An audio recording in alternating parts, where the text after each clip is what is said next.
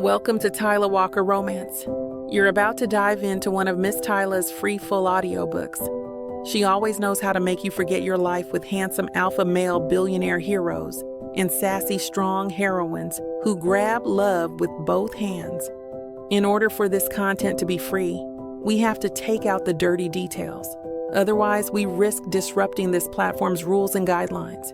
Buy the unabridged version of any Tyla Walker audiobook from TylaWalker.com, and with code SAVE40, you can get 40% off any digital product at checkout. Take this moment to subscribe to the channel, and remember that liking and commenting is what makes these free full audiobooks possible. Thank you for choosing to treat yourself with Miss Tyla.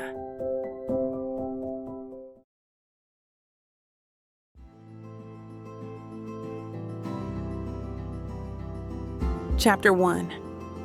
Kira. $60?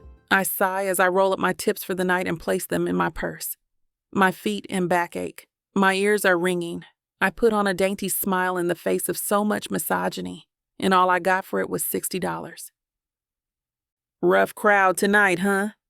Mac, one of the cooks, asks while removing his apron. Could hear the screaming over the flat top. Must have been one hell of a game. I shrug my shoulders. Yep, and they got so drunk they forgot their manners, too. Mac shakes his head, fishing a cigarette out of his pocket. He's itching to get to the loading dock and have a smoke before finishing closing the kitchen, I can tell. You're too good for this place, he says forlornly. I mean, everyone here is, but you especially. Smart girl like you should be in management, at least. I smile at Mac's forced attempt at a compliment and sling my purse over my shoulder. Have a good night, I tell him. Mac nods and shuffles towards the loading dock, not even waiting until the doors open to light up. I turn the bar lights off and leave, making my way to my beat-up little sedan. It's seen better days, better decades even, but it gets me where I need, and that's good enough. Good enough is all I can hope for these days. Unfortunately, $60 isn't good enough. Not for the work I put in, and certainly not for all the bills hanging over my head. As I pull up to my apartment, I try not to break out in tears as my car's check engine light flashes on. It might be another gremlin that means nothing, or it might be yet another shovelful of dirt in the hole I found myself in. That's tomorrow. Kira's problem, I say quietly as I get out and march to my apartment door. It's too late to be outside messing with a car engine, and regardless, I'm too exhausted to keep my eyes open much longer.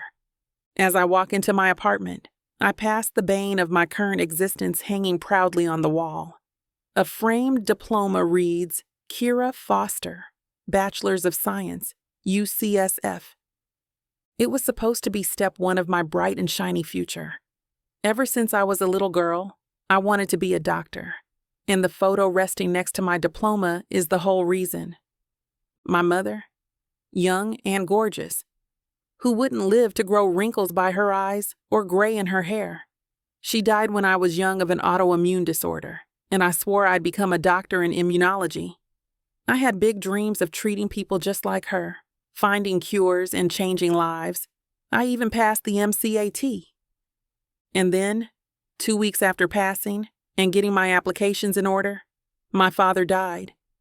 He and I never quite got along, but he was my father, and his death hurt me deeply. I took time away to get his affairs in order and grieve, but once I was ready to come back to school and move on with my life, it was too late. My scholarship was suspended, and I was already drowning in student debt from my undergrad degree. The thought of taking on even more debt was terrifying. I collapse on my bed, thinking again of that horrible day at my father's will reading. That should have been the end of it. His money would have been enough to pay off the debt and get me through my doctorate degree. It would have worked out fine. But that bastard of a man, he couldn't just let a girl inherit his life savings. Oh no, he had to add a stipulation. Miss Kira Foster must marry a man within 5 years of my passing and remain married to him for 1 full year before she may collect on the money. The lawyer had read so dryly, like he wasn't signing my life away. Otherwise, the money will be forfeited to the remainder of the foster family. I remember my heart dropping to my stomach, my eye makeup smudging as I tried to blink away tears of sorrow and frustration. My grandparents, his parents Sheila and Rodney, scowled at me. They and his sister Bethany wanted that money for themselves, and now they had to wait an entire 5 years for me to flounder and fail at dating to get it. And they knew right then they'd get it. They just despised having to wait for it, instead of me just throwing in the towel and relinquishing my right to it. Even now, I can't help but think about how much that money would change my life. And I tried. I really did. But dating is so hard when you work 2 jobs and are struggling just to get by. How did you think this was going to help me? I ask, the invisible specter of Dr. James Foster. Just because I'm a woman, you thought I couldn't manage my own finances? Well, look where I am now, Pops. All thanks to you.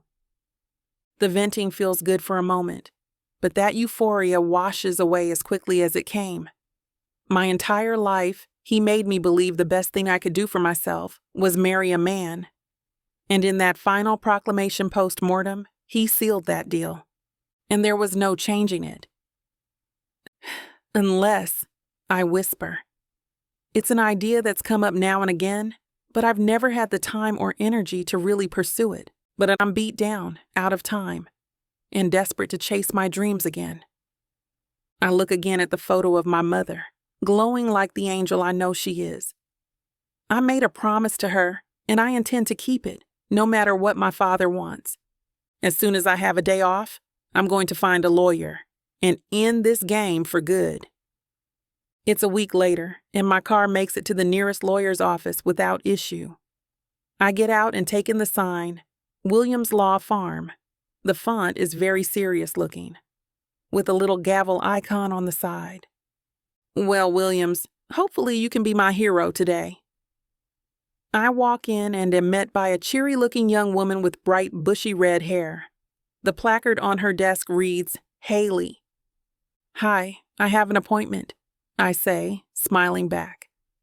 Haley types into her computer for a moment, then looks back at me. Ms. Foster. I nod. Excellent. I'll let Mr. Williams know you're here. She gestures towards the cozy-looking waiting area as she picks up her desk phone. Mr. Williams himself, huh? I think. Aren't I a lucky girl? I imagine an old white-haired man who's worked his way up the corporate ladder since law school. Probably graduated when tuition cost the same as a trip to Disneyland. Ms. Foster? I look up and find someone much, much younger than I was prepared for. Maybe it's Mr. Williams's paralegal or intern, and holy hell is he hot. Yes, I say, standing up and extending my arm. He takes it and gives me a firm shake. Hayden Williams, pleasure to meet you. You can step right into my office here. He guides me in and shows me to a plush leather chair. This close-up, I can see the barest whisper of gray hair around his temples and the slightest hint of wrinkles at the corner of his lips. So not an intern, but not exactly gearing up for retirement either. I peg him as around 30 to 40 and feel slightly impressed that a man his age owns his own law office. What can I help you with today? Issues with a family will? He asks as he sits down on the other side of the desk. It's noticeably absent of any photos of a smiling wife or kids. Yes. My father passed away a few years ago and left his money all to me with a very unusual stipulation, I explain.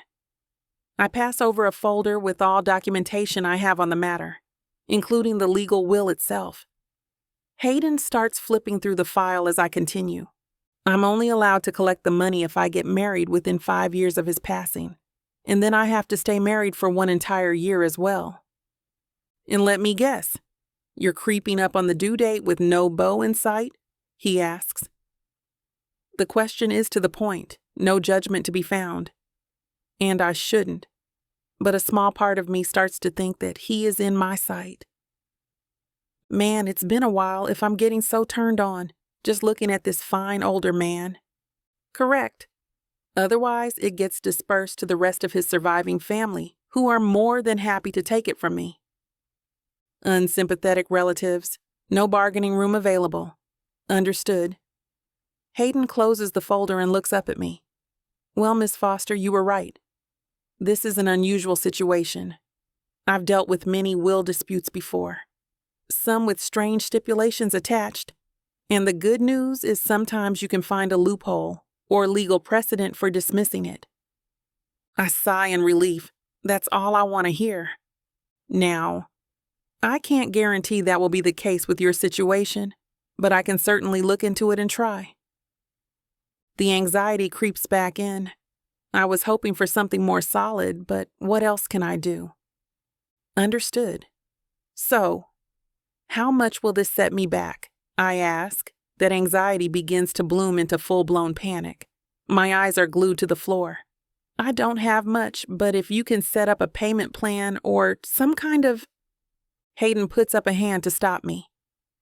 Technically, I'm not working for you yet, so I'm not charging anything today. I'll look into your case and see if I can help, and then we can discuss payment.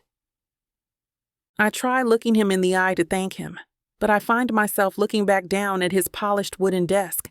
He's so damned attractive. I feel like I'm going to slip up and say something stupid. Thank you. I appreciate the kindness, I manage to say. After a few more words, he shakes my hand and shows me out, promising a call in about a week. As I slide back into my car, reality comes crashing back down. What possible loophole could he find in that will? I'm losing all hope all over again. Chapter 2. Hayden. I tap my fingers on my desk while I wait for my client to show. She's 5 minutes late, which is a little perturbing, but I admit I've had much worse clients make me wait a lot longer. Those clients tend to learn to shape up pretty quick, but I'll give my current one a pass. Kira seems like a sweet girl, and it kills me that I have to give her such terrible news. Her old man put her in a terrible spot.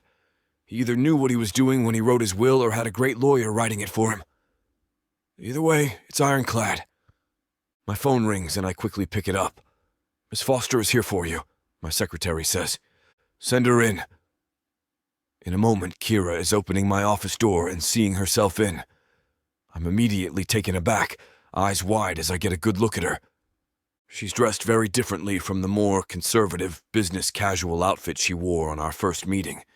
Now she's sporting a very low-cut top, her abundant cleavage accentuated with a pendant necklace nestled in between.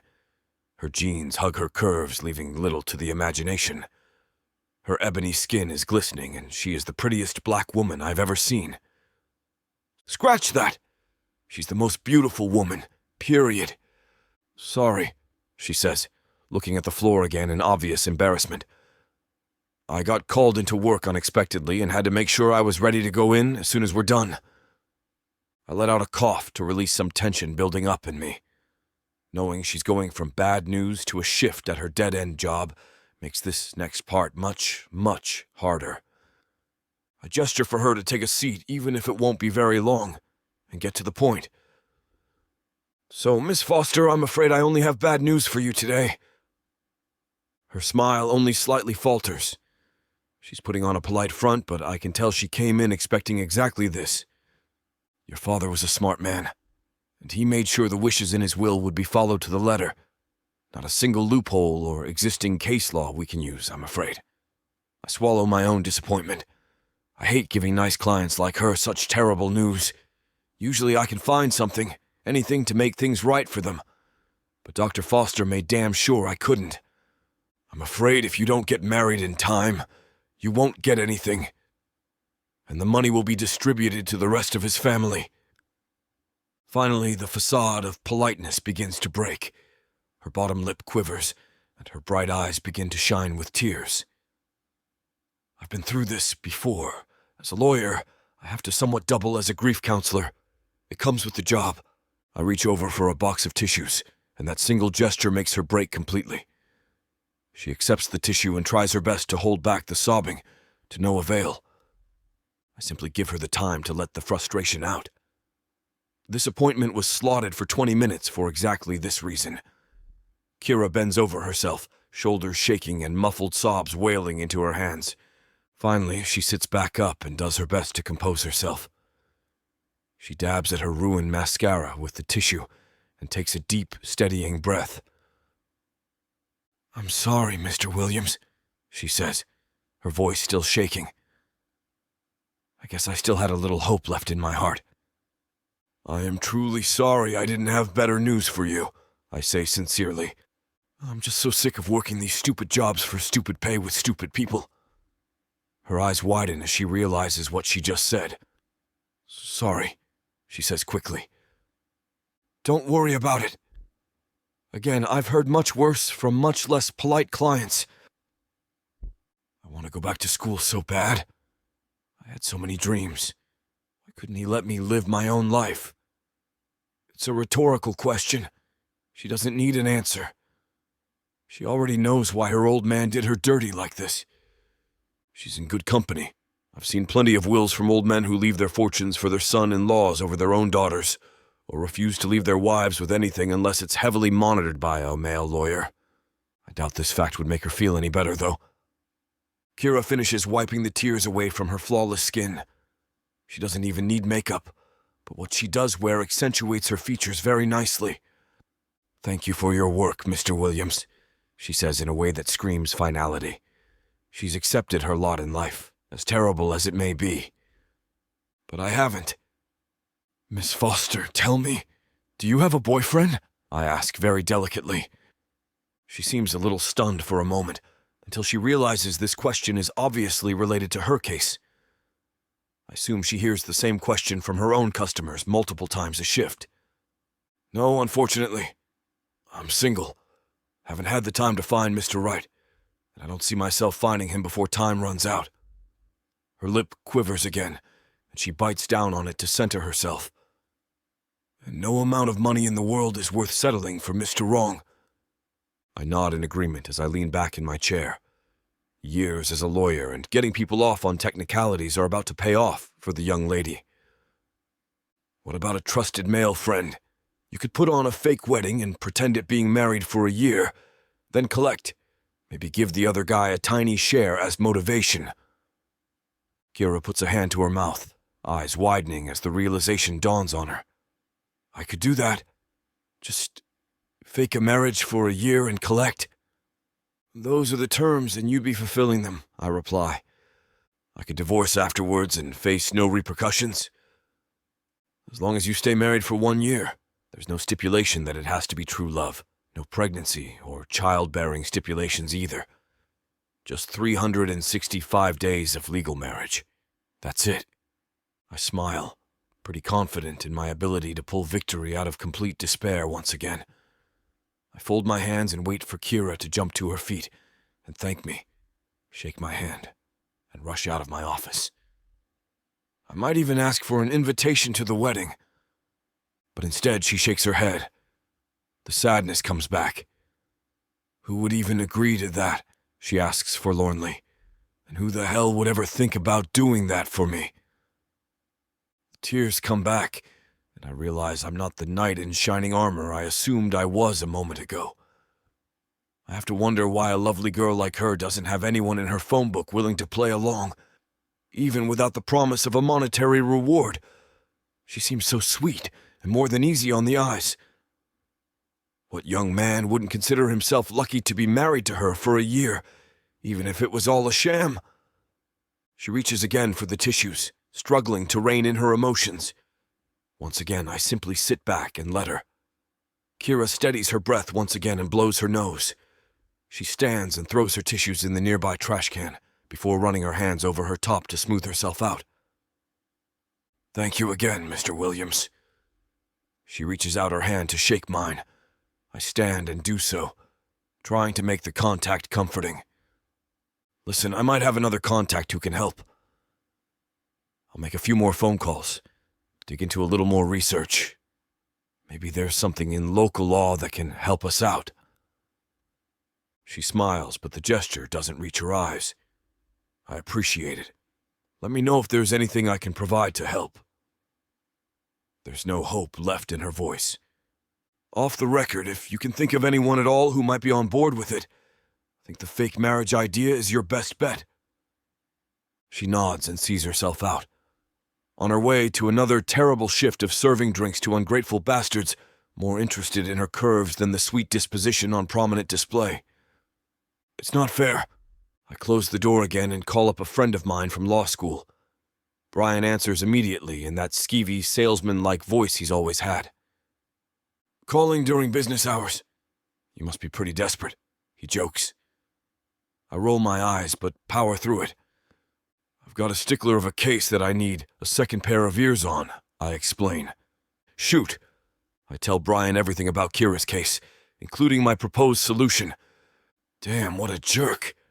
Poor girl, but that is a tricky situation. I hear the sound of Brian tapping on his desk before he sighs. Now I'm intrigued too. I'll do some digging. See what I can find too. Thanks.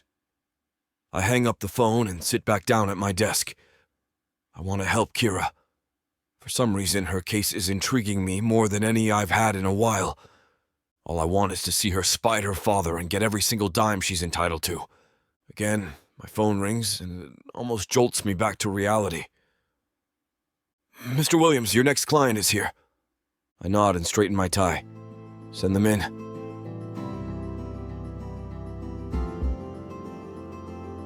Chapter 3. Kira, it takes everything to keep the tears from welling up in my eyes. Maybe there's some guys out there attracted to weepy girls, but I doubt they're in this bar. I also doubt they tip well, and it seems tips are going to be the rest of my life. So the glowing, bright smile stays on. You're not fooling anyone? Jess says as she reaches in front of me to grab a small bowl of cut lemons. Well, anyone who's sober at least. Jess pats me on the back, the way only a close friend is allowed to. She smiles knowingly at me before passing the lemon bowl to an exhausted-looking waitress. So, out with it. What's got you down? Jess demands. I take a quick look around, seeing all my customers happily working on their fresh drinks, and relent to my friend's questioning. You remember that lawyer I was seeing? I ask. About your old man's will? She asks quickly, eyes glowing. But then she seemingly recalls why we're even having this conversation. And that glow deadens as much as my own. He said that he really tried his best, and I believe him. But he couldn't find anything. Those held-back tears are threatening to spill right out. I take a deep swallow to center myself again. Okay, well, maybe you need a second opinion? Her sorrow at my misfortune is turning to anger on my behalf. Her lip is twitching down, her brow furrowed. She's always the first to stand up for her friends, and now is no exception. Maybe he's doing his best, but his best isn't good enough. I shake my head. No, believe me, I did my homework. He's the best in town, maybe even the whole state. If he can't get me out of this, no one can. Jess doesn't argue. She knows how good I am at research, and I wouldn't take a shortcut on a topic this important. She gives me another pat on the back and returns to her side of the bar, chatting up a man old enough to be her grandfather. He also has a tan line around the spot where a wedding ring must have once sat. Jess waves goodbye as he gathers his coat, and he leaves her a very generous tip. What about that one guy you dated a while ago? What was his name? Jess asks. Her brain is obviously still working through my problem, searching for an answer. Stephen? The one who spoke French? Any chance of rekindling that fire? The one who cheated on me? I ask bluntly. A drunk man sitting in front of us breaks out into laughter. What a jerk. Baby, if I was your boyfriend, I'd never look at another girl ever again. I smile politely at the man and walk away before my desperation takes him up on the offer. You know what might work? Jess asks. I sigh in exhaustion. A fake marriage? Jess blinks. What?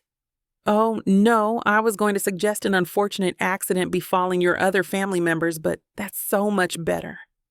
Yeah, Hayden was the one who suggested it. Jess gasps, then lets out a scandalized laugh. Your lawyer recommended getting into a sham marriage for the money? Oh my God. Yep, but even that's a no-go. I don't know anyone who might even consider going along with that kind of lie for over a year. Jess rushes in front of me and places her hands on my shoulders, squeezing tight. Girl, look at me. I'll do it. I can't help it. I break out laughing. Oh, okay, I'm not your type. I get it. But for that much money, you can pretend I am for a year, Jess says. She's smiling so wide at her genius plan that it actually hurts to let her down like this. Unfortunately, the will is very specific. I need to marry a man. The entire point of the stipulation is that my father doesn't think women can handle their own finances. So no matter how I go about this, I need to marry a guy. Jess puts her hands down and balls them into fists, resting on her hips. Damn, Kira. Your dad was just a whole bigoted package, wasn't he? I sigh again. Don't get me started. I turn back to my side of the bar, where a young couple are sitting down. The guy takes the girl's coat and hangs it on the back of her chair for her. As he sits, they share a quick kiss before turning to me to order. Gin and tonic, she says, with beefeater, if you have it. And whatever lager you have on tap for me, he says. I get to work and notice, from the side of my eye, how much they interact with each other. She points out that we have that one whiskey he really likes. He brushes her hand with his affectionately. It's really sweet. My heart falls again, knowing if I want to reach my dreams, I won't have the time to find something as beautiful as what these two have. And if I do hold out for it, who knows where I'll end up? I serve their drinks, and they both thank me with wide smiles and rosy cheeks. From my peripheral, I see Jess chewing on her bottom lip. She's still contemplating my situation, despite how hopeless we both admit it is. She's a good friend, but her customers are obviously aware her head isn't in her service. Excuse me, could you get me another whiskey sour? A sun-baked woman from Jess's side asks me pointedly. Sure, I reply, just happy the work keeps my hands busy. I serve the woman her drink, and she thanks me with a huff and an eye roll. So, Jess says, practically making me jump as she walks behind me. If marrying some guy for show is your only option, I think you need to grit your teeth and do it. But that's the thing, Jess, I can't. All the half-decent guys I know are already married, and I can't trust a complete stranger with this. What happens if I get the money and then he refuses to split ways amicably? What if he gives up the game, or tries to take half in a messy divorce, or worse? A whole grocery list of worst-case scenarios flashes through my mind. I shake my head. There's no way I can pull this off. Plus, I just don't think I'm a good actor. I can't pretend to be in love with someone I barely know. Jess lets out a deep sigh, then once again rubs my back. I'm so sorry, Kira. I wouldn't wish this on anyone. Your old man really screwed you over, didn't he? I give my friend a kind smile and thank her for her compassion. Then I turn back to work, hoping to distract myself enough to just get through my shift.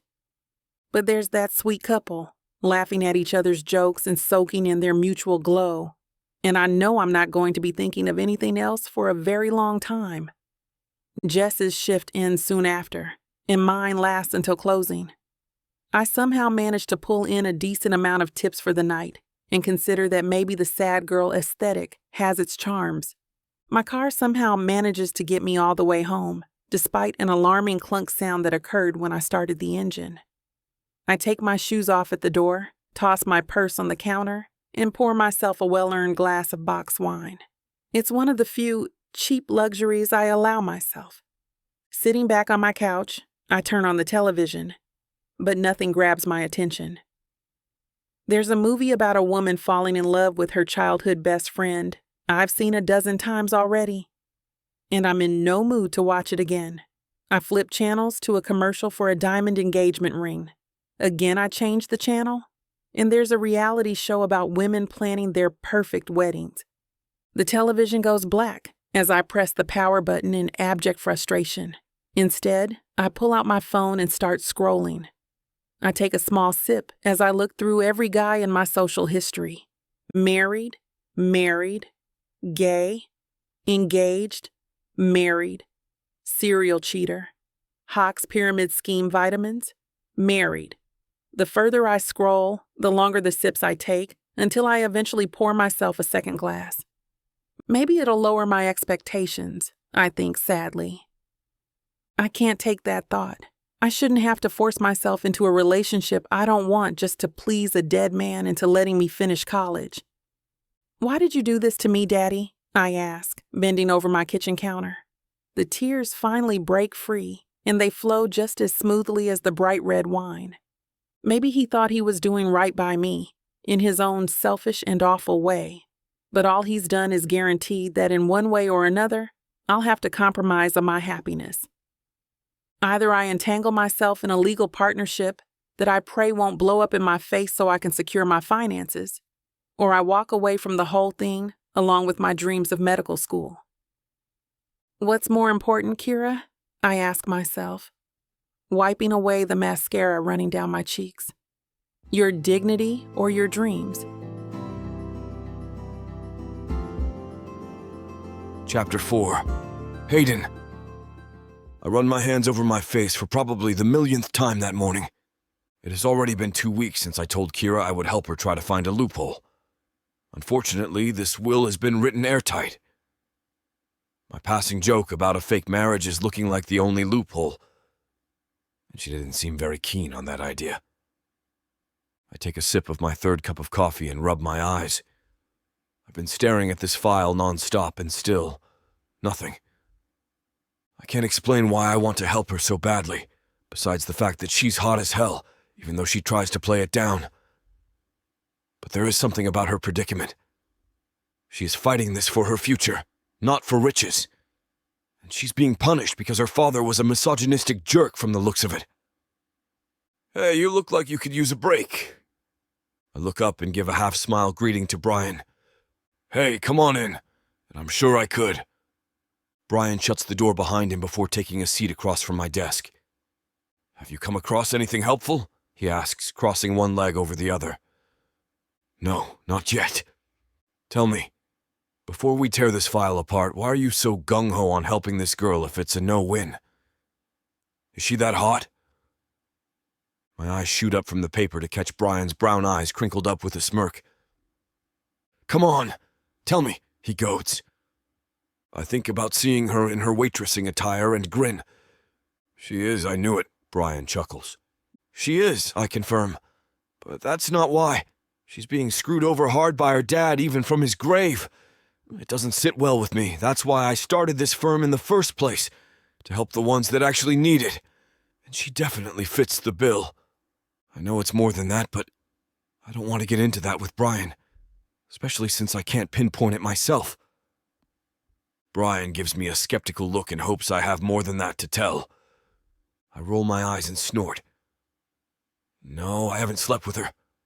He held his hands up in defense. "Hey, I didn't say anything."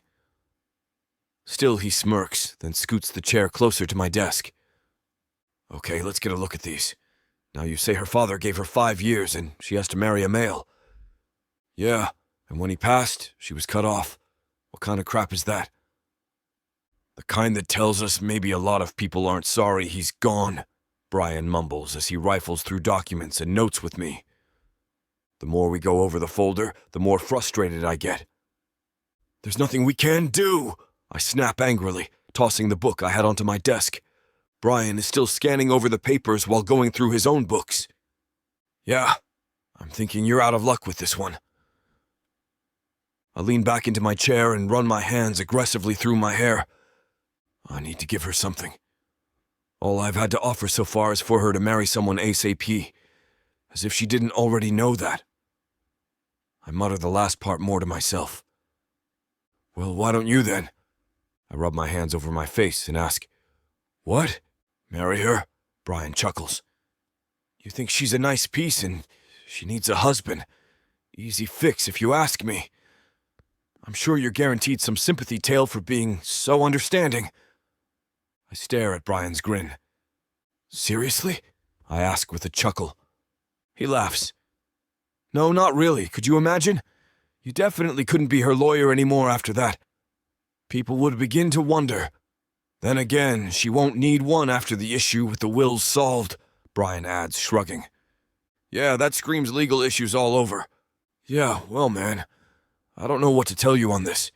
I can look it over more at home, but I'm running late for another meeting right now. Brian stands up to stretch. Well, thanks for nothing, I say jokingly as I stand with him. Anytime. Brian grabs the copies I made for him and shoves them into his briefcase. He stops at the door and looks back. Keep me posted if you have a grand idea on this. I'll do the same. Will do, I say. With a nod, he leaves and I sit back down staring at this hopeless case. I know Brian was kidding about marrying Kira, but what if I did? Now that he had suggested it, I can't seem to get it out of my head. I still have made no headway by the time I get home. I'm so irritated with myself that I can't stand to look at the file right now. You only keep thinking about it because Brian brought it up, I remind myself. Tossing my briefcase onto my computer desk, I mindlessly turn on the TV to drown out my inner frustration. I'm not even hungry, but I know I better eat. After a crappy dinner, I start my bedtime routine early. Maybe if I sleep on this, Brian's suggestion won't be sitting at the front of my mind, and I can get a fresh approach. Yeah, a break.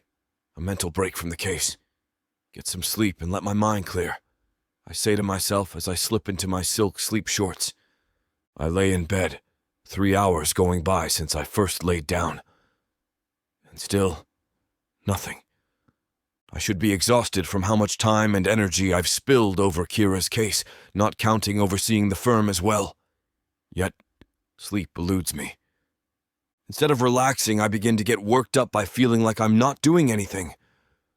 Rolling over, I see my clock reading 12:23. Ugh, I groan as I rip the sheets off of me. I lay there half naked looking at the ceiling trying to figure out what I can do for this woman. She's too proud to just take money from me. Plus it gives mixed messages. She doesn't want to marry a complete stranger, which I also get. But her dad was just so damn specific. I yell into the glowing darkness of my room. As I continue to stew over Kira's situation, Brian's joke becomes more and more of an actual consideration. I hoist myself out of bed and grab a t-shirt to keep the nighttime chill off. Once I make my way to my computer desk, I flip on the lamp.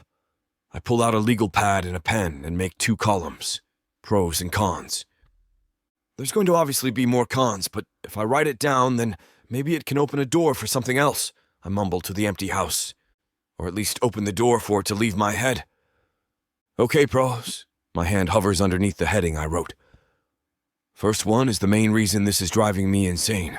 I'd be helping someone in need. I jot it down. Let's see. It would only be for a year. There's 2. We're both single, so no others have to get involved. 3. I can help her financially until her money is through, so she can jump back into school. I keep finding more little positive things that would make her life easier. After making about 7 pros, I decide to take a shot at the cons. Okay, cons. Well, like Brian said, it could jeopardize my career if anyone found out. I write it down and think about it. My job is really only in jeopardy if I remain her lawyer, and if we are found out, it would bring my moral ethics into question and probably launch an investigation into all of my cases. There's con number 2, I whisper, jotting down ethically questionable. Might not get along, I add as number 3. I look around my mansion. I add plenty of space to cohabitate in the pros. After about an hour or so, I get up and stretch from hunching over the legal pad. My brain was tapped of good and bad. Almost every time I wrote a con, I countered it with a pro. It was time to call it quits. I rub my dry eyes and head to the bathroom to relieve myself before putting on some coffee. Waiting for the brew to finish, I look over the pad again with slightly fresh eyes. I scratch the scruff on my chin. It'll be gone with this morning's shave, but right now it fits my untidy mind. Well, that's not what I thought would happen, I say, looking over my list. The pros outweigh the cons by at least 5. I start thinking that maybe the idea isn't as ridiculous as I thought it was. I mean, hell, I even suggested it to Kira, just not me as the suitor. But if I was, I could draw up a contract, make it very businesslike, and at least see what she thinks as a final option. I just don't see any other way. I walk over and snatch her file again, as if an idea will suddenly sprout in front of me. I snap the manila folder closed and look back at my list. Beep! The coffee pot's obnoxious alert startles me out of the quietness of my thoughts. I pour a cup and think about why I started this firm. To help people.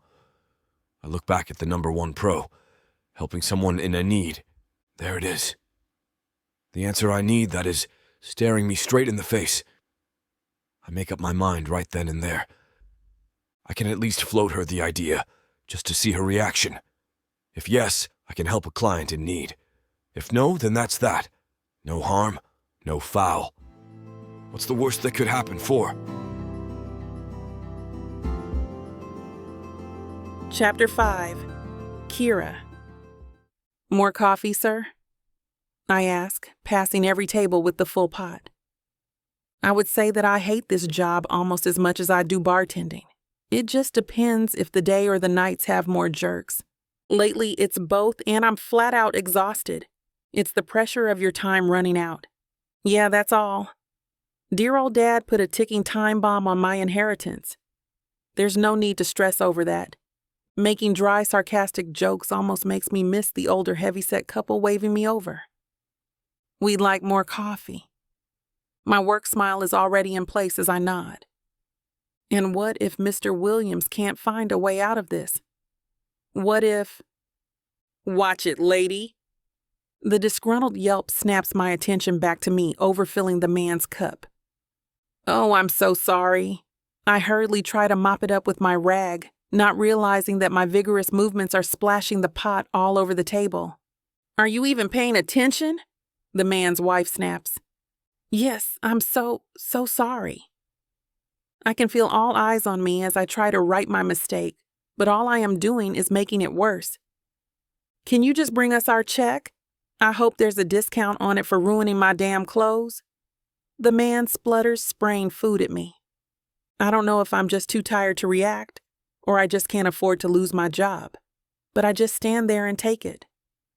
My only saving grace is my manager, Jackson.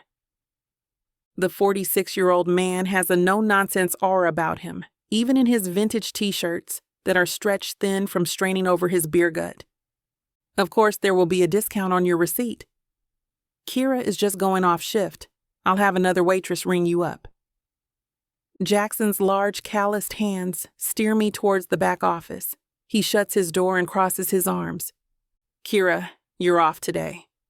My shoulders drop. I'm doing everything in my power to not just start crying. I know, I just can't get with it. I promise I got this. I can finish my shift. Jackson's already waving his hands at me. You need rest. And even though I can use the extra help, you're no good to me like this. I promise, I can be better. I'm just off. Kira, it's been a rough morning from the get-go. You've been working way too hard lately. It's all over you. He rests a fatherly hand on my shoulder. Just do me a favor and go home and get some sleep before you don't have a job to come back to. With that, I zip my lips and hang up my apron for the day. What a rookie mistake. I scold myself, slamming my hand against my steering wheel. I angrily start my reluctant engine and force myself to take a breath before pulling out into the mid-morning traffic. Waiting for the light to change, my phone starts vibrating. Part of me hopes it's my boss asking me to come back. I can't afford to lose out on a paycheck. The other part hopes he's firing me so I don't have to go back. As I grab my phone, the light goes green, so I answer blindly. Hello? Hi, is this Miss Foster? A practiced female voice asks. It is?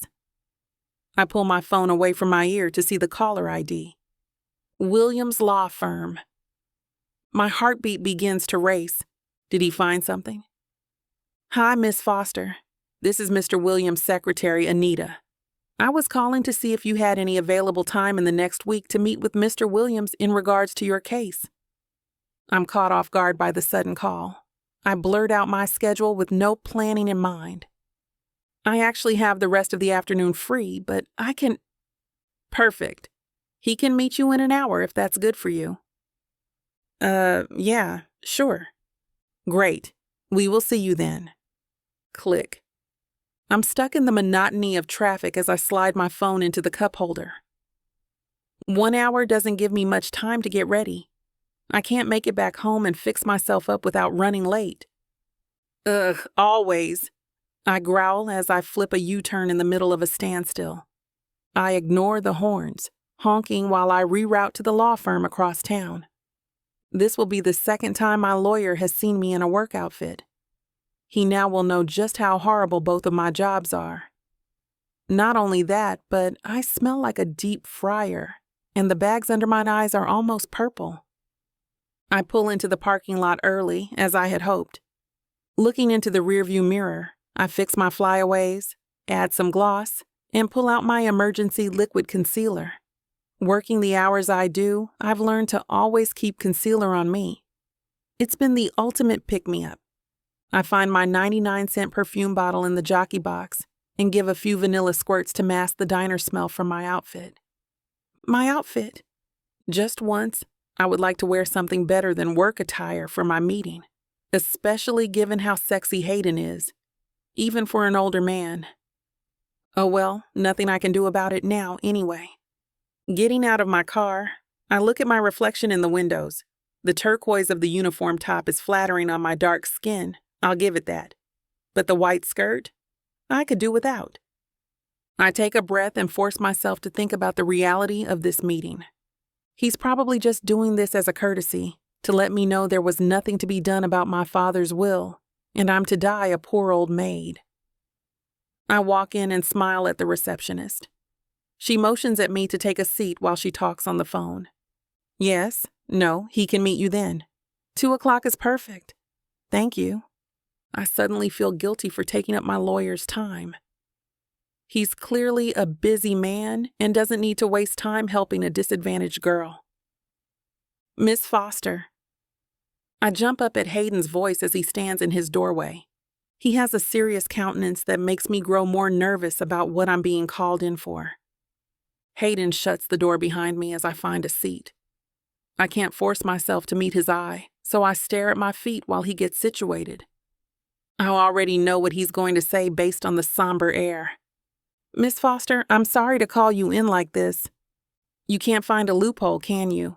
I ask bluntly, just wanting to get this failure of a day over with already. He looks surprised by my forwardness, but only for a moment. No, I'm sorry. It's okay. You tried. That's all I can ask for. I get up to go, but he stops me. Wait. I have a possible proposition for you, if you'd like to hear me out. I'm curious as to what this offer could be, given he just told me there is no way out of this. I decide to listen and return to my seat. He takes a breath and looks slightly anxious as his stern blue eyes now seem to avoid mine. Are you okay? Yes. Well, this is a lot unorthodox, and I don't want it to be taken the wrong way. He clears his throat as I wait. I have looked over your file and father's will endlessly. I can't find a way to get around his stipulations, but I may have a way to get what you're owed. I know the other day you weren't keen on the idea of hiring a stranger to marry, but what if it wasn't a total stranger? I shake my head, not understanding. I told you I don't know or have... What if I marry you to help you get your inheritance? If I didn't have hinges on my jaw, it would have dropped to the ground. This is not what I was expecting our meeting to be about. All I can do is stare at him in disbelief. I must have misheard him, right? I'm sorry. Did you just say you'd marry me? Hayden stands up and comes over to my side. Let me explain. He quickly clarifies. It would be strictly platonic, a business arrangement, and only for the required 1 year for you to gain your inheritance. I'd step down as your lawyer to avoid any legal complications, of course. Of course, I murmur, not really understanding what's happening. My mind is racing. But why would you do this for me? For the first time, I see a small smile form on his perfect face. I became a lawyer to help people. This feels like the right thing to do. I let his words roll over in my head, but I can't see how it can possibly work. It's not right, and I don't even know him. Still, it'd be better than a complete stranger, and it's only for a year. No, I argue with myself. I'm sorry. I appreciate what you're offering, Mr. Williams. I really do, but I'm not a liar. And I couldn't take up your life like that. I stand up to leave again. I promise you, Miss Foster. No, really, I just can't. But thank you. Before he can try and reassure me any further, I gather my things and hurriedly leave his office. I feel like I'm going to break out into laughter or cry hysterically. I have to leave. I get into my car, my head spinning. My emotions are all over the place from gratitude, shock, and then a bunch of confusion. I just need a moment. Taking a deep inhale, I go to turn my keys but freeze. If I don't do this, there's no way I'll fall in love and get married in a year. I haven't been able to in 4, so what makes me think I can now? This may be my only chance. No. I take a long, deep breath and remove my keys. My heart pounds into my ears as I walk back towards the building, ready to reconsider my lawyer's proposal.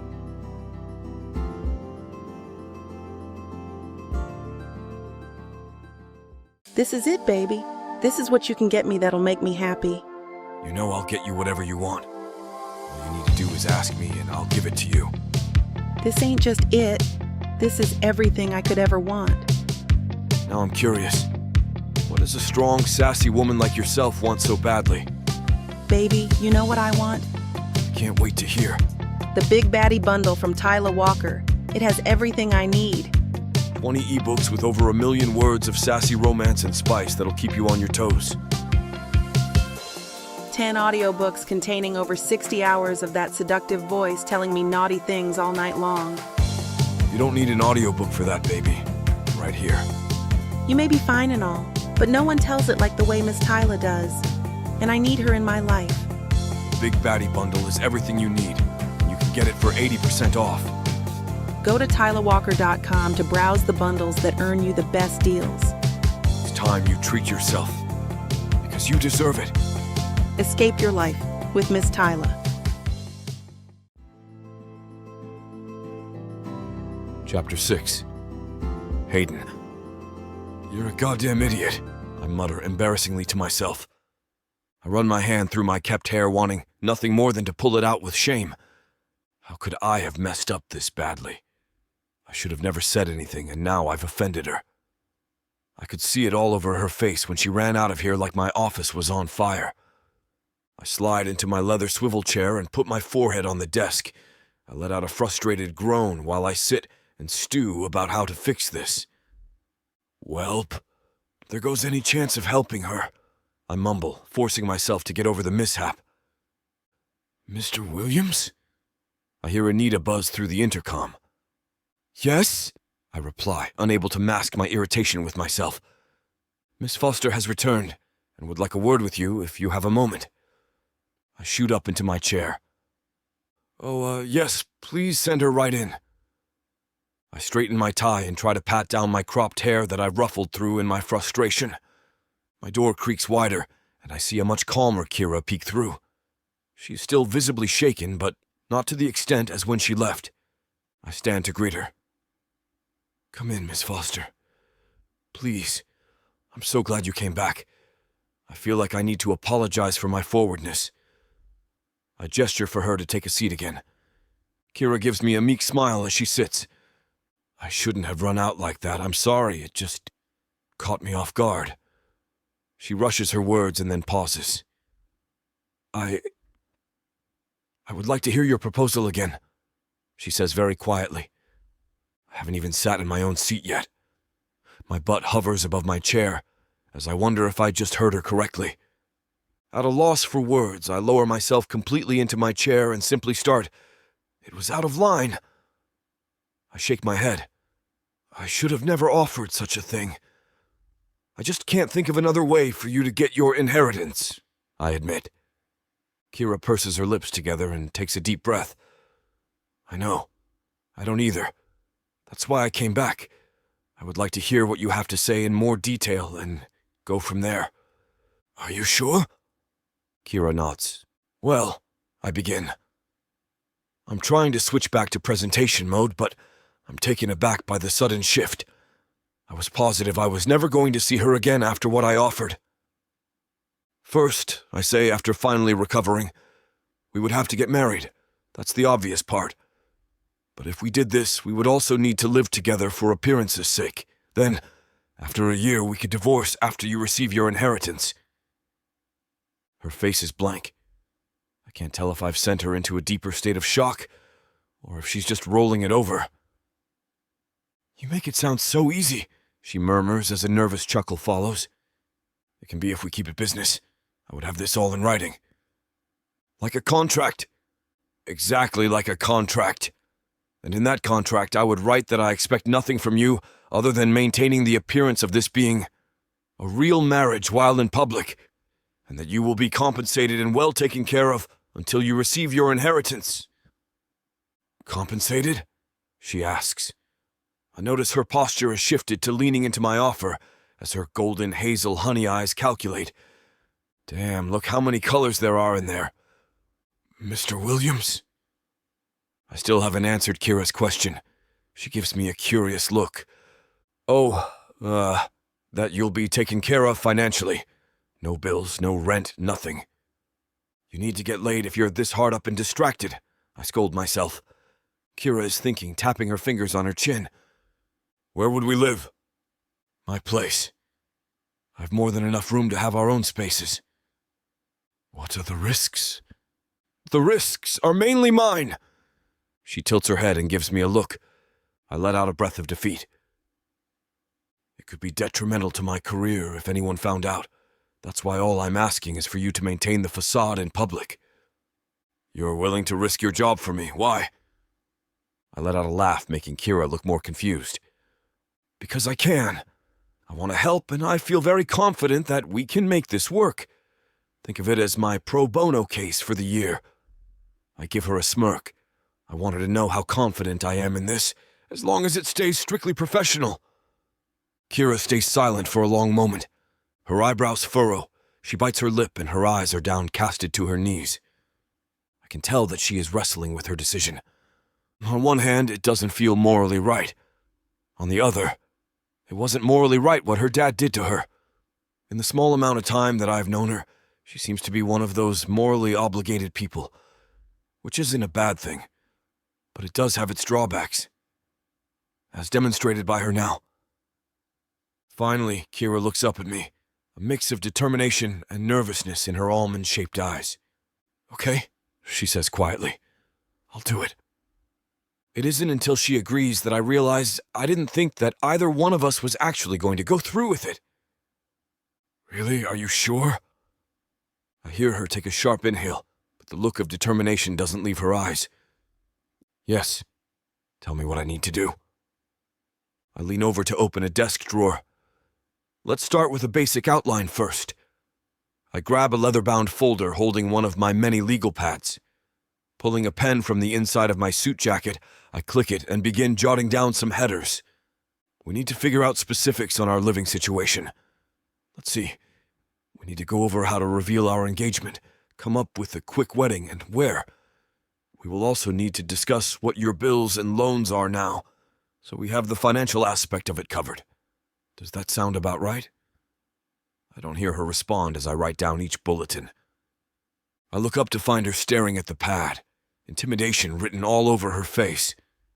Sitting back up, I push the pad to the side. Hey, we really don't have to do this. Whatever you choose is your choice. No pressure. I know. It's just a lot. I understand. Well, we don't need to do this today. I just was trying to figure out our main points so we can hash out in more detail at a different time. I didn't mean to overwhelm you. She shakes her head. It's okay. I want to be prepared as well. I give her a comforting smile and return to my notes. Is there anything else that you would like to add for us to cover?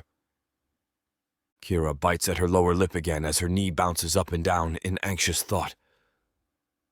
I can't think of anything else. Not right now, anyway. That's okay. I look over what I have already written. Will you be able to provide me with what your monthly costs are by tomorrow? And what is left on your student loans? Kira nods again. You're going to pay my student loans?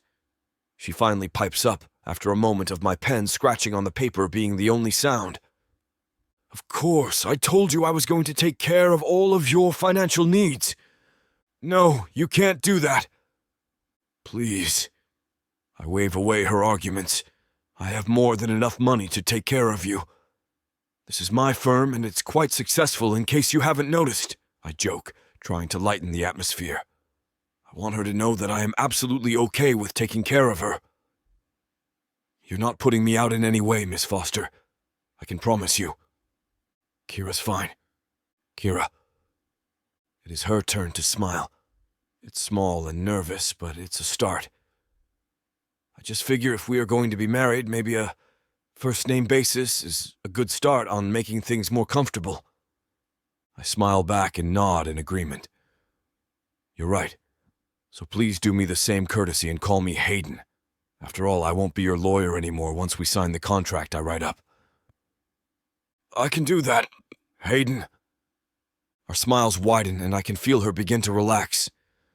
Slightly, but still. Kira, I am more than comfortable financially and can afford to do this for you, per our arrangement.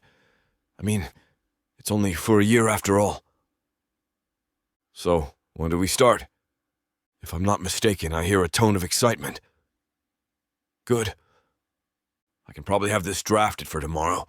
Then once we meet and discuss things further, I can make the official document up for us to sign and file away. For our purposes, of course. Of course, she replies in agreement. I'll contact you tomorrow then, and we can go from there. I walk to the door as she collects her purse. She pauses when she gets to me, and for the first time I see a true genuine smile from her. Thank you, Hayden, for everything you're doing for me. I can never repay you. And you'll never have to, I say.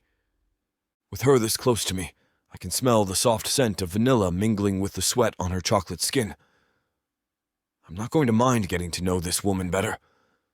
Her eyes have a little sparkle to them now. The defeat from earlier seems pushed to the back. See you tomorrow. Kira leaves my office, and I can't help but watch her walk away. I begin to wonder if I've made a huge mistake by getting too involved in this case. I can't stand to lose, and I pray to God that my ego hasn't just set me up for failure. I sit back at my desk and tell myself that this can't be a mistake if I'm changing her life for the better, and maybe even mine too.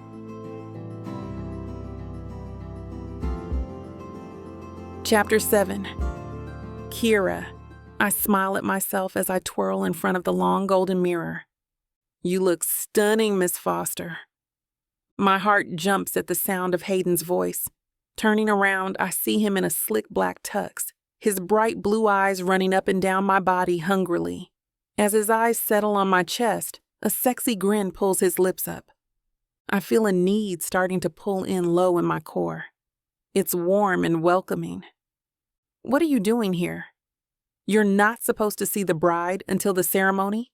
I ask, trying to ignore how turned on I am. Hayden is already upon me, hands all over my white lace dress. Don't you want your husband? He teases in my ear. The closeness of his body makes it hard to breathe. Or maybe it was his question. Come on. He coaxes as his hand begins to slide down the front of my body, down to where all my blood has gone. I feel the pressure of his fingers and can't help but push against them. See? Fulfilling your wifely duties isn't so bad. The comment makes me freeze. What? The sound of my own voice jolts me awake. I look around at the silhouettes forming in my room with the morning glow. Putting a hand on my forehead confirms the clamminess I feel against my pillow. I am still in disbelief that I even agreed to Hayden's proposal. I still don't know how I feel about it, and that dream didn't help. Maybe being in shock is a good thing, and I can ignore the looming anxiety-covered guilty excitement I feel when reality sways in and out. Looking over at the time, I realize there's no point in returning to bed, so I throw my covers off and head to the bathroom. I can't help but ponder on my dream as I complete my bathroom ritual, as if my mind and conscience weren't making me feel overwhelmed as is. Now my dreams are making it glaringly obvious how fine-looking of a man he is. This does not have to be complicated. Keep it business and everything will be fine. He's a lawyer. He knows what he's talking about, I tell my cracked reflection. I can see her questioning me, though. I need another opinion. Jess's phone rings 3 times before picking up. Hey, what's up? Did you hear anything? Her voice is slightly strained. Are you working out? Yeah, gotta get it done or I won't do it. You've been slacking on me. Ugh, I know. 2 jobs equals no life in the sweet streets of San Francisco. Trust me, I feel guilty for not running with you as much. More like ever, Jess teases. I know she understands I'm busy. I remember why I'm calling her and realize this is the perfect segue. Well, maybe you'll get your running partner back soon. What do you mean? Are you quitting a job? Did you find a loophole? Don't tell me you got fired. Jess's endless questions force me to cut her off. I glance over at my empty coffee ground canister. How about we meet for coffee and I tell you how the meeting went? We can go from there. Yeah, I can do that. Give me 30 minutes. Okay, see you at the cafe. I trudge back into my room after I hang up. It takes me about 15 minutes to walk there from here. That's enough time for a shower. I leave my dark, curly hair down and wet. It feels like a leggings sort of day, at least with how all over the place my mind feels. I throw on some cute boots and an oversized t-shirt. I tie a knot at the side of it to try and shrink it down to size. Checking my watch, I have exactly 15 minutes left. Perfect. Grabbing my keys, I head out to discuss the mess I may have gotten myself into. He what? Jess gasps once she gulps her hot sip down to keep from spitting it out. And I accepted. I mumble to my warm coffee sitting between my hands. Are you serious? I look up at her, not sure if she's judging me. How do you feel about it? I shrug, scared to hear my own answer. Jess tilts her head, giving me a look. Oh, come on, you can't skimp on details after spilling something like this. I just need to know, do you think this is a bad idea? Jess laughs. A bad idea. Kira, I said I would marry you for it. I'm glad you found a way to get what you deserve. I'm just caught by surprise is all. You seemed so against it before. Well, I was, but then, I don't know. It's because he's hot, isn't it? I feel my cheeks instantly redden. No, I say a little too quickly. Jess smirks behind her cup. I knew it. Damn, I'm gonna need to Google him and see what you're holding on to. Oh, stop. I roll my eyes but can't help but smile. All right. But seriously, what changed your mind? I'm not sure. I think just the way he propositioned it. Honestly, I still don't know how I feel about it, or if I should do it. We are supposed to meet to iron out the details, but no one can know, so keep your mouth shut. Hey, who would I tell besides you? I know, but still, it could be bad for his job. So why is he doing this then? That's the real question I want answered. He swears he wants nothing. I think it's maybe for his ego. He's mad. There's no loophole to solve this case, so he's creating one. Once I say it, I don't believe it as much as I tell myself I do. My phone buzzes on the table. Is that him? Jess asks excitedly. I grab my phone. Yes. My heart flutters with nervousness as I read the text. He wants to meet tonight to discuss our arrangement. Jess snags my phone to read it for herself. She hands it back and says, "There you go." What? I look and see the "sounds good" she sent to him. Jess? What?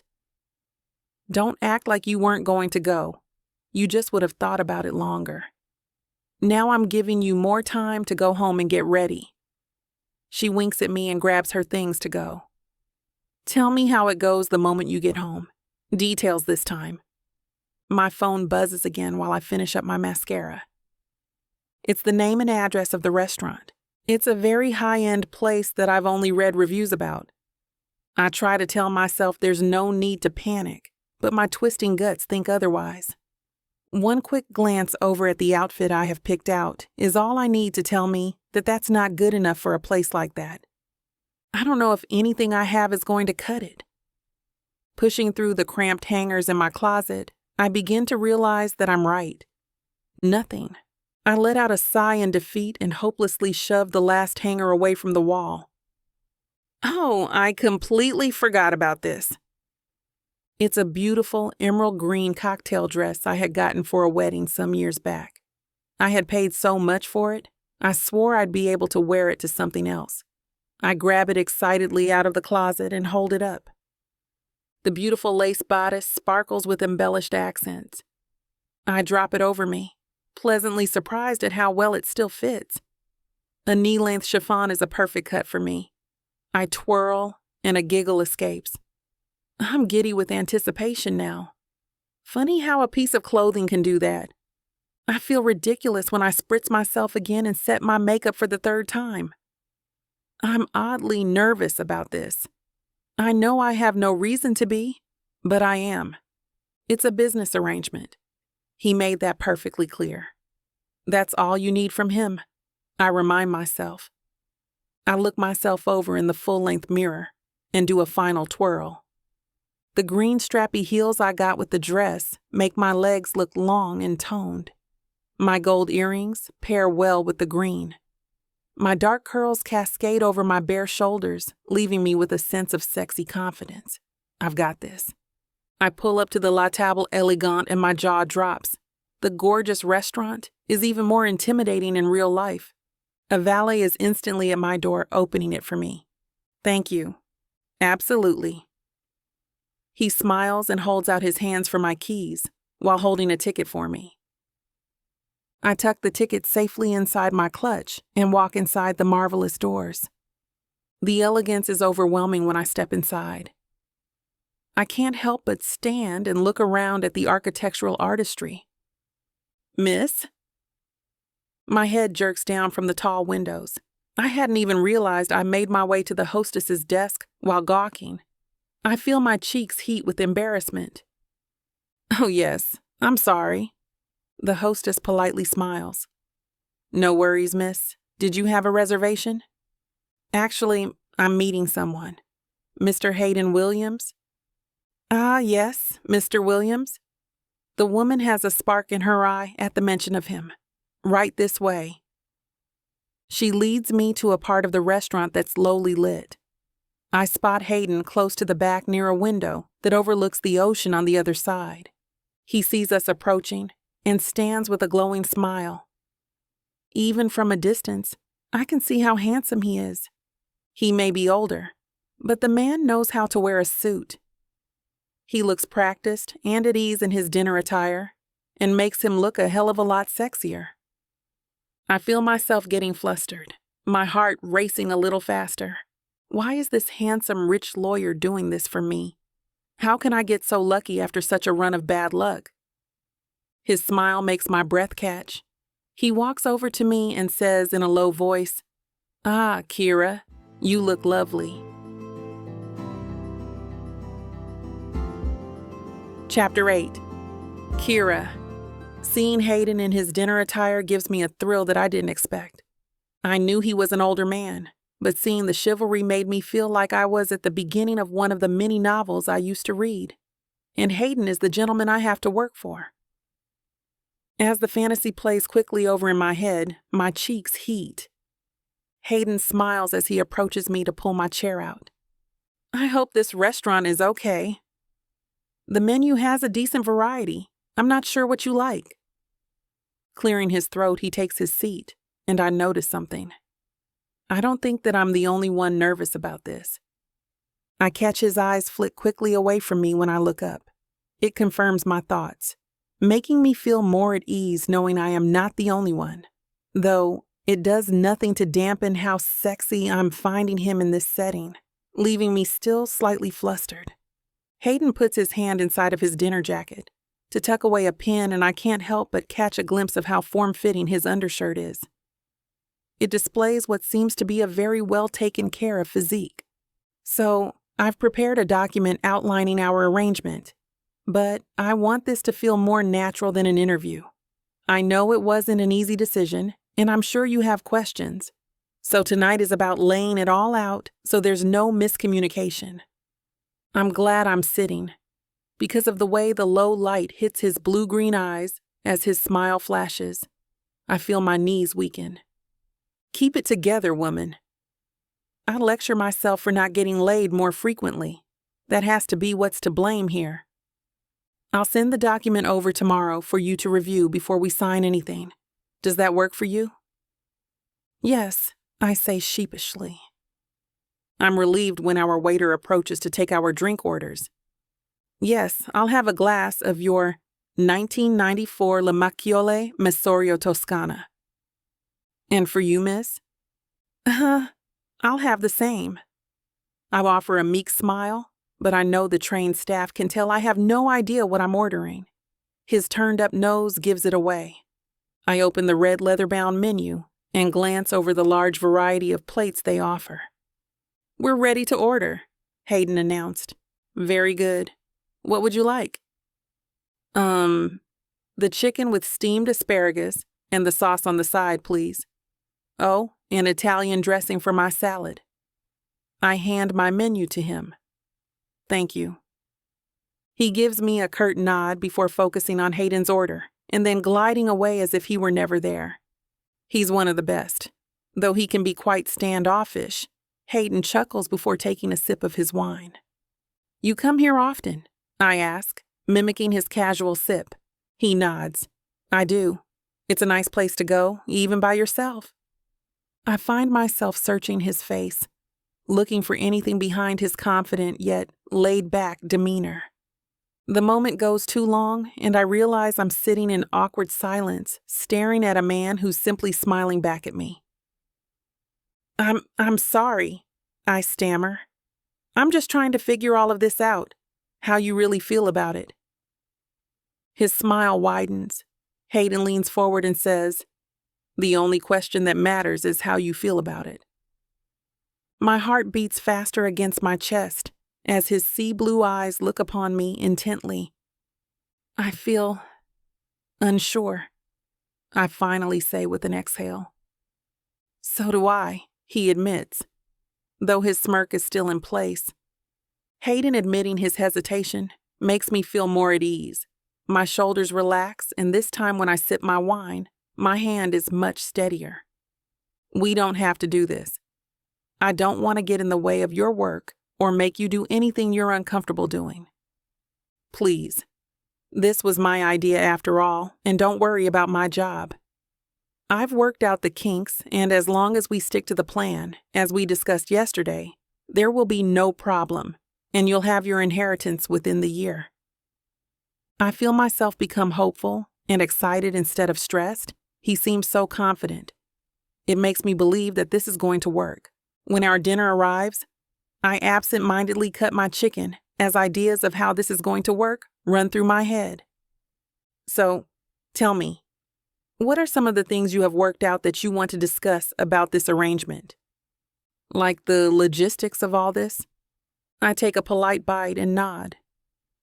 Well, we will need to live together for appearance's sake. I assume my house would work best. I have plenty of room and extra to spare for you. While you live with me, I'll continue to pay for your place so you don't lose it once our contract has ended. Does that sit well with you? I nod. I already know my place is much too small for us to remain distant. Plus, I'd be slightly embarrassed. I can only imagine how large his place is compared to my small apartment that I can barely afford. Since we want to move this along, would you be willing to move in the next couple weeks? Yes. I agree without really thinking about it. I don't know how I'm going to make that happen, but I'll figure it out. Now, you said something about public appearances. I inquire, taking another bite. I'm not hungry, but eating helps keep me calm and attentive instead of spiraling back into self-doubt mode. Ah, yes. He sets down his utensils. I was thinking that we should go on some public dates first. This one can be included. He winks at me, sending goosebumps all over my body. That way people can make their own assumptions if they are really curious about us. It'll be like we are constantly in a play when we're out. These are just general notes of affection. Nothing over the top. Only if you're comfortable with it, he adds in a more serious tone. Actually, that's perfect. I know I kind of talked about it before, but my family is really intense, especially when it comes to getting my father's money. Most people are. No. I take a deep breath. Like, they're prepared to rip everything to shreds to get it. It's hostile. To my surprise, Hayden laughs. Money brings out the worst in everyone. I've seen it time and time again. But you, on the other hand, you are a different story. I scoff. Hardly. I'm marrying my lawyer for money. Ex-lawyer, he corrected. And it took a lot of persuading to even get you to think about it. I think that says more than most. Changing the subject, I ask, what about our routines, agendas, all that? How will that mesh? I figured we could work out the day-to-day once you move in and get settled in. But as for your jobs, what about my jobs? Hayden leans forward again, fingers interlaced. I recommend you quit at least one of them. Before you stop me, let me explain. With one job, you can focus on studying and applying for med school. When the time comes to get your father's money, you won't be far behind in your studies. But what about my income? I told you all expenses will be taken care of for you. You won't even need the other one. But I understand your drive to make your own money and take care of yourself. I respect that. But I do know you don't care much for either job, so you may as well knock one less thing down to relieve some stressors. And studying for the future may help keep your mind off the whole fake marriage thing. He jokes before taking another sip from his glass. I'm hesitant to just quit a job. It's not like me, but his logic makes sense. I slowly nod in agreement. Good. Hayden leans back, pushes his plate to the side, and resumes his casual posture. As for our backstory, we can say we met a while ago through a mutual friend. She nods. I can work with that. He nods. Perfect. Now, the wedding. I figured I'd propose in a month and we have the wedding a month after that. If anyone asks, we'll say we've been dating secretly for a while. Of course, we won't tell anyone for both our sakes, and we will figure out how to answer questions once you move in. I decide not to tell him that I already told Jess. Hearing Hayden lay out our plan with such detail makes me at ease with this arrangement. He makes it sound almost too easy. I force myself to not think of what might go wrong. After we finish talking about the basics and dinner's cleared, Hayden stands to walk me out. How about a real date this week to establish us publicly? That works. I'll let you know what night I have free after I decide what job to leave. I chuckle nervously. Perfect. I'll touch base with you tomorrow. Thank you for tonight. I look forward to our arrangement. He smiles that breath-catching smile. My giddiness catches up to me. All I can do is smile with a quiet, thank you. before getting into my car. Sitting behind the wheel, my smile widens. Hayden is a good man, even if he intimidates the hell out of me. But with him, I'm so close to achieving what I've worked so hard for. I don't even realize that I'm home. My mind's too busy with all the soon-to-be possibilities that this handsome dreamboat has offered me. But I have to make sure to keep this only about money. Hayden is as fine as the wine we drank tonight, especially for an older man. But I cannot get involved with him. It could blow this whole thing up, and I don't need the extra drama. And I damn sure don't need to be distracted by drama or a drool-worthy man. My dreams are too close, and best of all, they're finally becoming reality. I have to do this. For me, for my future. Chapter 9. Hayden. I pull up to Kira's place in my charcoal Bentley Continental GT. She's waiting outside for me, looking more gorgeous than just 2 days ago. Her simple black dress is elegant and versatile. Her curves are shown off in the body-clinging material, but I'm not going to complain. If she were at the gala alone tonight, I would be the first to introduce myself. This is a gorgeous car. Her eyes are wide with appreciation. This is luxury. I smirk as she slides into her seat. Ready to wine and dine the socialites of the gala? She laughs nervously. No, but may as well give it a shot. Trust me, if we can convince this group and the media that we'll be there, we're golden. No pressure then. Yeah, something like that. I shift the car into drive and head off to our opening night. The guys' wives quickly start asking Kira questions about me. I smirk, trying to refrain from eavesdropping. Turning my attention to the guys around me, I notice them all giving me smug grins. Jeff shakes his head. And they just keep getting younger and younger for you. What a lucky son of a gun, Michael chortles. I usually enjoy my victories, but a quick glance over to Kira makes me realize she's heard every word. Her cheeks deepen in color and her eyes cast to the ground. Instead of feeling triumphant, I feel protective. It's not like that.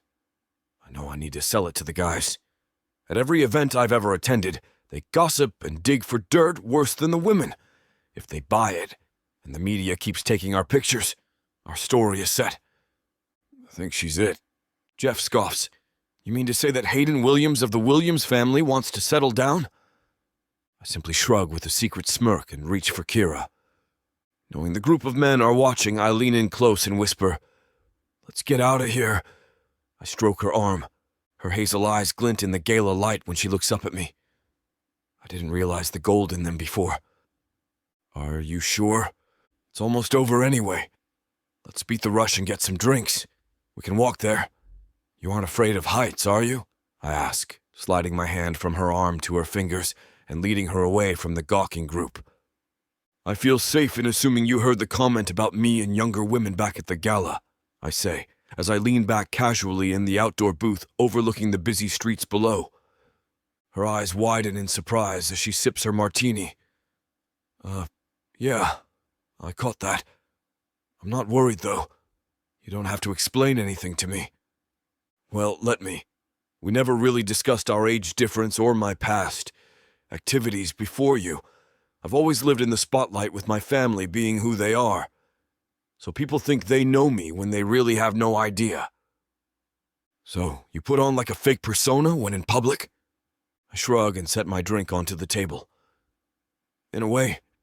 I mean, my work has been my main focus since establishing the firm. I enjoy being busy, and it's a great excuse to keep things casual. As I got older, my choices in women didn't change because younger ones usually don't mind the casualty of it and enjoy the thrill of being toted around with flashing cameras. Kira laughs. It's light and flirty with an edge of nervousness. Yeah, I'm sure they were real winners. She clasps a hand over her mouth. Oh my gosh, I'm sorry. These drinks are strong. I shouldn't have said that. No, don't apologize. Be open with me. We are colleagues in a sense, so don't feel like you have to step on eggshells around me. Speak your thoughts. I quite enjoy it. I see a small smile reappear. If you don't mind me asking, how old are you? I give her a look and she instantly seems embarrassed. You don't have to answer, I was just curious given the comment. Never mind. I chuckle. No, it's all right. I'm 36. About 10 years your senior. She looks almost surprised. You look younger. Thank you, but there's no need to flatter me. I've already agreed to give you everything, I say with a wink. She's so modest and professional. I want her to relax around me and realize that this isn't like her other jobs where she has to put a face on. At the same time, though, I enjoy making her squirm. Kira takes a sip of her drink, and I see a smile she's trying to hide from me. What? Stop being so poised. If you're gonna be my wife, you gotta loosen up around me. I know you're right. Maybe another drink will help. I wave down one of the wandering bartenders and order another around. Now tell me what you were smiling about. Just that I know why you were so eager to help me. I'm good for your stats.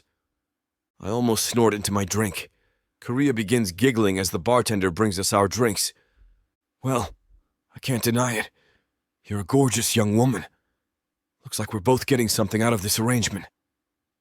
I wink. I'll cheers to that.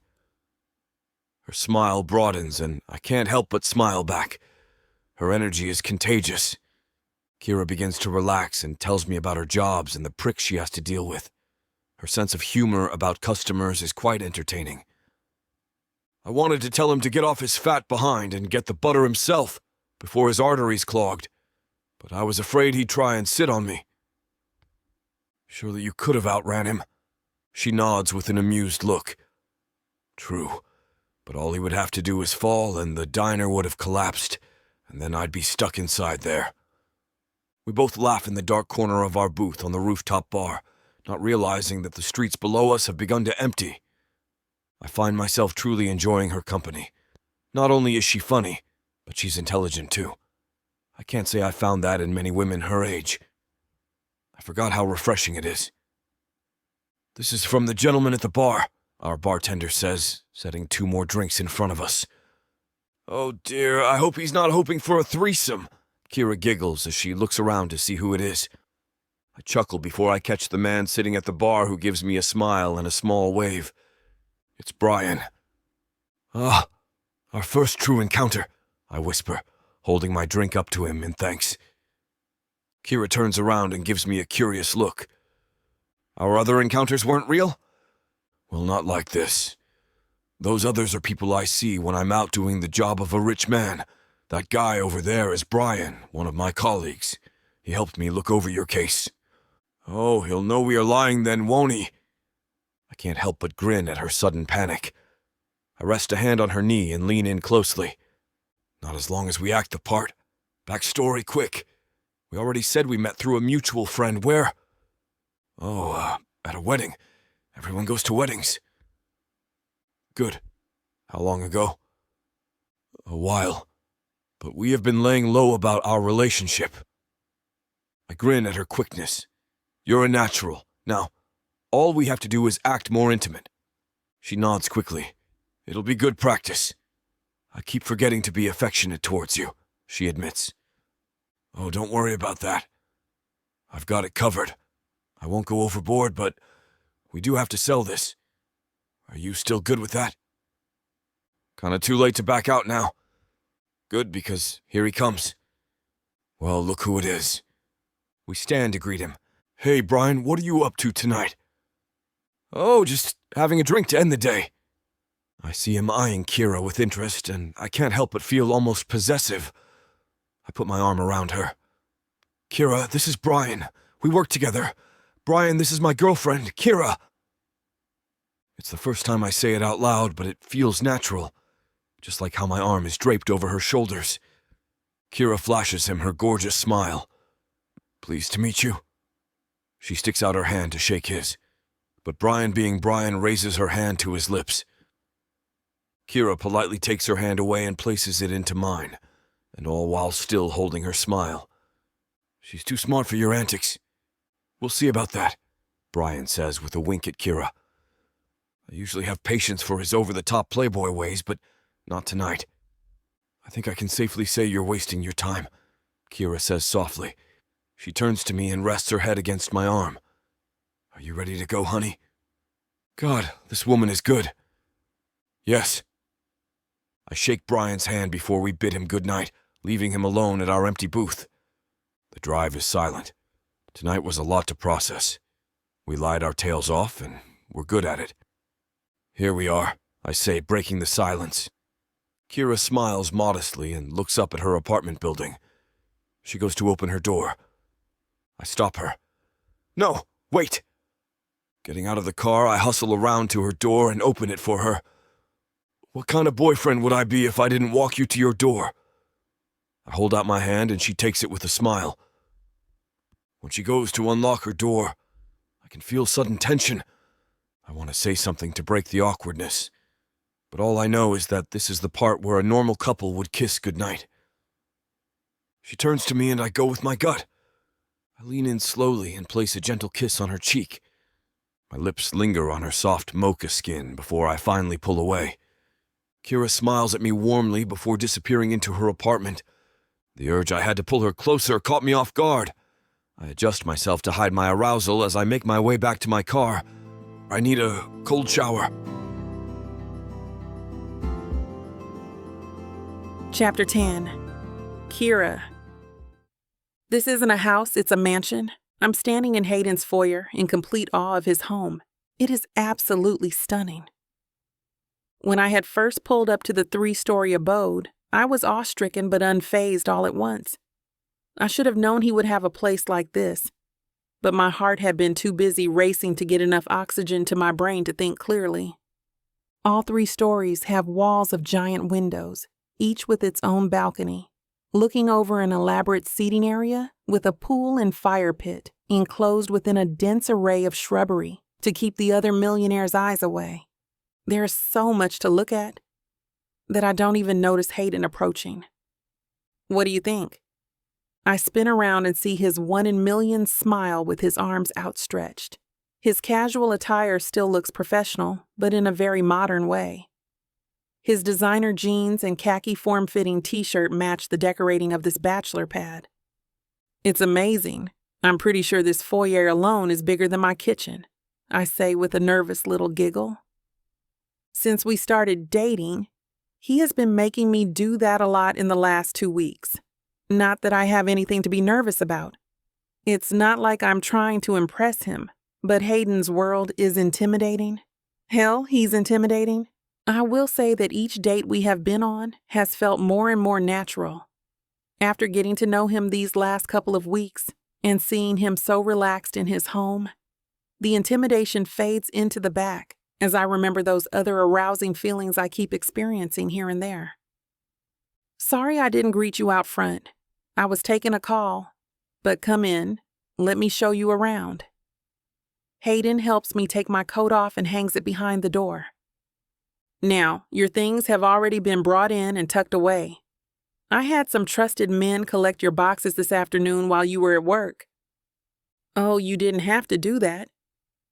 He looks over his shoulder with a raised eyebrow. I wasn't going to let you move all that stuff yourself when I have unlimited resources. You're going to have to get used to taking advantage of not having to be so independent, at least for a bit. Enjoy it, Kira. The way my name comes out of his mouth so smoothly almost makes me believe we are a couple. Every floor has a sitting room. They all look different, but you get the picture. I have them placed near the balconies. We walk through a spacious, inviting area, aligned with gorgeous couches and chairs that look as comfy as they are pristine. Hayden goes on to show me the parlor, game room, fitness center, and then the library. Each room is more impressive than the last. I'm amazed at how nonchalant he is, as if every person lives in a home of this scale. But then again, I guess in his upbringing, it is. And up on the 3rd floor, he calls behind him as he reaches the top of the stairs, is where my study is. I peek into the first room that is dark in color and full of leather. A large mahogany desk is in the back against a giant windowed wall with a fireplace near it. You spend the most time in here, don't you? I ask. I do.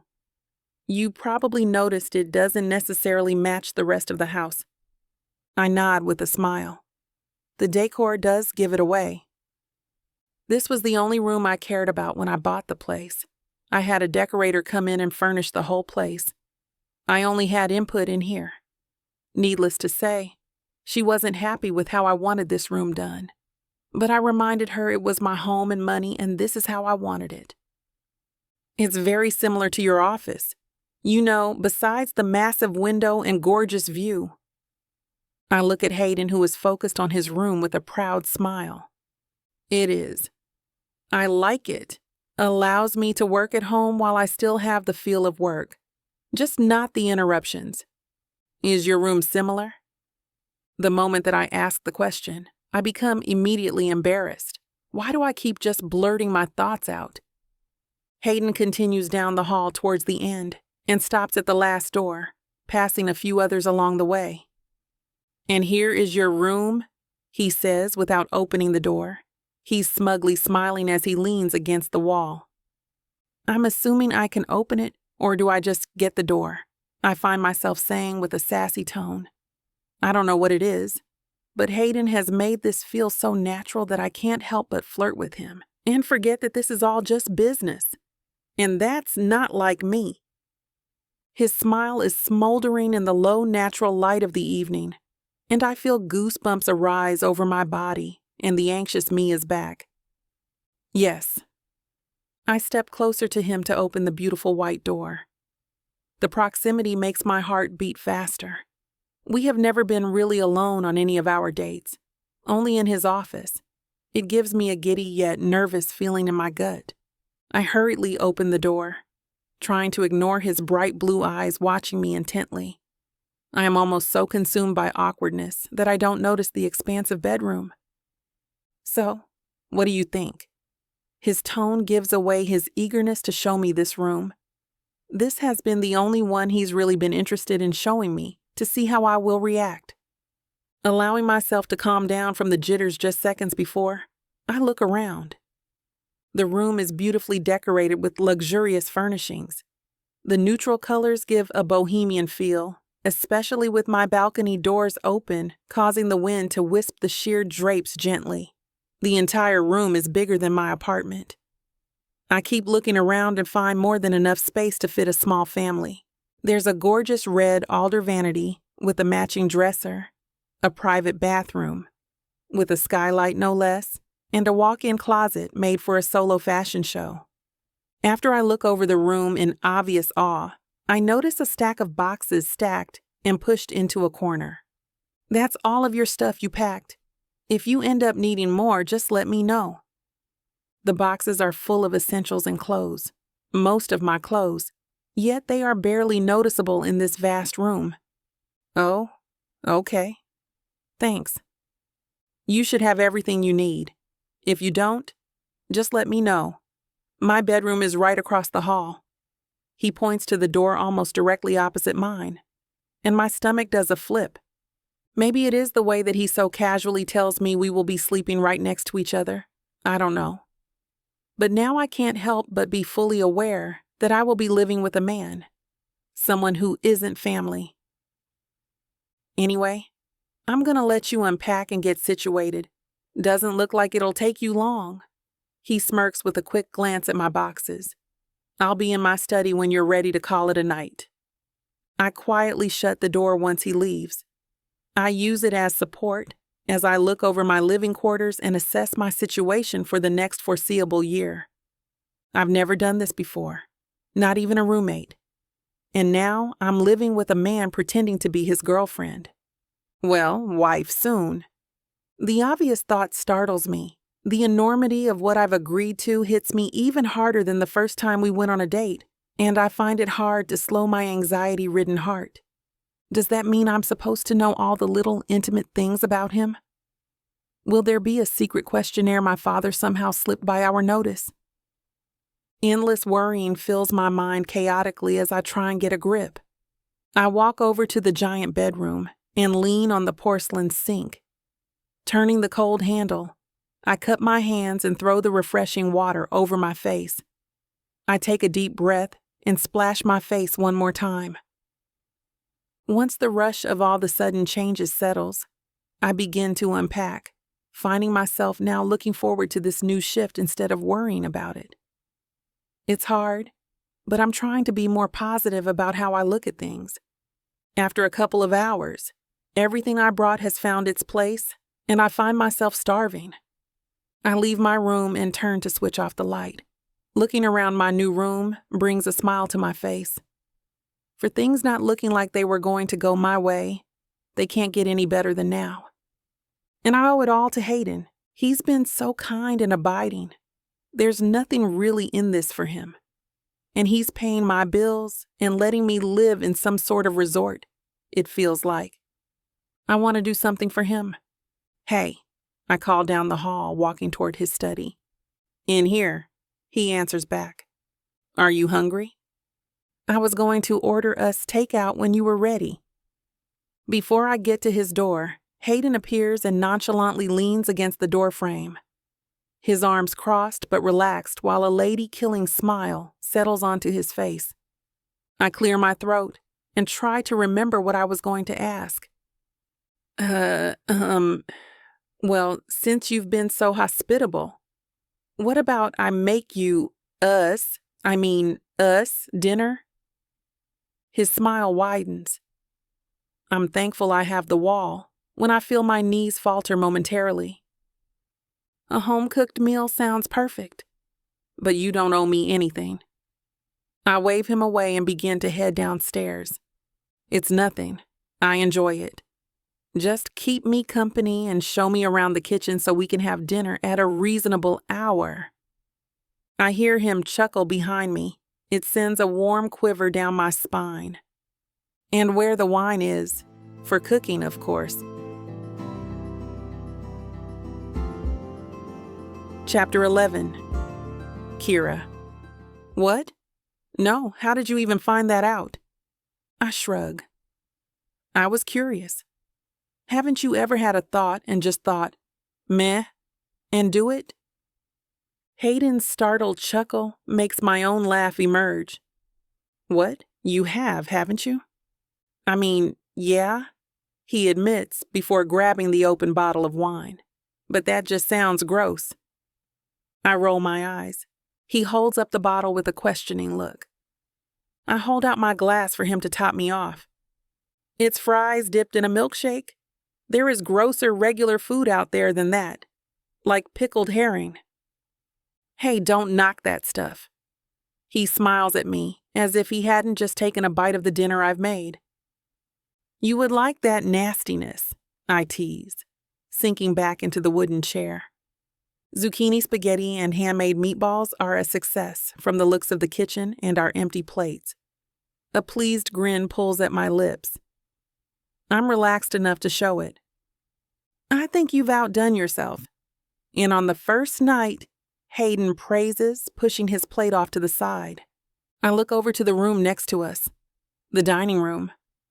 A long table sits empty while beautiful chairs adorn the side. I wonder if they've ever even been sat in. The small table we're tucked in toward the corner of the massive kitchen appears more worn. I swirl the red wine in my glass as I think about how lonely this house could feel. Did Hayden ever feel that way? Is that why he is willing to do this? I look up to find him staring at the empty dining room with an unreadable expression on his face, though his eyes betray he's deep in thought. Thank you. My comment snaps him out of thought. He looks at me confused. For what? You made dinner. No, not that. I mean, for all of this. I gesture to his mansion. I just never imagined someone could be so generous to offer me the solution needed for my problem, without asking for anything in return. I really mean it when I say I owe you. His usual smirk isn't there. He simply looks down and brushes my thanks off like I've embarrassed him. I'm serious, Hayden. I know you are, but you don't have to thank me. I can obviously afford it. It also pisses me off that I couldn't find an actual loophole in your father's will. So I may have taken it a little personally. So this is vengeance? I peek before taking a sip. Well, and I wasn't kidding when I said you could boost my image. I think back to when he said that to me. On our first date? I thought you were just talking about age. I was at the time, but in all honesty, the image of me settling down can help my business. It shows maturity and less of a Playboy association that can't be taken seriously. But you're already so successful. Yeah, but I can expand my law empire beyond the 5 offices I have right now in California. I can expand globally and have a presence with a more mature clientele as well. The people who will help me with the expansions and have the connections that I don't yet. Overall, tying myself down to you could really boost my image. He winks at me in his smooth, casual manner, making my stomach flutter. It's the least I could do after everything you've been willing to do for me. I sip my wine in an attempt to act as if his admittance didn't flatter me. So, tell me, what made you so gung-ho to become a doctor? How were you so sure that this is what you wanted to do with your life that you're willing to marry someone you barely know to achieve this? I'm taken aback by the sudden shift of conversation, especially if I answer him truthfully. I can tell Hayden caught my surprise. He becomes more serious and sits up. I admire you for your drive and knowing what your calling is. Not many people find that. Have you? I find myself blurting out. I have. I always knew I wanted to be a lawyer, to help people, and to be a damn good one. So, Kira, what was your sign? I don't know if it's how comfortable I've gotten recently or the wine. Probably both, but I find myself taking a breath and feeling ready to talk about it. Besides, he's going to be my husband soon, fake or not. And some things he's going to be expected to know. I try to keep my voice steady. I want to avoid the tremble that seems intent on betraying the emotion I feel so deeply. My mother died of an autoimmune disease. I was only a child when she passed. I spent a lot of my time watching her struggle, losing a battle she couldn't possibly win. Her suffering is ingrained into my mind as some of the clearest memories. I just wanted to help her, and the only people that could were the doctors. I clear my throat, trying to push the tears back. From what I remember, she was the best mom anyone could ask for. Even when she was in pain, she did what she could for me. I wanted to help her, but she always smiled and said that was her job. I can't help but let the tears slide silently down my face. I let them run slowly, knowing that if I take a breath, they'll stop. Hayden says nothing, but I don't think I can offer much more right now. I look up from my wringing hands and find his blue-green eyes soften.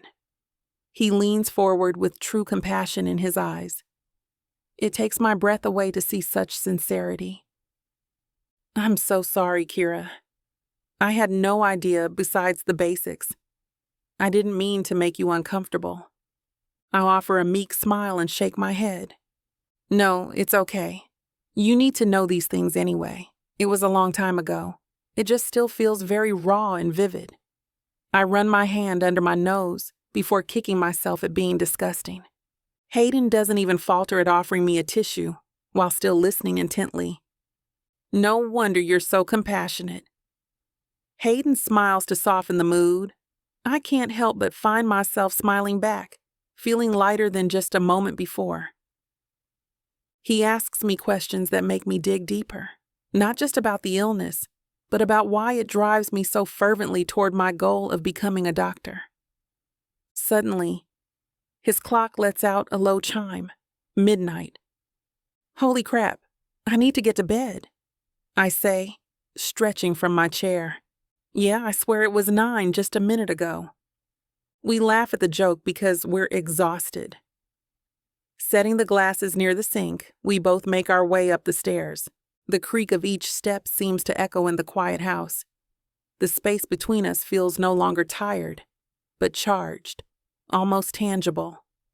When we reach the top, the proximity of our room suddenly feels overwhelming. It's as if the walls themselves are pressing in, reminding me of just how close we are about to be. My heart starts to race inexplicably, pounding so hard I think Hayden will hear it. I fumble over a hasty "good night," my voice shaky and far too loud in the silence that follows.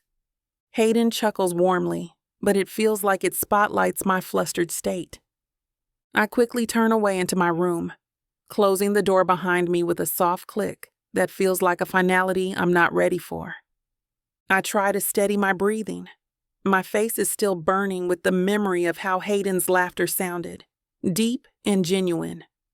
I hug my knees to my chest, trying to make sense of the whirlwind of emotions. There's gratitude for his kindness, nervousness about this new chapter in my life, and something else, something fluttering and unfamiliar that I can't quite put my finger on. My phone buzzes on the nightstand, breaking the silence. It's a text from Jess. "How did today go?" I smile despite the turmoil inside me. I can almost hear her supportive tone through the screen. I type back quickly. "It went well. I'll tell you more tomorrow." I press send and push the phone away. Tonight I'm left alone with my thoughts, trying to navigate this new landscape of my emotions. I thought that talking about becoming a doctor and my mother would be a way to release the weight that's always pressing down on me. Instead, it's made me more aware of how vulnerable I am, how deeply rooted this desire is. And Hayden, with his earnest curiosity, had made me feel seen in a way that was both exhilarating and frightening. I felt a connection I hadn't expected, a closeness that was both comforting and disorienting. I turn on my side, trying to find a comfortable position, but it's no use. I'm too alert, too aware of the emotions stirring within me. What is this feeling that seems to be growing stronger with every moment? Is it the excitement of this new beginning, the nervousness of a new life, or something else entirely? Hayden's laughter echoes in my mind, mingling with the warmth of his gaze and the genuine interest he showed in my story.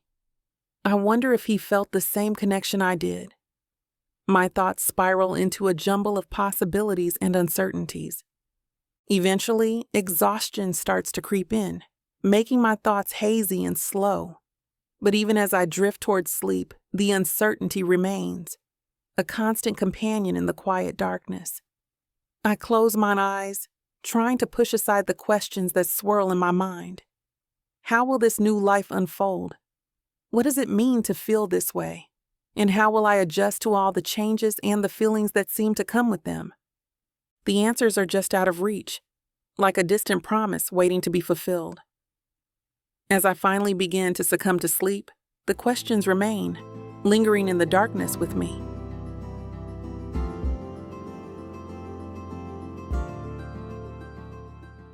I thought I was getting a fake marriage, but I didn't know my story was being told by Miss Tyla. This isn't just any fake marriage, now is it? No, you introduced me to the devil. Come on, girl, Jacob isn't that bad. Oh, I love Jacob. His family, on the other hand? Beggars can't be choosers, Nyla. You should be grateful I even let Jacob Stone look your way. I just wanted to save my granddaddy. Is that so bad? Why couldn't you let this be a normal fake marriage? Instead, you put me in a twisty story filled with money, betrayal, power, and lies. Let's not forget love. That's what keeps me going. But not gonna lie, Miss Tyla. This story you got me in ain't the simple fake marriage, happy ending I thought it would be. It's not. Because where would be the fun in that? Treat yourself to Say Less I Love You. Tuesdays and Thursdays. New seasons premiere every month. Or skip the wait and grab the full series bundle from TylaWalker.com. Treat yourself with Miss Tyla.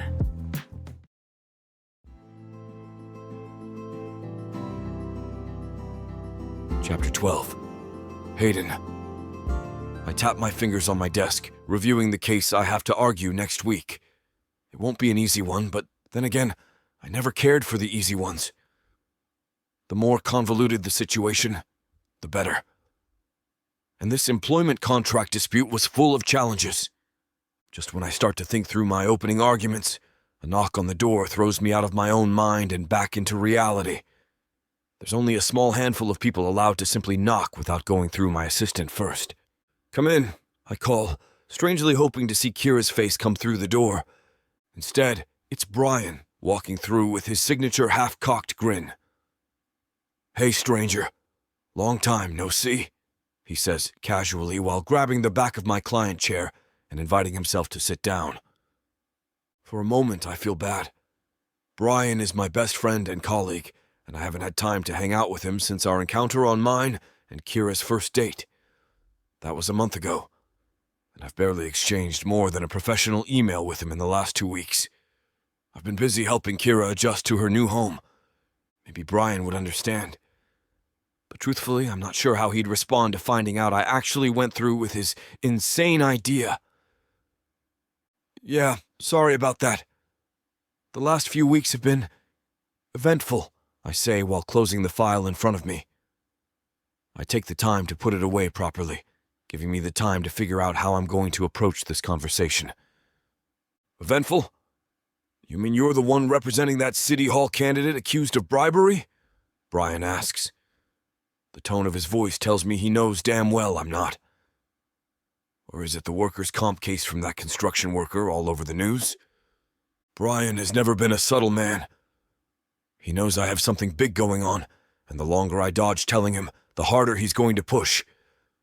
It's always been better for me to simply tell him the truth, just in a very metered and controlled manner that keeps me on top information-wise. But then, I hesitate. Does Brian actually remember the full details of that conversation? It has been a long time. Did I even give him Kira's name?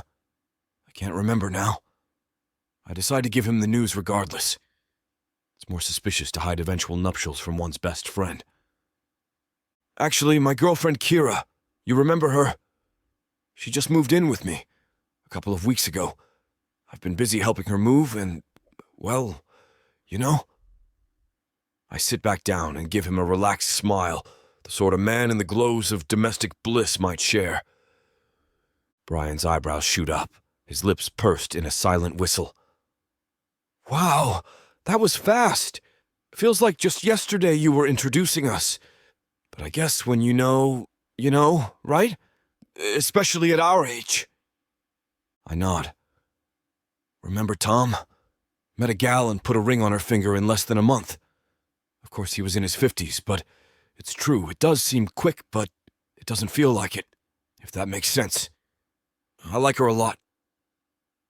Brian nods silently, his brow scrunched up like he's investigating something. "In fact," I continue slowly, "I think I might actually be in love with her." He exhales into a wide smile, shaking his head in disbelief. "Hayden, buddy, this is incredible. Look at you now, that is the face of a man who's fallen in love." I try not to show my relief at seemingly fooling Brian. It doesn't feel good to keep something so huge from my best friend, but it's better if he doesn't know. "You're making me jealous, man. I need to go out and hit the bar scene. Find myself a girl as stunning as yours. Speaking of, drinks soon? On me. We gotta celebrate." I nod, relaxation taking back over. "Absolutely." I arrive home late in the evening, having spent more time than I anticipated preparing my case.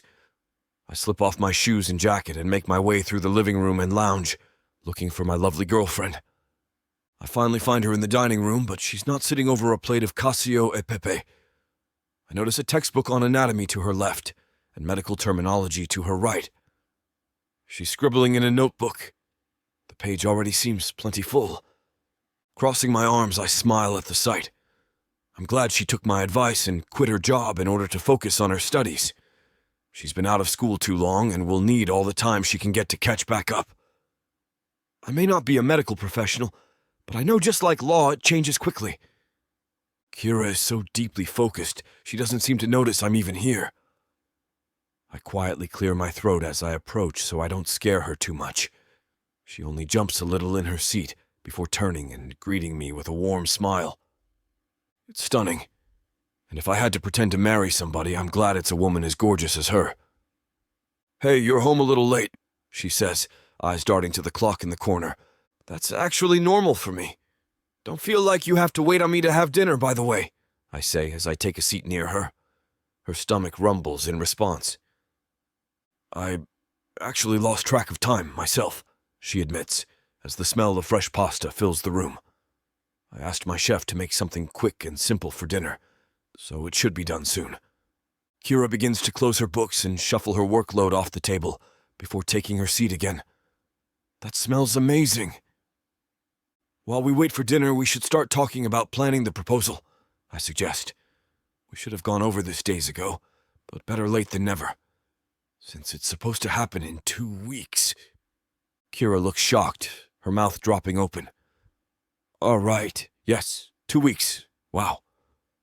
Her hand begins to just barely tremble. Instinctively, I reach out and take it in my own. I feel her slowly begin to still under my hand. "Sorry. I guess I'm just nervous, you know? My family has been literally banking on me never finding a man for years now. They haven't seemed to notice I'm dating at all. None of them even interacted with our social media posts. I'm anxious about how they'll react when they find out." Her bottom lip slips between her teeth, nervously grinding into the flesh. Or what they might try to do. A protective instinct surges through me. My free hand moves to her shoulder, gripping her firmly to let her know she's safe. "They can try whatever they want. I'll protect you from whatever schemes they might come up with. Just leave them to me, okay?" I ask, feeling a burning flame in my chest. "They can't touch you." The anger in my voice is palpable, and it even seems to take Kira off guard. I can't help it. The trauma her family has put her through is unacceptable. Kira's a sweet girl who deserved better from her own father, not to mention the rest of the family. Whatever they might try to weasel the money away from her, I welcome. I always thrive in a challenge. Kira takes a deep breath, then smiles and nods at me. "Thank you," she says, taking my hand in both of hers. "Truly, I don't know how I got lucky enough to find a partner like you." I smile back, watching the way her eyes widen as she realizes what she implied. "Partner in this scheme, I mean, business partner, not," Kira stammers, getting adorably flustered and waving her hand in her face. "You know, I do. And speaking of, about that proposal," I say, trying to spare her simmering in her embarrassment. "Right. Well, we want it to feel real, right? If we're going to make it public or have it recorded for social media, I should have a genuine reaction. So maybe I shouldn't be involved in the planning?" She looks down at her lap, seemingly shy about asking to have a surprise proposal. Same as any girl would want. I'm taken aback at how clever she is for considering the optics. She's right on the mark there. It'll sell better if she doesn't anticipate the proposal coming. "You're right," I reply, sitting back in my chair as the chef comes out with 2 steaming bowls of cacio e pepe, followed by 2 crystal glasses of crisp white wine. Kira's stomach growls once again, so I quickly take the first bite. She relaxes again and follows me, enjoying every bite of the creamy, peppery pasta. The wine has notes of green apple and almonds, matching the flavors perfectly. "Well, in that case, let's not think too hard about the future for now," I say between bites. Kira nods gratefully. "How about focusing on the present? What are you studying right now?" Her head turns to the pile of books and papers in the corner, then back to me with that same warm smile. "I'm reviewing human anatomy again, just a basic refresher, making sure I remember the basics before diving into the real clinical work." "But that's not very polite dinner conversation," she admits bashfully. "I can take it. Please, tell me all about what you were busy scribbling about when I came in." Kira's face lights up, and she begins describing the human nervous system in great detail. As she does, her forehead wrinkles cutely every time she has to recall a lengthy Latin term. Her passion is more than evident in the way she moves her hands and pitches her voice while she talks. It reminds me who I'm doing all this, why I'm helping this woman reach her goals. The world needs more people like her who actually give a damn. Chapter 13. Kira. I toss and turn in the plush king-sized bed, the silk sheets tangling around my legs. The fluorescent numbers on the bedside clock mock me. 2:37 a.m. Great. Another hour has gone, and I'm no closer to sleep. My freshly manicured nails catch the moonlight streaming through the window. The pale pink polish feels foreign, a reminder of what's to come. Tomorrow. The proposal. I groan and flop onto my back, staring at the ceiling. This is insane, I mutter to myself. Absolutely insane. My mind races, replaying every interaction with Hayden over the past month. The fancy dates, the stolen glances, the way his hand feels on the small of my back. It all feels so real, yet I know it's not. It can't be. And now we are getting fake engaged to get fake married. I sit up, hugging my knees to my chest. This isn't how I imagined my life would go. When I was a little girl, dreaming of my future engagement, I pictured love, romance, butterflies in my stomach. Not this business arrangement. Get it together, Kira, I whisper harshly. This is what you wanted. This is how you'll get to medical school. But even as I say the words, a lump forms in my throat. I blink back unexpected tears, my chest tight with an emotion I can't quite name.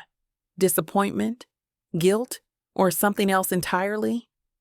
I throw off the covers and pad to the window, my bare feet quiet on the brisk floor. I press my forehead against the cool glass. San Francisco twinkles out beyond the dense landscape that used to appear so beautiful just earlier today. Now it only seems to be closing me in, adding to my inner turmoil. I glance at my closed bedroom door as if I can see Hayden's through it. I'm sure he is probably fast asleep, unbothered by tomorrow's charade. It's just pretend, I remind myself. Just for a year. Then you'll have everything you've ever wanted. I look back at the bed, wanting nothing more than to lie down in it and drift off to forget my worries. But I know it's useless. Sleep's a lost cause tonight. Might as well embrace it. The hallway's pitch black, but I know the layout by heart now. 2 weeks in this mansion and I've got it memorized. Funny how quickly a place can become familiar, even when it doesn't feel like home. I pause outside Hayden's door, my hand hovering over the knob. What if he's awake too? What if he's just as anxious about tomorrow? My heart hammers against my ribs, urging me to turn the handle, to seek comfort in his presence. Get a grip, I mutter, snatching my hand back. This isn't real. He's not my fiancé-to-be. He's my, what, savior? Business partner? I shake my head and pad downstairs quietly, noticing his study door is shut as well. The silence of the house begins to press in on me. It's suffocating. I need air. The backyard's bathed in silvery moonlight when I step outside. The grass is damp beneath my feet, and a cool breeze raises goosebumps on my arms. I wrap them around myself, suddenly aware of how exposed I am in just a tank top and shorts. I make my way to the lone bench beside Hayden's meticulously maintained garden. The roses are in full bloom, their heady scent filling the night air. I sink onto the cold metal, drawing my knees up to my chest. What are you doing, Kira? I whisper to myself, staring unseeing at the flowers. This isn't you. Lying? Manipulating? Is it worth it? But even as I ask, I know the answer. The image of my mom in her hospital bed flashes through my mind, her smile, weak but determined. As she told me to chase my dreams, to help others the way the doctors helped her, even if they couldn't save her in the end. Even then, she knew what I wanted to do, but would she accept how I'm going about it? I close my eyes, feeling tears prick behind my lids. I'm sorry, Mom, I murmur. I hope you'd understand. A deep voice cuts through the stillness of the night. Kira? I jolt, nearly falling off the bench. My heart races as I whip around to see Hayden standing there, concern etched across his face. Jesus, Hayden, I gasp, clutching my chest. You scared the crap out of me. He takes a step closer, his brow furrowed. Sorry, I didn't mean to startle you. Are you all right? The genuine worry in his voice makes my throat tighten. All the emotions I've been bottling up threaten to spill over. I want to tell him everything. My fears about tomorrow, my doubts about this whole arrangement, my worries about what my mom would think. But the words stick in my throat. Instead, I swallow hard and deflect. I'm fine. Why aren't you sleeping? Hayden moves to sit beside me, leaving a respectable distance between us. I was working in my study and saw you come out here from the window. He pauses, his eyes searching my face. Are you sure you're okay? You seem upset. I bite my lip, averting my gaze to the roses. Their sweet scent suddenly feels cloying. I'm fine, I repeat, hating how my voice wavers. Just emotional, I guess. I can feel Hayden's eyes on me, but I don't dare look at him. If I do, I might crack. Instead, I hastily wipe at my eyes, hoping he doesn't notice the tears threatening to fall. Kira, he says softly, if something's bothering you, it's nothing. I cut him off, forcing a smile that feels more like a grimace. Pre-proposal jitters, that's all. Before I can protest or pull away, Hayden's strong arms envelop me. The warmth of his body seeps into mine, chasing away the chill of the night air. I stiffen for a moment, caught off guard by the sudden intimacy, but then I melt into his embrace. My face presses against his chest, and I can hear the steady thump of his heartbeat. It's oddly comforting, like a lullaby soothing my frayed nerves. The tears I've been holding back start to fall silently, soaking into the fabric of his shirt. Hayden doesn't say a word. He just holds me tighter, one hand moving to stroke my hair gently. The repetitive motion is hypnotic, and I find myself relaxing despite everything. As the minutes tick by, my breathing slows, matching the rise and fall of Hayden's chest. The oppressive silence of earlier has transformed into something peaceful, punctuated only by the occasional rustle of leaves in the breeze. Gradually, my mind begins to clear. This fake proposal doesn't define my future. I remind myself, it's just a means to an end. One day, I'll have a real proposal, a real love story. This thought brings a small smile to my lips. As my mood lifts, I become acutely aware of Hayden's presence. His scent envelops me, a mix of expensive cologne and something uniquely him. I breathe it in deeply, surprised by how much I enjoy it. The solid warmth of his body against mine sends an unexpected thrill through me. I've never been this close to him before, and I'm struck by how right it feels. Safe. Protected. You okay?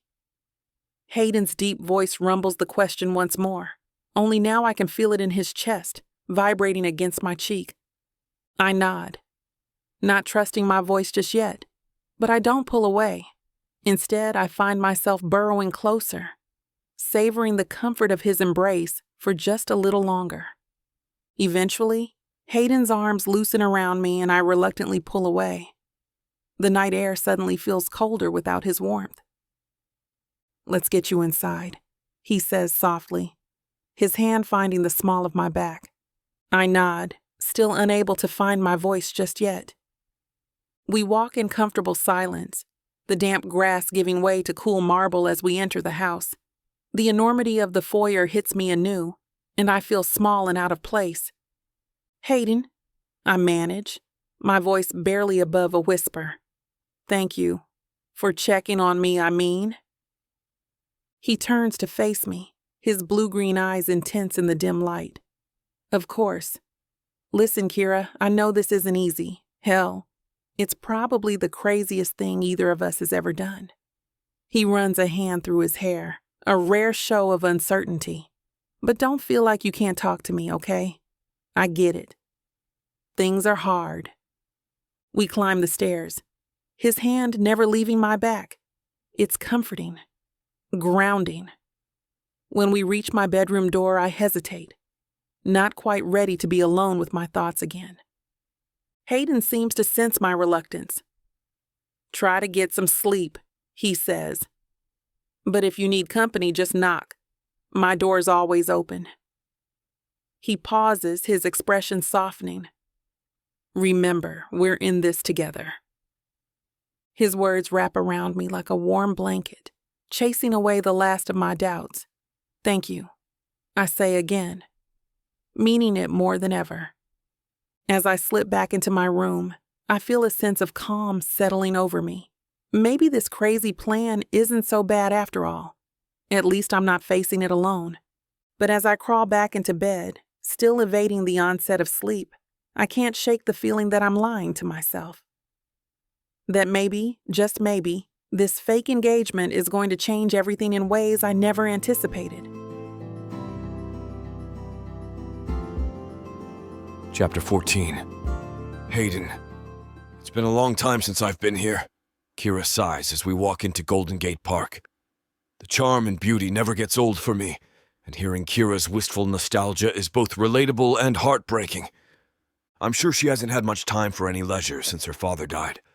I've planned an entire day here, taking in the culture and beauty that simply is San Francisco, ending in my planned proposal. Not only is this park the perfect spot to ensure the proposal is public, it's also a very normal place to do the deed. Who would question an engagement set in a lovely park surrounded by greenery and whistling birds? Kira has dressed perfectly for the event. She knows today is the day, just not how I plan to make it happen. But still, she got her hair and nails done, and the sundress she's wearing shows off her smooth shoulders and long legs. A silver locket falls daintily between her cleavage, drawing just enough attention to the spot without being too audacious. She seems like a natural when it comes to optics. Or maybe this is simply who she is, no coaching necessary. I take Kira's hand in mine as we make our way past the Dutch Windmill and Beach Chalet Visitor Center towards the paddock where the buffalo are kept. "Oh, I missed you guys!" Kira cries, rushing up to the fence line with a big smile on her face. "Friends of yours?" I ask once I join her. Kira laughs and shakes her head. "I gave them all names when I was a kid. Of course, I can't tell them apart now, but I was so sure I could back then. Let's see." Her eyes are so wide and full of life as she scans the large creatures for clues. I have no idea how long buffalo live, and if it's even possible these are the same ones from her childhood. But I'm curious nonetheless. That one I named Scruffy, and that one over there was Dr. Thompson because he looked smelly like my dad's coworker. I let out a laugh and crossed my arms. Brutal. What else? I think that's Mrs. Georgette, because she looked particularly fancy one day. And that big guy in the back was Old Man Lumpkin. No particular reason, the name just felt right in my tiny heart. Kira looks over at me with a shy grin. It's nice seeing her reminisce about happier times. Her cheeks are glowing and eyes sparkling with the flood of nice memories. "Well, I hope Old Man Lumpkin and Mrs. Georgette have a wonderful day in the meadow," I say, offering Kira my arm to continue our walk. She takes it, head tilting down in slight embarrassment. I reach over and, with one finger, lift her chin. I won't let my soon-to-be fiancée feel shame for being herself.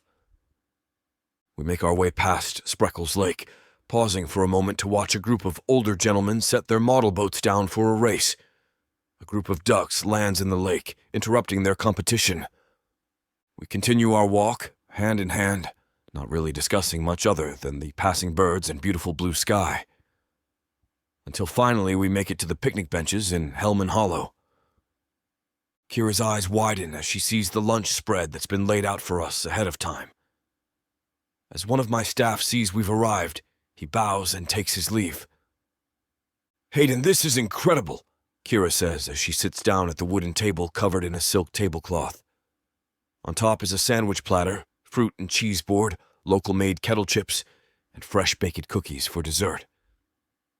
I reach into the emptied basket and retrieve the last item, a chilled bottle of sparkling white wine. This is so much food, she says, eyes widening. Hayden, I don't think we can eat all this. Roger will come back and take home anything we don't finish, don't worry.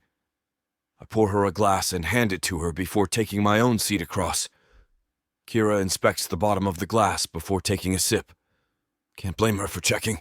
I'm sure no one wants to actually swallow a diamond ring. But it's not quite time yet. We lounge with our lunch for well over an hour, sipping wine and snacking on grapes until both are depleted. Shall we continue? I ask, gesturing for Roger to come back. I'd love to, Kira says with a dreamy sigh. The wine has gone to her head a little, and she seems much more relaxed now. We make our way to a fixture most probably don't think twice about, Portals of the Past. It's a monument made from the entranceway to a mansion that once stood at Nob Hill. Kira surveys the monument with a wistful melancholy.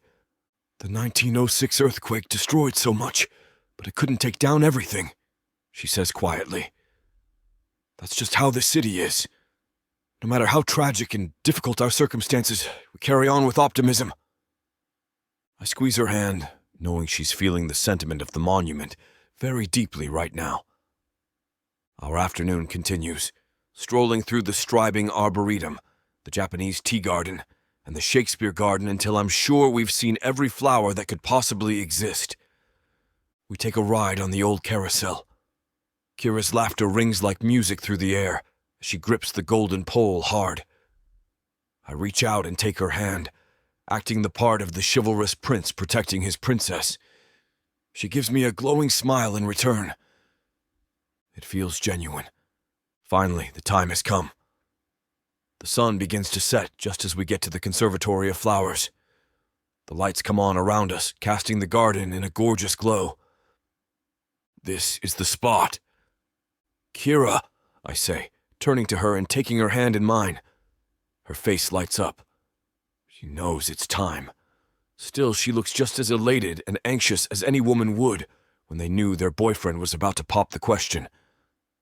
It occurs to me suddenly that I'd spent so long planning the itinerary and menu for the day, I hadn't prepared anything to actually say in the moment. Good thing I'm a lawyer who has to think on his feet every day. Since I've met you, my life has been lit up just like this garden. You've brought me so much beauty and joy. Every day spent with you is one I cherish. I drop to one knee. Kira gasps, and a crowd of people begin to stop and stare. Perfect. I can't imagine spending a single day in my future without you by my side. Kira. I reach into my coat pocket and take out the tiny velvet box. Tears well in Kira's gorgeous eyes as I open it, revealing the enormous diamond flanked by 2 sapphires sitting on a golden band. Will you do me the honor of becoming my wife? Kira's knees buckle slightly, as if she's gone weak. She puts a hand over her mouth in shock, the tears now streaming down her cheeks. Yes, she cries out, nodding her head vigorously. Yes, Hayden, I'll marry you. I stand up, taking the ring from the box and slipping it onto Kira's finger with ease. There's an eruption of applause from around us as our witnesses whistle and congratulate us. Kira swings her arms over my shoulders and leans in, one leg kicking up for a romantic kiss. I put my hand on the small of her back and hold her close, taking her lips in mine. There's something strangely genuine about the moment. Electricity is palpable in the exchange, even stronger than any I've ever had with a romantic partner before. Excuse me, an older woman says, walking toward us. I look over, ready to protect Kira if she's about to have words about our particular relationship. Congratulations. Would you like a photo?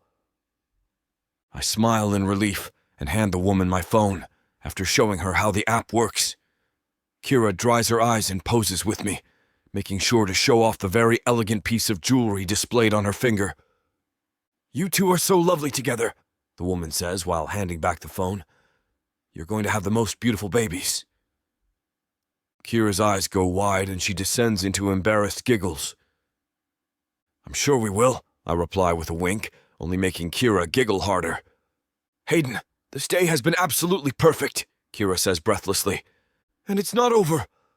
I have one more surprise, I say while leading her to the car. The driver takes us a few blocks away where a helipad sits at the top of a large building. I've rented a private helicopter for the night to celebrate our successful implementation of the current phase. She slides in next to me and we put on our headphones to dampen the engine noises. Kira takes my hand as the copter lifts up. There's a palpable anxiety from her, and it occurs to me this might be her first time ever flying. I squeeze her hand reassuringly and point out the window as we pass by the Golden Gate Bridge. "It's beautiful from up here, all lit up like that," she says into her mic. As our tour of the San Francisco night skyline continues, Kira rests her head on my shoulder. There's no one here to convince, but I don't stop her regardless. It feels right, so why ruin the moment? This is just for us. The stars twinkle above, and Kira's new ring catches the glimmer, reflecting it all around us. As the night comes to an end, I can't help but feel like something much more than a ruse has just taken place. Chapter 15. Kira. My head is still spinning as Hayden and I pull into the driveway. It's late. The night eerily quiet, almost like it's afraid to make a noise and break this bubble we're in. So much has happened in the past few days, it's hard to believe that just this morning, I was a broke, 26-year-old, working a handful of random jobs, with no prospects in sight. Now, I'm engaged to one of the most eligible bachelors in the city and set to inherit a fortune. Of course, I know it's all fake. This engagement, this sudden budding romance with Hayden, it's just a scheme to secure my inheritance money. But tonight, after that incredible, larger-than-life proposal in front of the flowers at Golden Gate Park, followed by a helicopter ride with the city lights sparkling below us, it almost felt real. The way he looked at me with such intensity in his eyes. His words, though probably rehearsed, seemed oddly sincere. The way he held me close as he slipped that giant diamond ring onto my finger. For a moment, I forgot it was all for show. We enter the house and he turns to lock the door behind us. I take a quick millisecond to admire him from behind, then mentally scold myself. By the time he's turned back around, I've managed to cool down a little and school my features into a shy smile. "Thank you for tonight," I say timidly. "You didn't have to pull out all the stops today, but you did." "You're welcome. I make it a habit not to do anything halfway," he replies with a grin. I manage a small chuckle, somewhat overcome with the sudden awkwardness of the whole situation. "Well, it's late. I better head to bed. Good night, Hayden," I squeak, and just as I turn to go up to my room, he grabs my arm and pulls me in close, gazing down at me intently. "Good night, Kira. Just so you know, you did really well today," he says softly, squeezing my shoulders. I feel my cheeks heating again under his praise. "Thanks." I manage to smile shyly up at him, then swiftly beeline upstairs before I do something ridiculous, like kiss him for real. Once secured in the safety of my luxurious bedroom, I take off the glittering diamond ring and place it gently on my nightstand. I change into my oversized t-shirt and begin removing the elegant makeup and fancy updo I wore for the spectacle of our engagement. As I crawl into the massive canopy bed, I have to keep reminding myself, this isn't real. But I'm having a really hard time not thinking about Hayden, the feeling of his strong arms around me during the proposal, the clean scent of his cologne, the smoldering way he looked at me all day. It's all replaying in my mind on an endless loop. I'm not naive. I know I need to get these thoughts out of my head. This is just a business arrangement. I remind myself yet again. Hayden doesn't actually have feelings for me, but no matter how many times I repeat it, I can't erase the memory of his eyes boring into mine, his warm breath against my cheek as he leaned in close. But what if a small voice in my head whispers, after all, relationships have started under less honest circumstances than ours? A fake engagement leading to real love. It's like something out of a romance novel. No, I shake my head, as if to physically rattle the thought from my brain. I cannot let myself go down that path. I'll continue to play the doting fiancé in public to secure the inheritance and keep my actual feelings carefully hidden. I grab the remote and reach into the nightstand for my stash of snacks I've hid away. It's a guilty pleasure, indulging in carbs and chocolate when I'm at war with myself.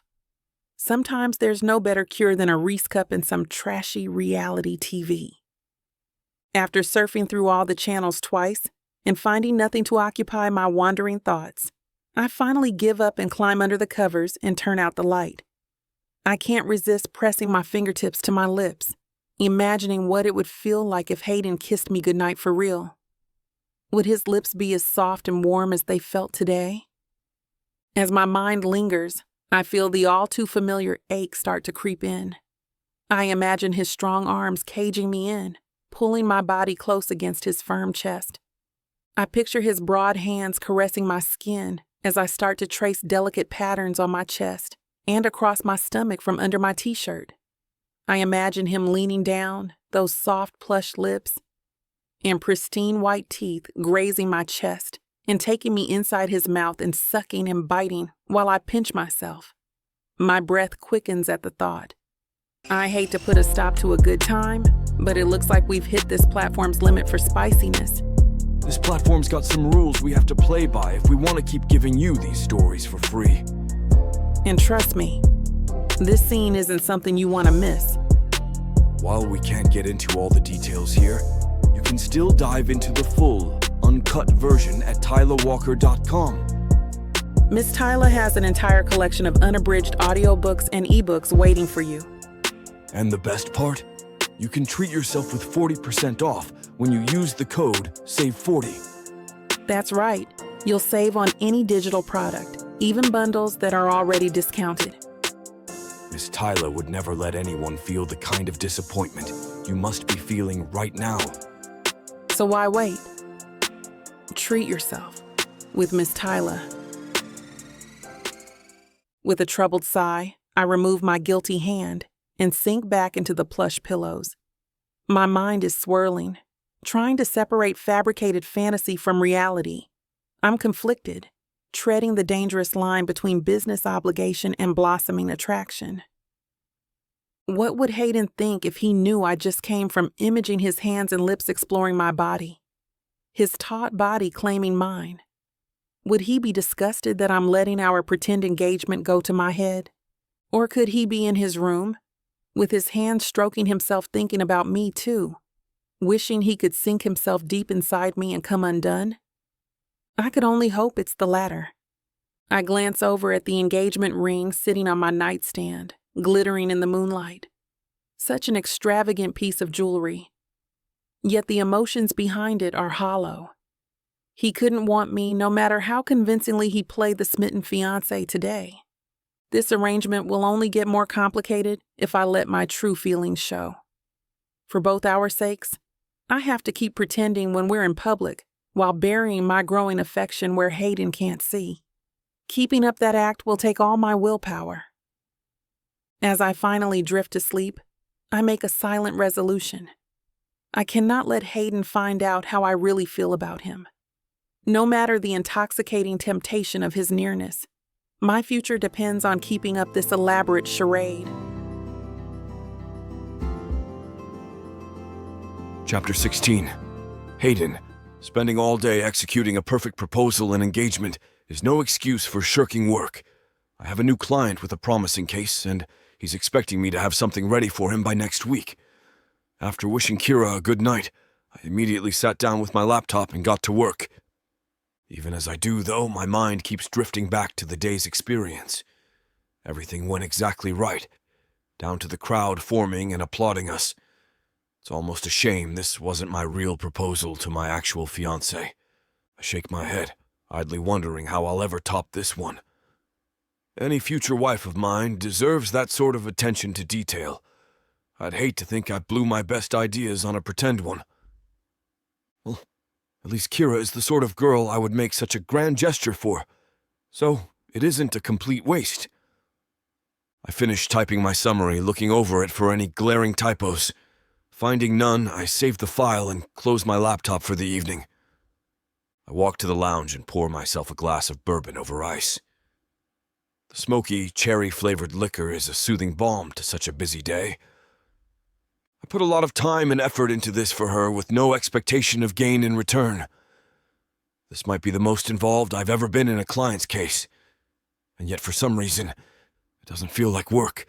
She certainly makes fooling swaths of people a great deal of fun. "Cheers to you, Kira," I say, lifting my glass and taking a final swig. I leave the condensation-covered glass on a table protected by a cloth runner. Fatigue and alcohol begin to pull at my senses, so I decide to finally turn in for the night. As I begin ascending the stairs, I hear a strange sound.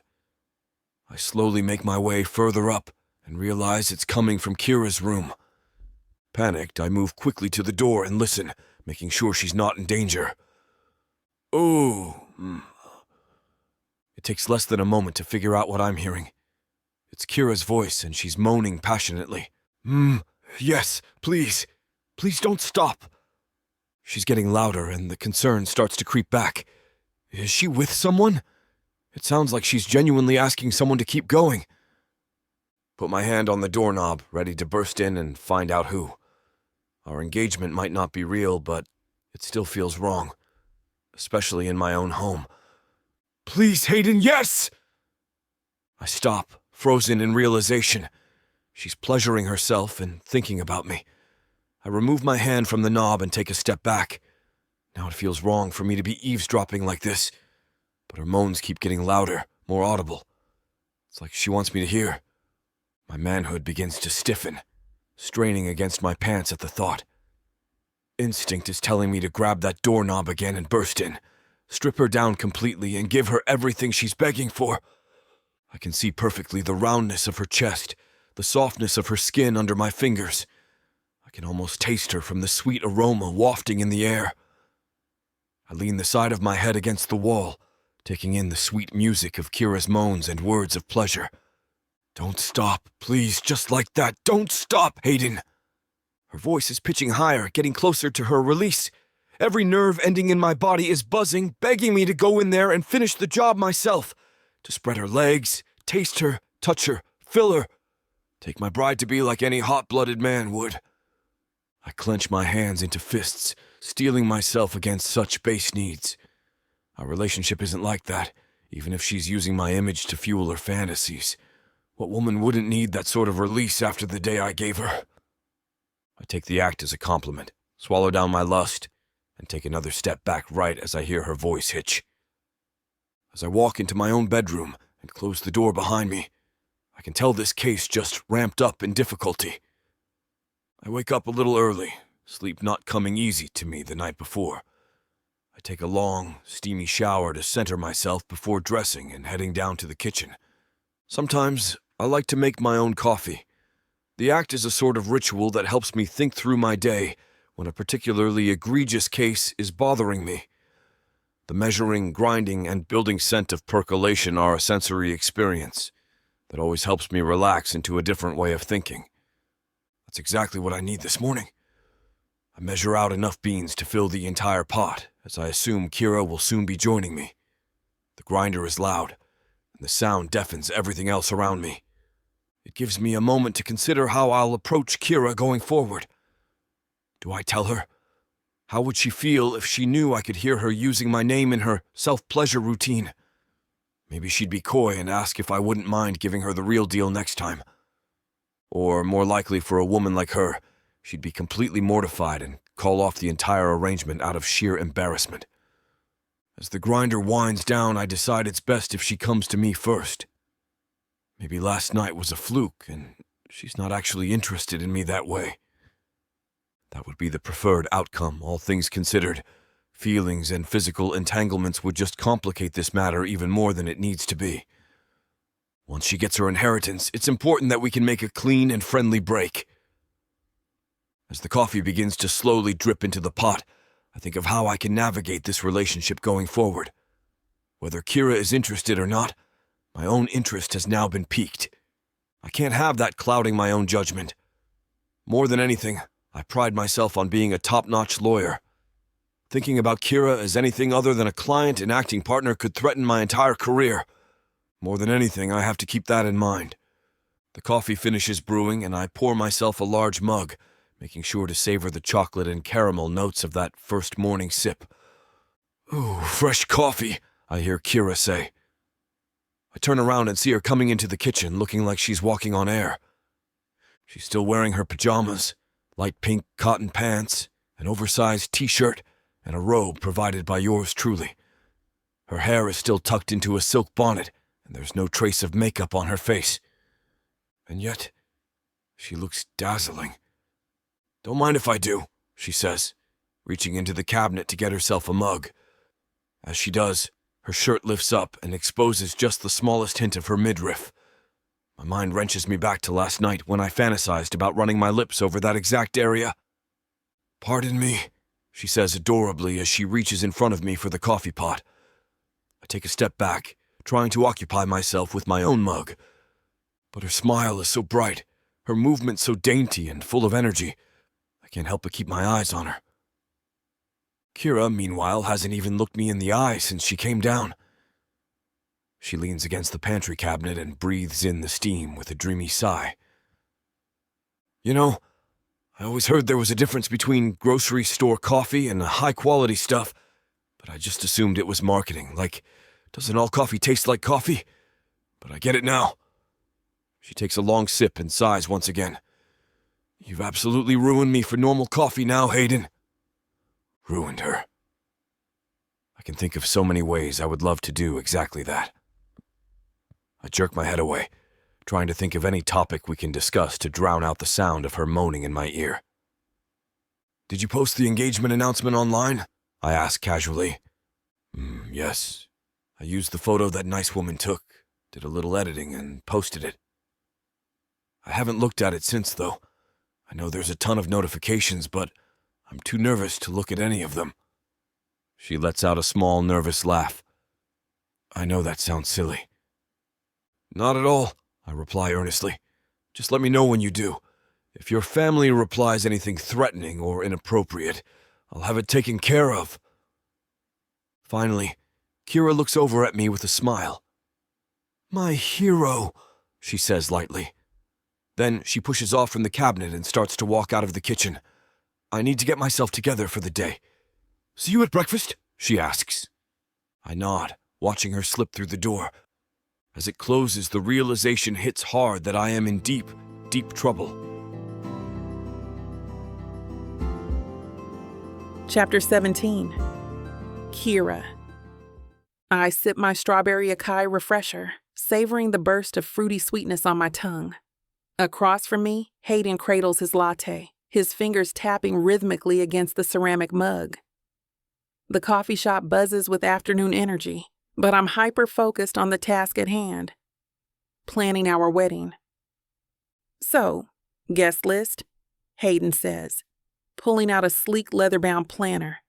"I assume you'll want your family there?" I shake my head, my curls bouncing. No way. They're probably praying I don't get hitched in time. I'd rather keep it small. Just a few close friends. Jess, definitely. Hayden raises an eyebrow. "You sure? It might look suspicious if your family's not there. Trust me, it'd be more suspicious if they showed up pretending to be happy for me." I roll my eyes. "They'd probably try to object during the ceremony." He chuckles, a deep, rich sound that sends a shiver down my spine. "Fair enough. We can have communal seating at the ceremony to hide the low turnout for the bride's side. I'm assuming you'll want to invite some friends, though?" I nod and list off a few names. Jess, of course. Some others from undergrad that I still keep up with on social media. Oh, and Pamela. She's one of my mom's cousins. She's pretty much her only living relative I had a relationship with, I add. "Do you think she'll come?" Hayden asks while writing her name down. "No," I say, shaking my head. "But she'll be hurt if she doesn't get to fill out an RSVP for no anyway." As Hayden continues outlining plans, listing his own relatives and business associates, my mind starts to wander. The sunlight streaming through the window catches on his hair, highlighting the touch of silver at his temples. His jaw clenches slightly as he concentrates, and I find myself imagining what it would feel like to trail my fingers along that strong line. Kira? Hayden's voice snaps me back to reality. Did you hear what I said? I blink, heat rising to my cheeks. Sorry, I spaced out for a second. What were you saying? He smirks, a knowing glint in his eye. I said I've arranged for a seamstress to come by with some wedding dresses for you to try on. Is that okay? Oh, I nod, trying to refocus. Yeah, that's great. Thank you. As Hayden launches into details about the dress fitting, I force myself to pay attention. But a part of my mind keeps drifting back to those eyes, that smile, and the growing realization that this fake engagement might be becoming all too real for me. I nearly choke on my refresher as Hayden casually drops his next bombshell. You might want to pick out 5 dresses, 1 for the ceremony and 4 for the reception. I'm sorry, what? I splutter, wiping my chin. 5 dresses? Are we getting married or putting on a Broadway show? Hayden's brow furrows. Is that not standard? I thought most brides had multiple outfit changes throughout the night. I can't help but laugh. Maybe if you're marrying into the royal family, most of us commoners stick to 1 dress for the whole shebang. But the reception could last for hours, he protests. Surely you'd want something more comfortable for dancing. Hours? I shake my head, amused. Hayden, how long do you think weddings usually last? He shrugs. 8, maybe 10 hours? Jesus Christ, I mutter. No wonder you need 5 outfits. What kind of marathon receptions have you been attending? The usual kind, he says, looking genuinely confused. Cocktail hour, dinner, speeches, first dance, cake cutting, bouquet toss, garter toss, more dancing. I hold up a hand. Okay, I get it. You're used to weddings that could qualify as Olympic events. But trust me, 2 dresses max is plenty. If you're sure, he concedes, though he still looks skeptical. I'm positive. And speaking of dresses, would it be okay if Jess came to the fitting? I could use a second opinion. Hayden nods. Of course. Whatever makes you comfortable. I smile, grateful for his understanding. Thanks. And who knows, maybe I'll fall in love with 2 dresses and surprise myself. That's the spirit. He grins, raising his mug in a mock toast. As we dive deeper into wedding planning, I find myself getting caught up in the details. Who knew there were so many shades of white? Or that picking a first dance song could be more stressful than my MCAT? What about At Last by Etta James? Hayden suggests, scrolling through his phone. I wrinkle my nose. Too cliché, plus it's about finally finding love after a long wait. Doesn't really fit our whirlwind romance, does it? He chuckles. Fair point. How about something more modern? Perfect by Ed Sheeran. God, no. I groan. I'd rather walk down the aisle to the Imperial March. Hayden's eyes light up. Now that would be memorable. As we banter back and forth about music choices, a nagging thought resurfaces in my mind. Earlier, Hayden mentioned a small turnout for the bride's side. It shouldn't bother me. This isn't even a real wedding. But for some reason it does. I bite my lip, hesitating before speaking. Hey, Hayden? About the guest list. He looks up from his planner. Yeah? I take a deep breath. I think we should invite my father's family after all. Hayden's surprise is evident. I thought you said... I know, I interrupt. But it's not a real wedding anyway, right? So what's the harm? Plus, it might look suspicious. Hayden doesn't argue. He flips to the guest list and adds the names I rattle off, my stomach twisting with each one. A few days later, I stand on a small pedestal in Hayden's expansive dressing room, surrounded by mirrors and racks of white fabric. The seamstress, a petite woman with graying hair, fusses with the hem of a dress that feels more like a straitjacket than wedding attire. Jess lounges on a plush chaise, swirling a glass of rosé. "Girl, you look like you're about to take your vows at a convent, not walk down the aisle." I grimace, tugging at the high collar. I know, right? I can barely breathe in this thing. The seamstress clicks her tongue. This is a classic design. Very elegant. If by elegant you mean suffocating, Jess quips. Come on, let's see something with a little more oomph. I step down, grateful to shed the stuffy gown. The seamstress helps me into the next option, a dress that's the polar opposite of the first. It's all sheer panels and strategically placed lace, leaving little to the imagination. Holy crap, Jess whistles. Now that's what I call a wedding night dress. I catch sight of myself in the mirror and feel my jaw drop. I can't wear this. I'd scandalize half the guests. And give the other half heart attacks, Jess adds with a wink. The seamstress purses her lips. This is a very modern design, very popular with young brides. Maybe for brides getting hitched in Vegas, I mutter. Jess, stop laughing and help me out of this before I flash someone. As Jess helps me wiggle out of the barely there dress, she can't stop giggling. I don't know, Kai. Maybe you should keep it. Give Hayden a little preview of the honeymoon. I swat her arm, trying not to laugh, or let my growing embarrassment show. Shut up. This is supposed to be a respectable wedding, remember? The seamstress huffs, clearly annoyed by our antics. Perhaps the next dress will be more to your liking. The seamstress helps me into the next dress, and as soon as it slips over my curves, I know this is the one. The fabric feels like a dream against my skin, soft and luxurious. I turn to face the mirror, and my breath catches in my throat. Holy crap, Kai, Jess whispers, her eyes wide. The dress is a vision of classic elegance with a modern twist. The sweetheart neckline shows off just enough cleavage to be alluring without crossing into scandalous territory. The bodice hugs my waist before flowing out into a full skirt that makes me feel like a princess. I start, my voice wavering. I think this is it. As I stare at my reflection, something shifts inside me. For the first time since this whole charade began, I actually feel like a bride.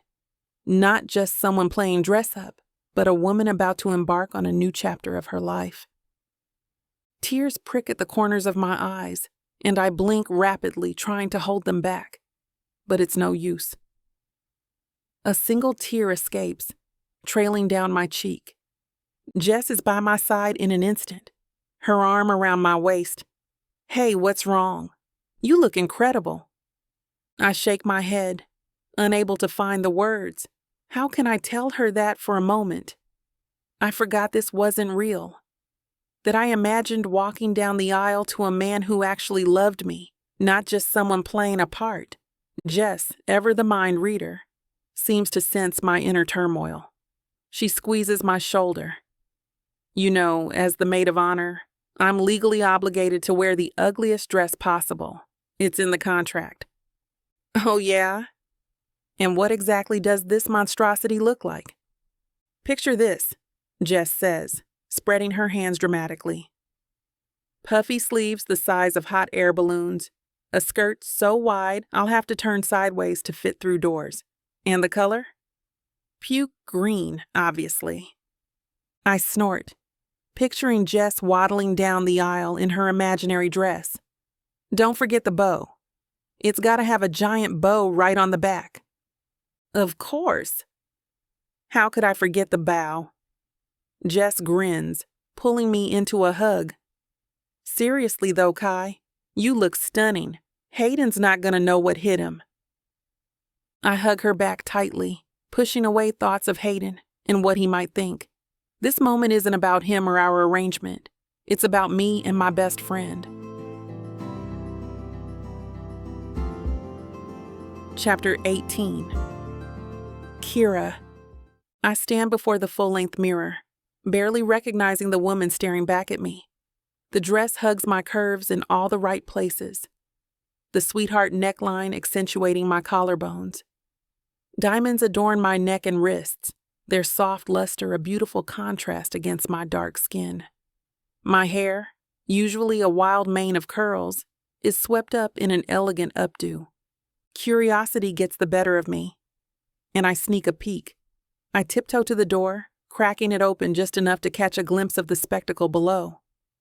My breath catches in my throat. The room is a vision of opulence. Flowers cascade from every surface, their perfume wafting up to where I stand. Twinkling lights cast a soft glow over everything, making the whole scene look like something out of a fairy tale. The sheer number of chairs makes my head spin. As I watch, guests begin to file in. The soft strains of violins float up to me, adding to the dreamlike quality of it all. It's so easy to get lost in the fantasy, to forget that this isn't real. I close the door, leaning against it as reality comes crashing back. This isn't a fairy tale. It's a business arrangement, nothing more. I repeat it like a mantra, trying to ignore the way my heart races at the thought of walking down that aisle. A knock at the door startles me out of my thoughts. "Kai!" Jess's voice calls from the other side. I open the door, and there she stands in her mint green bridesmaid dress, looking far better than she has any right to. "Damn," I say, eyeing her up and down. "And here I thought I told the designer to make you look like a swamp monster." Jess grins, twirling to show off the dress. She steps into the room, her expression softening as she takes me in. "Kai, you look... wow." I fidget with my bracelet, suddenly feeling exposed. "Is it too much? Maybe I should..." "Don't you dare finish that sentence," Jess cuts me off. "You look incredible. Now come on, it's showtime. Everyone's being seated." As she turns to lead the way, panic grips me. This is it. There's no turning back now. I take a deep breath, my hands trembling as I clutch the bouquet. The music swells, and all eyes turn to me. My heart pounds as I take my first step down the aisle. Then I see him, Hayden, standing there in his impeccable tuxedo, looking more handsome than I've ever seen him. His eyes lock onto mine, and suddenly, everything else fades away. The guests, the flowers, even the music. It all becomes a blur. My mantra of, "this is just business," evaporates. In this moment, it feels real. So achingly, beautifully real. I let myself believe it. After all, isn't that what I'm supposed to do? Sell this illusion to everyone watching? With each step, I sink deeper into the fantasy. The way Hayden looks at me, his smile growing wider as I approach, it's easy to imagine this is all genuine, that he truly wants me as his wife. Before I know it, I'm standing beside him. He takes my hand, and a jolt of electricity runs through me at his touch. The pastor begins to speak, but I barely hear the words. I'm lost in Hayden's eyes, in the warmth of his hand holding mine. "Dearly beloved, we are gathered here today." The vows come next, simple, heartfelt words that we exchange. I hear myself speaking, but it's as if someone else is controlling my voice. The words feel too true, too raw. The pastor's voice cuts through my haze. "I now pronounce you man and wife. You may kiss the bride." Hayden leans in, and for a moment, I forget how to breathe. His lips touch mine, and my world explodes. I expected a chaste kiss to seal our vows. Instead, his mouth melds against mine, warm and insistent. My body responds before my brain can catch up, and I find myself melting into him. The kiss deepens, and I forget everything. All I know is the press of his lips, the warmth of his hands on my waist. It's passionate, hungry, and so much more than I ever imagined. Reality crashes back when a chorus of cheers and whistles erupts around us. I pull away, dazed, suddenly remembering we have an audience. My eyes dart around, catching sight of Hayden's colleagues whooping and hollering like frat boys at a keg party. I should feel embarrassed, but a giddy laugh bubbles up instead. My lips tingle, and my heart races. Was that real, or just an incredibly convincing act? Before I can ponder it further, Hayden's hand slides to my lower back, pulling me close. His other hand cups my cheek, those striking blue-green eyes boring into mine. There's an intensity there that makes breathing difficult. "One more for good measure," he murmurs, his voice low and husky. Then his lips are on mine again, softer this time but no less electrifying. It's over too soon, leaving me dizzy and off balance as we turn to face our guests. As we start down the aisle, my mind whirls. What just happened? Was any of that real, or are we both just phenomenal actors? The warmth of Hayden's hand on my back, the lingering taste of him on my lips. It all feels too genuine to be fake.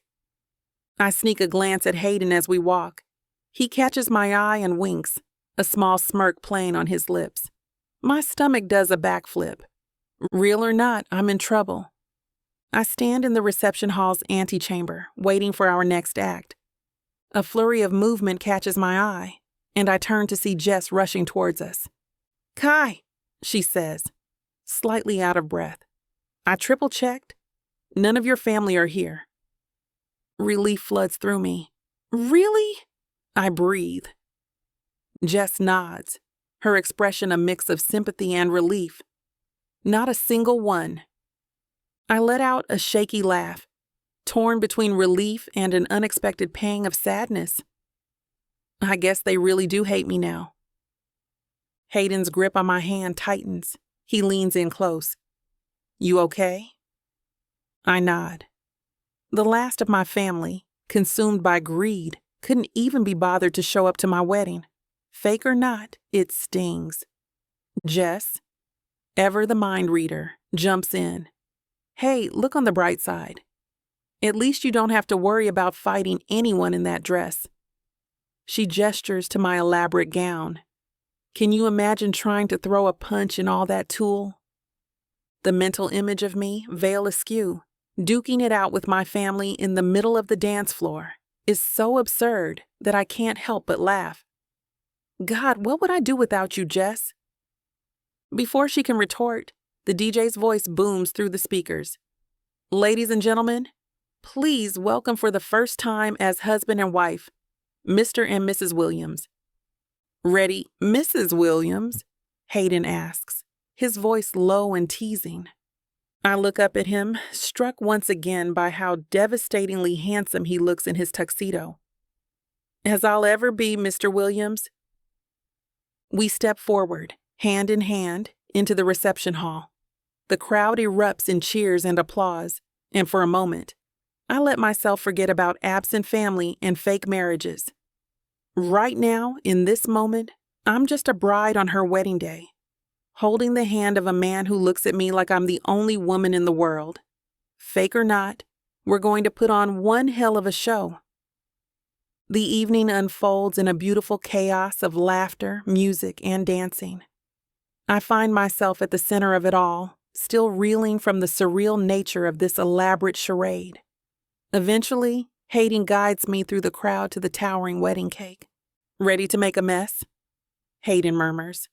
I can't help but grin. "Bring it on." We grasp the knife together, his hand covering mine as we slice through the tiers of vanilla and raspberry. The crowd cheers as Hayden feeds me a piece, his fingers brushing my lips. Then he dabs a dollop of frosting on my nose. "Hey!" I laugh, scrunching my face. "What? It's tradition," he says with a wink, looking far too pleased with himself.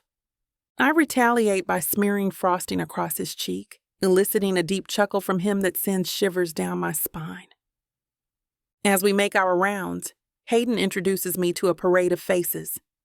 "You remember Brian?" Hayden asks. "My right-hand man and occasional pain in my neck." Brian grins, shaking my hand. "Congrats, you two. Kira, how'd you manage to rope this workaholic into marriage?" I feel Hayden tense slightly beside me, but I just smile. "Oh, a little blackmail goes a long way." Brian roars with laughter. "I like her, Hayden. Don't screw this up." As the night progresses, I find myself on the dance floor with Jess, both of us tipsy from the endless supply of champagne. As we sway to the music, I catch Hayden's eye across the room. He's deep in conversation with some colleagues, but his gaze is fixed on me. The intensity in his eyes makes my breath catch. Jess follows my line of sight and whistles low. "Damn, girl, fake or not, that man is looking at you like you're the last oasis in a desert." I tear my eyes away, focusing on Jess. "It's just for show," I insist, but even I can hear the uncertainty in my voice. "Uh-huh," Jess says, clearly unconvinced. "Well, real or fake, you better enjoy every second of this. How many people get a multi-million-dollar wedding, even if it is just pretend?" She's right, of course. I look around at the opulent decorations, the gourmet food, the endless champagne. Even if I never get married for real, this night will do just fine. I raise my glass to Jess, grinning. To fake marriages and real friendships. Chapter 19. Hayden. The reception begins dying down, and Kira and I spend a seemingly unending amount of time saying our goodbyes to everyone. The music is getting quieter, the cake is all but crumbs now, and the lights are coming back on. "I think it's time for me to whisk you away now," I not so quietly whisper to my bride. She looks up at me with a beaming smile. Her hair is laying gently over her bare shoulders, and teasing at the cleavage her reception dress puts on full display. A sparkling diamond necklace accentuates the curves, and my eyes keep getting drawn to that exact space. "I think I would love nothing more, Mr. Williams," she replies coyly. I take her hand in mine and begin escorting her outside, where a limousine awaits. The guests who have lingered to the end cheer for us, Jess and Brian among them, clapping and shouting their well wishes as the happy new couple pile into the limo. The driver gives us a knowing look in the rearview mirror as he flips a switch and lets the privacy window roll up.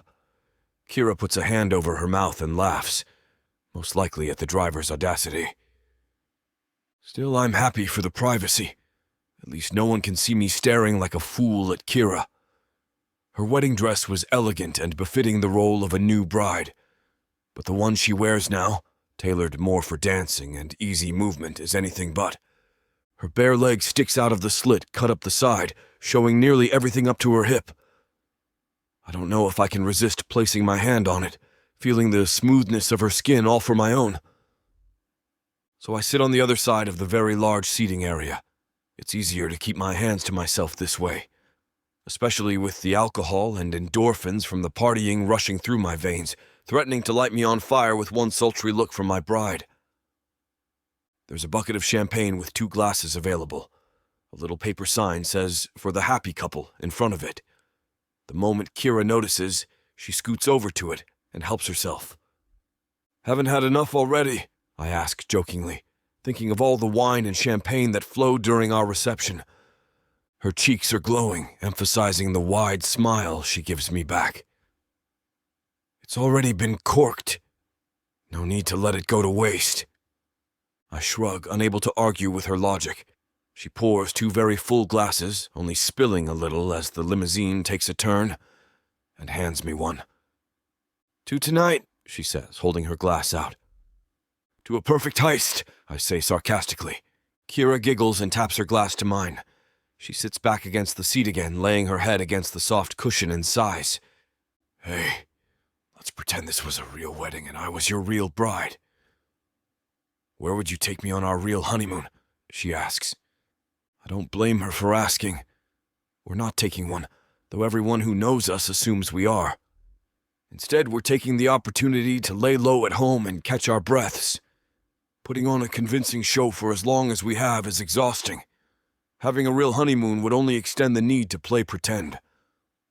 I take a sip of the champagne and consider her question. I certainly have my own ideas, but any decent honeymoon should be planned as a team. Well, where would my real wife want to go? I ask. Her eyes go wide, and she takes an even longer sip of her own glass. Kira rests the side of her head in her hand and makes a sound like she's thinking deeply. Well, I've always wanted to see Hawaii, she admits sheepishly. I laugh in spite of myself. Kira looks offended, but I try to wave it off. What? Who doesn't like Hawaii? I'm sorry, just... Why not someplace that at least requires a passport? I ask. She nods slowly. Right, okay. I mean, you do have the money for it. Well, if I'm going to think big, then why not Europe? I raise an eyebrow. As in, all of it? The thought seems insane, exhausting even. But she seems so sure about this idea that I can't help but buy into it as well. Well, why not, Mr. Moneybags? Since I'm going through the trouble of getting a passport, why not get tons of stamps in it? France, Belgium, Italy. I want to see all of it. I want to have a pint in a pub in England, see the puffins in Ireland, and have real paella in Spain. Why stop there? I ask. How about Asia too? Korea is beautiful this time of year. Japan! She cries out. I love Hello Kitty! We descend into fits of laughter, champagne spilling on her exposed skin. She apologizes and finds a cloth to dab it up with. Well, Mr. Williams, here's to you. And the lucky future Mrs. Williams, she says, with only a hint of sadness in her voice. Here's to the future Dr. Foster, I reply, reminding her why we're doing all this. She nods, her mouth tucked into a neutral smile. We finish just as the car pulls up to my house, tears from our laughter still shining in her eyes. We step inside and I can see her palpable exhaustion. There'll be no late-night dessert drinks or conversation. We both need some sleep. I do the gentlemanly thing and escort Kira to her room, taking each step very carefully as the tendrils of alcohol still haven't left us. She only stumbles once, and embarrassed giggles ring out through my empty home. But as we stand between our bedroom doors, Kira silently stares at me. I can't take my eyes off of her either. She's gorgeous, eyes sparkling and skin glowing in the pale light. It's almost too much to bear. I only need one word of encouragement from her to ruin everything completely. Kira's breath hitches. She blinks several times. Then her mouth gently opens to say something. It's too much. I don't even think before I move my hand behind her head, holding her gently as I close the gap between us and take her mouth in mine. The taste of her is exactly as I'd imagined, since the night we became engaged, since the night I heard her voice begging for me by name to satisfy her every need. Kira stumbles, and I push her back until she's pressed against the wall. Her lips part easily, welcoming me inside. I feel her hands on my chest, trailing up to my collar and resting on my neck. As I dart my tongue inside, exploring her mouth, she makes adorable little mewling sounds that threaten to completely undo me. My hand reaches out for the doorknob, ready to swing it open and take her inside. Strip off her dress, trail my lips over every inch of exposed flesh. Finally take what I've been denying myself for so long. My hands travel over her sides while I imagine peeling off her lingerie, using my tongue to make her cry and howl my name in earnest. I think about how it must feel to be inside her, to stretch her tightness to fit around me and watch her face contort in pleasure as it does. I know I shouldn't be doing this. We shouldn't be doing any of this. My mind races through a bulleted list of why I need to stop immediately. It's unprofessional, it's dangerous, it's placing feelings where they don't belong, it's threatening to destroy our perfect plan. It can only end in both of our hearts being broken, and that's it. The knowledge that this can only end this with seeing her cry is the image that knocks me back into my senses. I pull away abruptly, taking a few steps back. I look down at Kira, breathless as her chest heaves against the tight silk dress. Her eyes are staring up into mine, searching for an explanation, direction, permission, anything I can give her to help her understand. Guilt rips through me. I've already taken this much farther than it should have ever gone. And worse, I don't have the words to help her understand. I walk to my door, open it, and slip inside my bedroom without a sound. Then I lock the door for good measure. If she followed me in and offered herself, I don't think I'd be strong enough to deny it one more time. I stand there a moment, collecting my thoughts and steadying my breath, until I hear Kira's door open and close. I sigh in relief, at least knowing she's okay enough to do that much. I begin to loosen my tie as I step further in, solidifying my resolve. This cannot happen again, I say firmly. This can never, ever happen again. Chapter 20. Kira. I wake up late, the stickiness of dried tears and mascara clinging to my eyelashes. A palpable hangover clouds my thoughts and makes the room around me spin. It takes a few moments for me to stretch, ground myself, and remember why I was crying in the first place. Right? Last night was my wedding night, and my new husband sprung one of the most romantic kisses I've ever had on me before rushing off alone and leaving me confused and upset. The memory of the kiss itself almost makes the pain of supposed rejection fade away. I let it soothe me like the hot water from my shower, letting me wake up to a slightly better feeling. A gentle cleanser erases the evidence from my cheeks, making me feel refreshed and ready to face the day. And Hayden. Before anything else, I need to talk to him about that kiss. Where did it come from? Why did he do it? And more importantly, why did he pull away just when it was getting good? The man has a lot to answer for, but as long as he's open and honest, I'm willing to approach the conversation like a rational adult. If it was a champagne-fueled mistake, I can handle that. I'm a big girl. But if he's fighting feelings, careful, Kira, I say to myself while toweling off. I have to believe it was the former. Hayden has been nothing but professional this entire time. What's one little alcohol-fueled slip-up? I finish getting dressed and ready myself for what might be an awkward conversation, then open my door and walk outside. Hayden's bedroom door is open. Inside, one of the maids is busy vacuuming. She looks up and waves at me, smiling, before turning the machine off.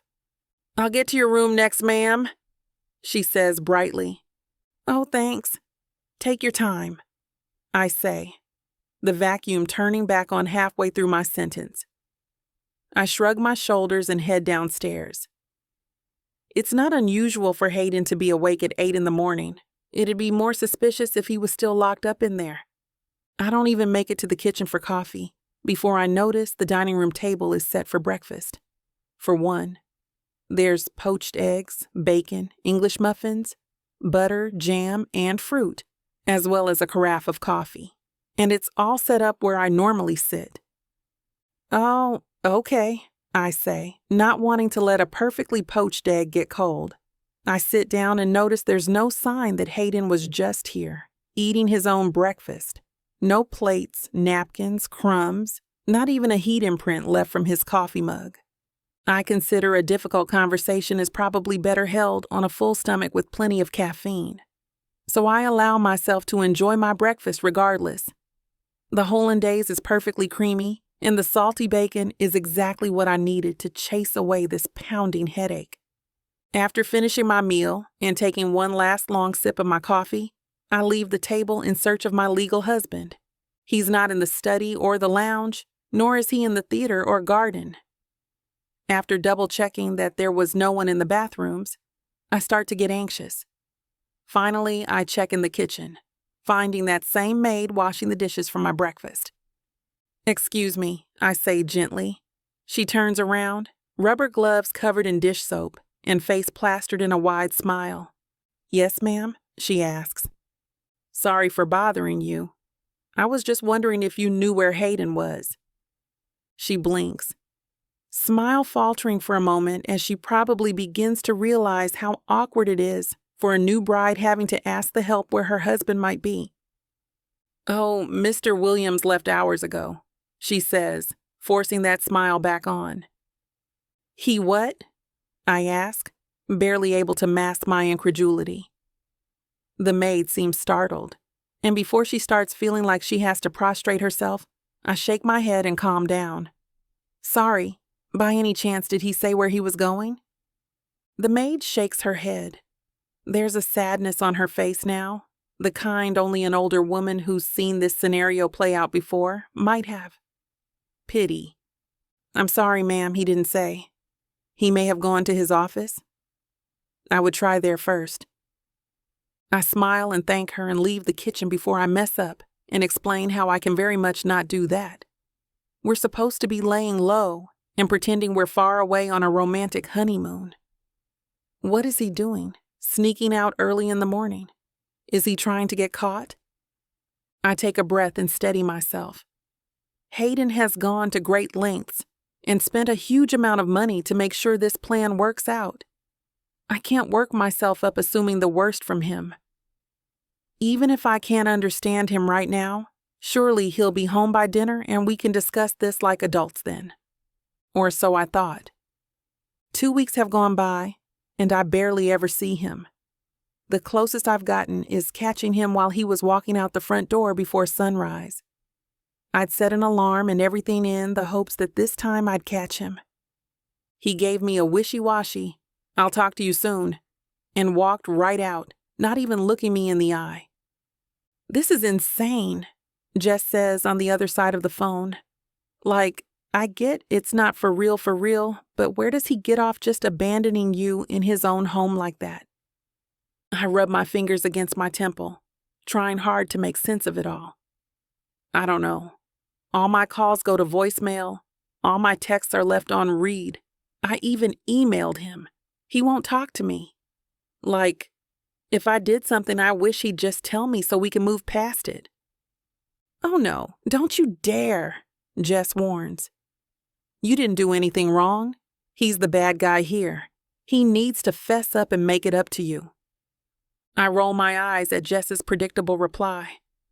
I could tell her I cheated on my boyfriend, and she'd find a way to make the situation the guy's fault. Still, it's nice to have someone completely in my court right now. "So what are you doing?" "Spending all his money, I hope." I shake my head. "Studying, mostly, and even if I wanted to help myself to his bank account, which I don't. It's not like he gave me a credit card. In truth, I have everything I need here. And if there's something else, I can ask any of his staff, and they'll happily get it for me." "Well, at least you're making the most of your alone time. Hopefully we can catch up soon and have a girls' night out," Jess says sadly. I know she misses me. I can't wait to see her again, too. Our little talks are pretty much the only social time I get since Hayden decided to ghost me. We say our goodbyes, and I return to my current task, filling out applications for medical school. Without a job to keep me occupied, it's this and studying that take up most of my time. I was able to find a little joy and excitement in it at first, but now it's becoming mind-numbing. Every day I hope Hayden comes to his senses and comes home, talks to me, explains what's going on. And every day I'm disappointed. It feels like I'm completely alone in this enormous house, and it's starting to drive me nuts. Halfway through an essay on why I'm pursuing a medical degree, the 5th one I've written, I can feel my head about to explode. So I stand up from the table, stretch, and decide to take a walk outside. The garden would normally be a perfect balm to my complicated feelings, but right now it's just highlighting them. This place is huge, gorgeous, and obviously takes a lot of money to maintain, and I don't belong.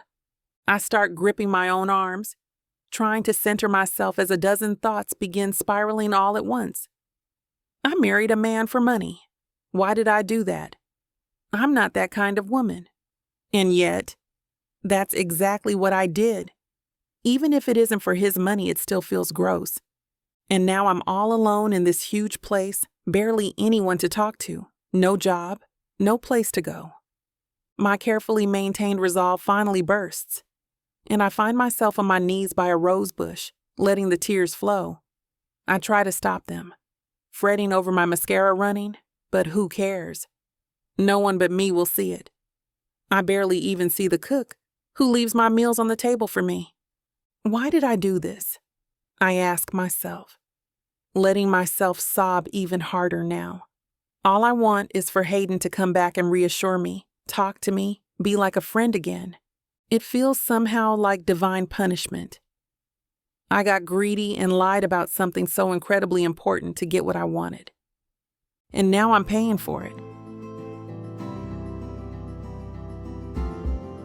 Chapter 21. Hayden. I pull into the driveway, bone-tired after another grueling day at the office. For weeks now, I've been slinking around like a goddamn criminal, hiding out in the lower levels of my own building. It's pathetic, really. A grown man, a successful lawyer no less, skulking around his own damn law firm like some kind of fugitive on the run. But being near Kira... Jesus Christ, it's hard. Harder than any case I've ever tackled. Every time I catch a glimpse of her, I want to reach out and touch her, to run my fingers through that wild mane of curls, to taste those full lips again. That kiss on our wedding night, damn, it nearly shattered my resolve into a million pieces. If I hadn't managed to pull away when I did, there's no telling what might have happened. And that scares the life out of me. I shake my head vigorously, desperately trying to clear the thoughts that keep plaguing me. I need to get a grip. As I step out of the car, my expensive leather shoes crunching on the gravel driveway, a sound catches my attention. It's soft, muffled, like someone crying but trying their damnedest not to be heard. My brow furrowing, I follow the noise, making my way around the side of the sprawling house. The manicured lawn gives way to a beautiful garden, and there, kneeling by a rose bush bursting with crimson blooms, is Kira. Her shoulders shake with silent sobs, her wild curls cascading down her back, hiding her face from view. The sight of her so vulnerable hits me like a sucker punch to the gut, and for a moment, I'm frozen in place, unsure whether to approach or give her privacy. Without thinking, I stride towards her. "Kira, what's wrong?" She startles, quickly wiping at her face. "Hayden, it's nothing, I'm fine." "Bull," I say, crouching down beside her. "Talk to me." She looks away, biting her lip. I feel so alone here. You're never around, and I don't know anyone, and... Damn it, I mutter, running a hand through my hair. I'm sorry, I've been a complete jerk. I reach out, gently turning her face towards me. Her eyes are red-rimmed, tears clinging to her lashes. Something in my chest tightens. "Listen," I say softly. "I know this isn't easy for either of us, but we're in this together, remember? I shouldn't have been avoiding you."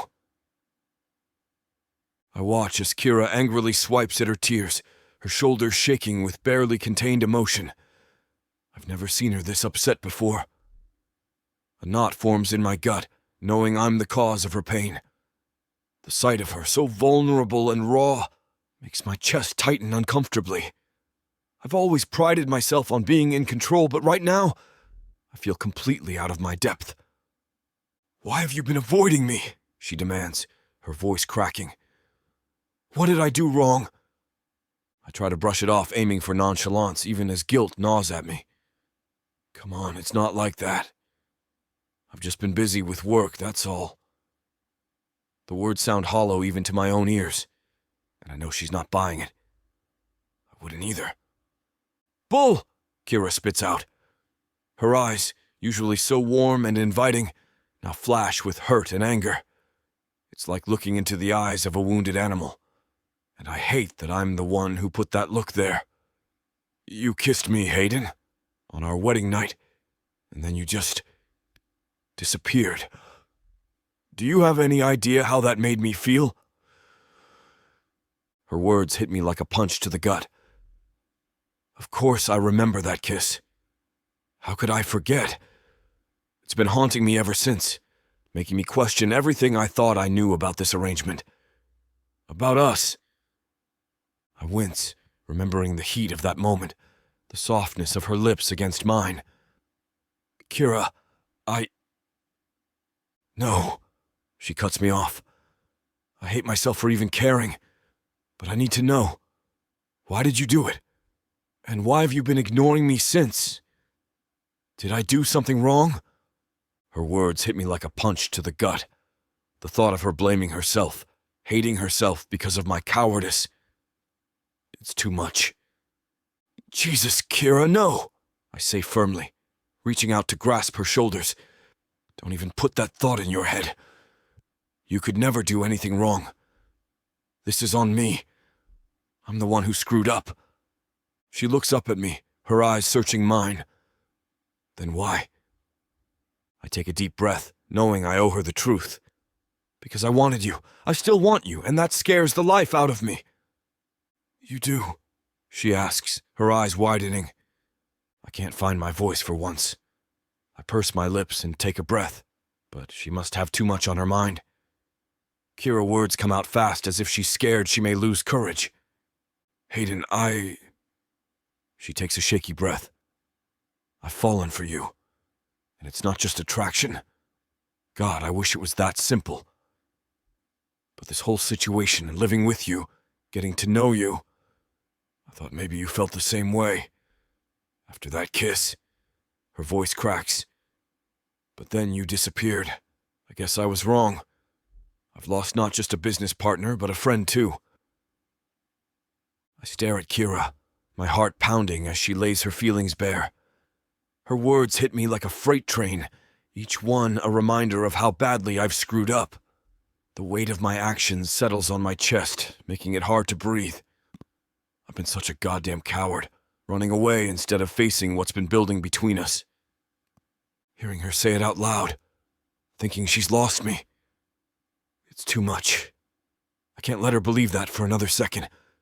The thought of her hurting because of me makes my stomach twist. I've got to make this right.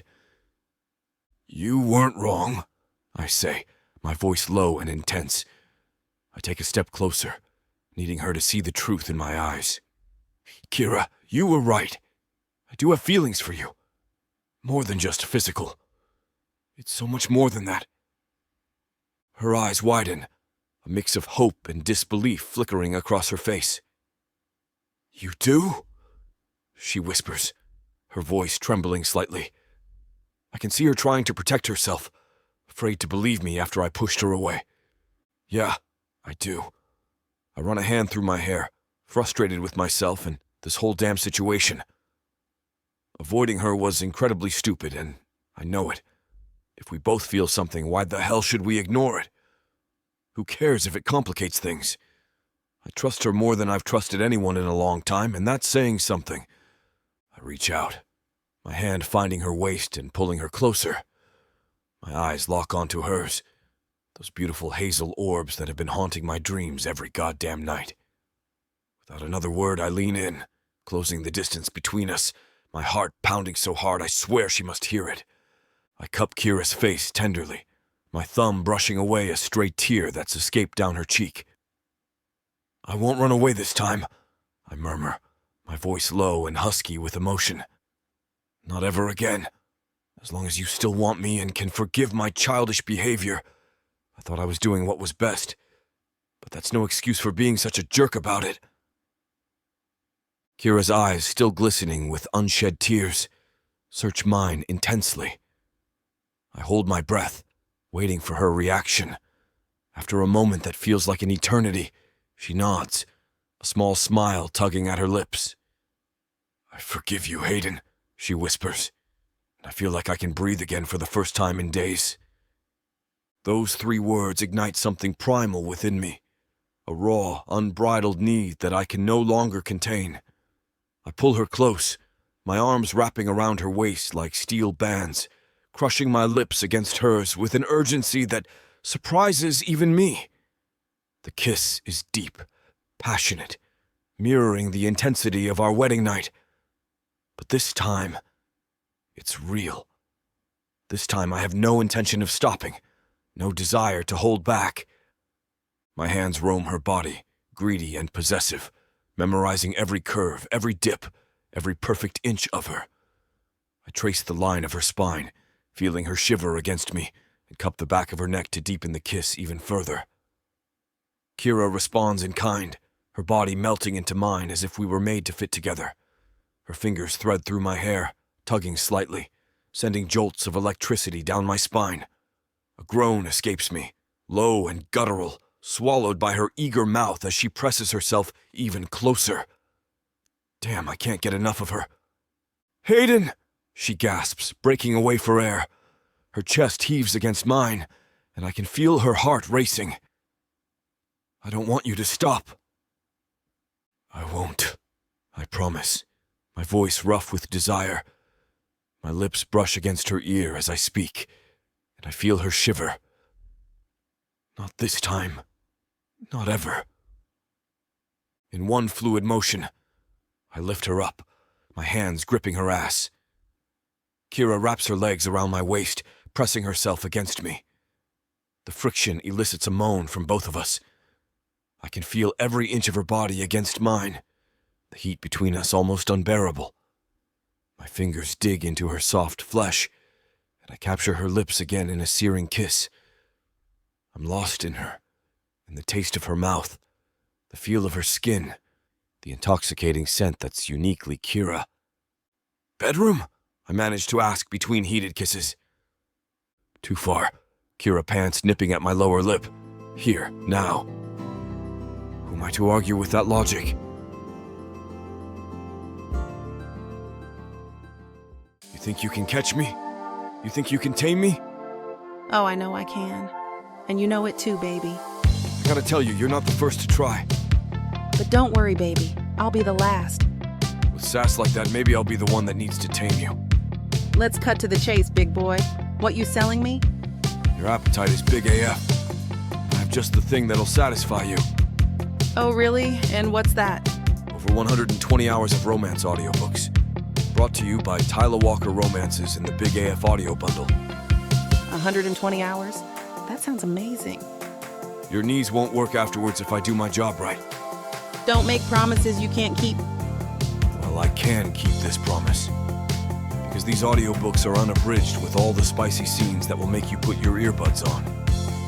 You know, Tyla can get freaky because she marked the bundle down by 69% for a limited time. I can't wait to take this bundle for a ride. Visit TylaWalker.com and get this audio bundle. Just don't start listening if you're going to be cooking dinner. Because you might just forget to feed your family. TylaWalker.com. Escape your life with Tyla.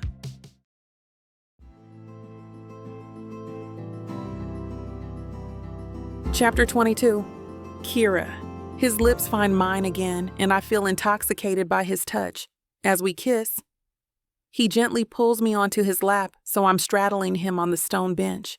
I can't help but notice the bulge in his khakis against me as I position myself comfortably on top of him. I wrap my arms around his neck, losing myself in his embrace. His hands slide down my back and he pulls away, taking a deep breath. "You have no idea how hard it's been keeping my hands off you," he murmurs, trailing kisses down my neck. A shiver runs through me at the feeling. I cling tighter to him, overwhelmed by the desire and emotion in his words. "It wasn't just you that struggled," I breathe. He stifles a laugh. "I know it wasn't, baby. I heard you that night in your room."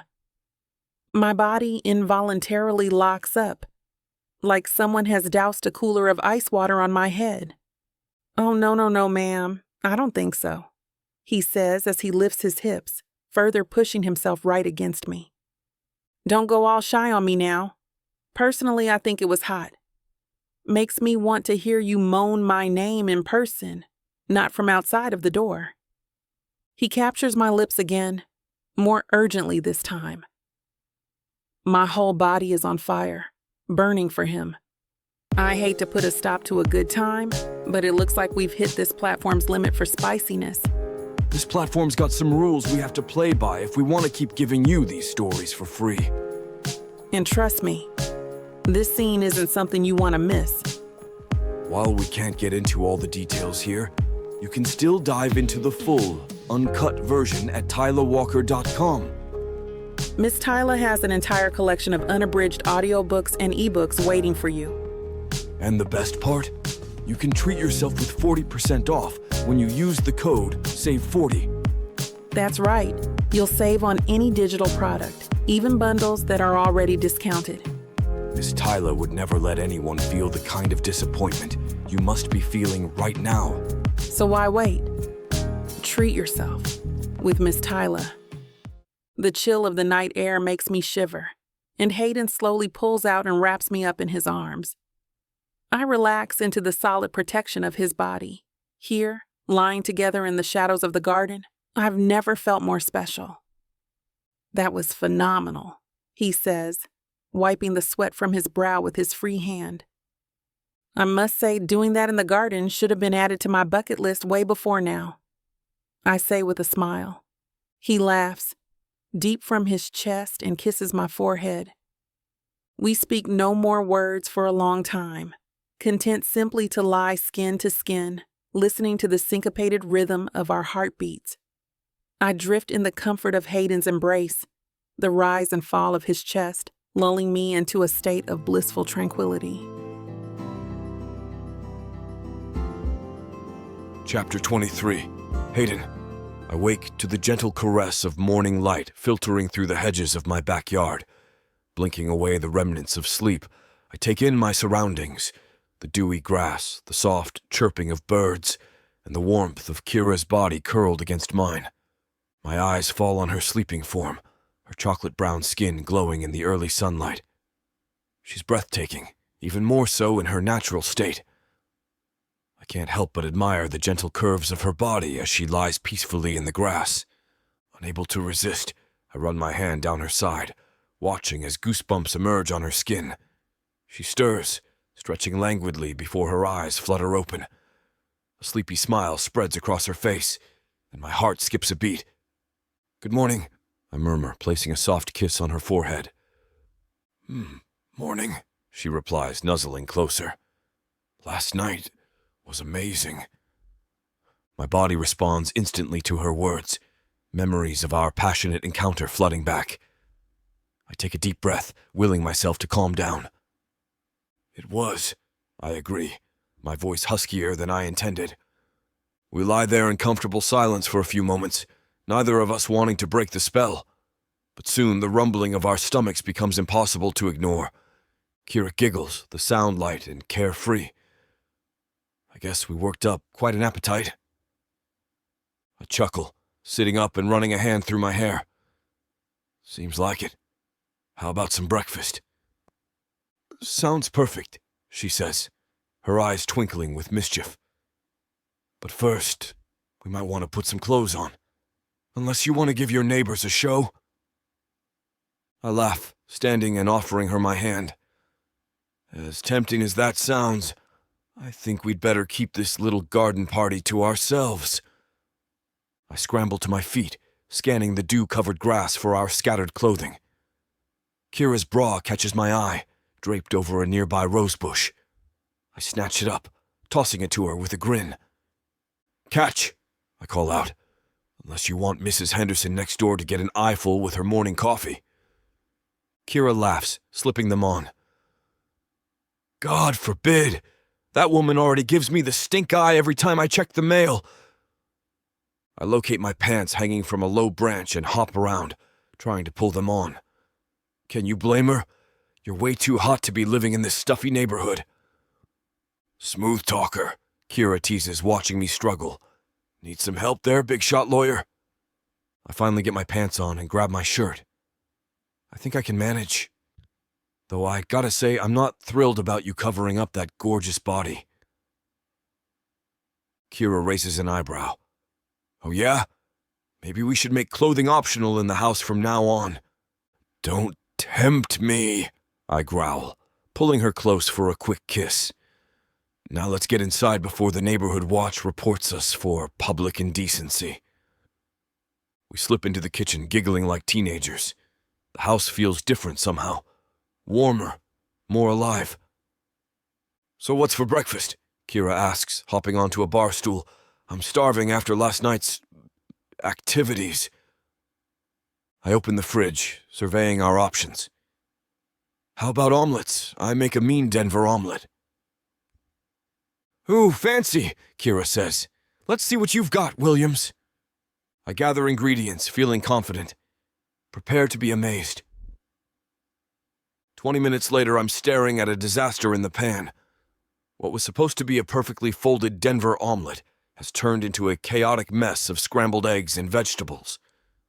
Half of it is splattered across the stovetop, mocking my culinary ambitions. So much for impressing Kira with my breakfast skills.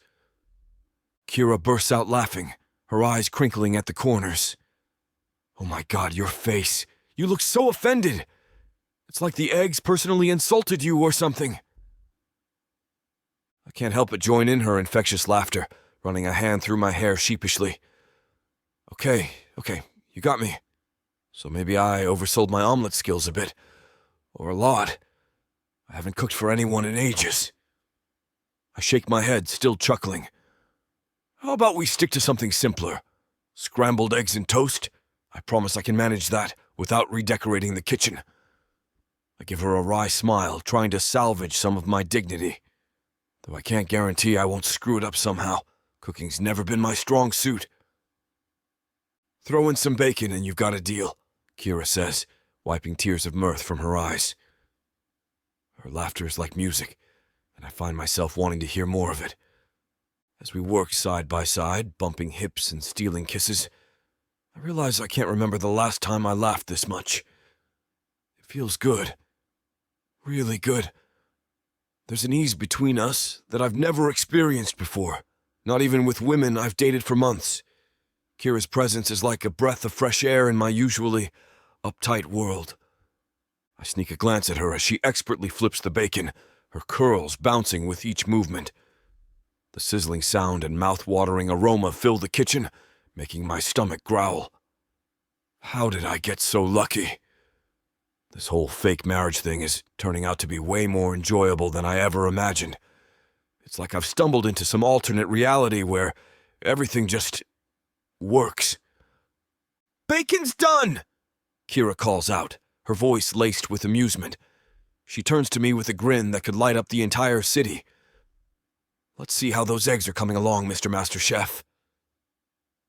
I can't help but chuckle at her playful jab. I'm actually having fun in the kitchen. Who would have thought? I glance down at my slightly overcooked eggs and shrug.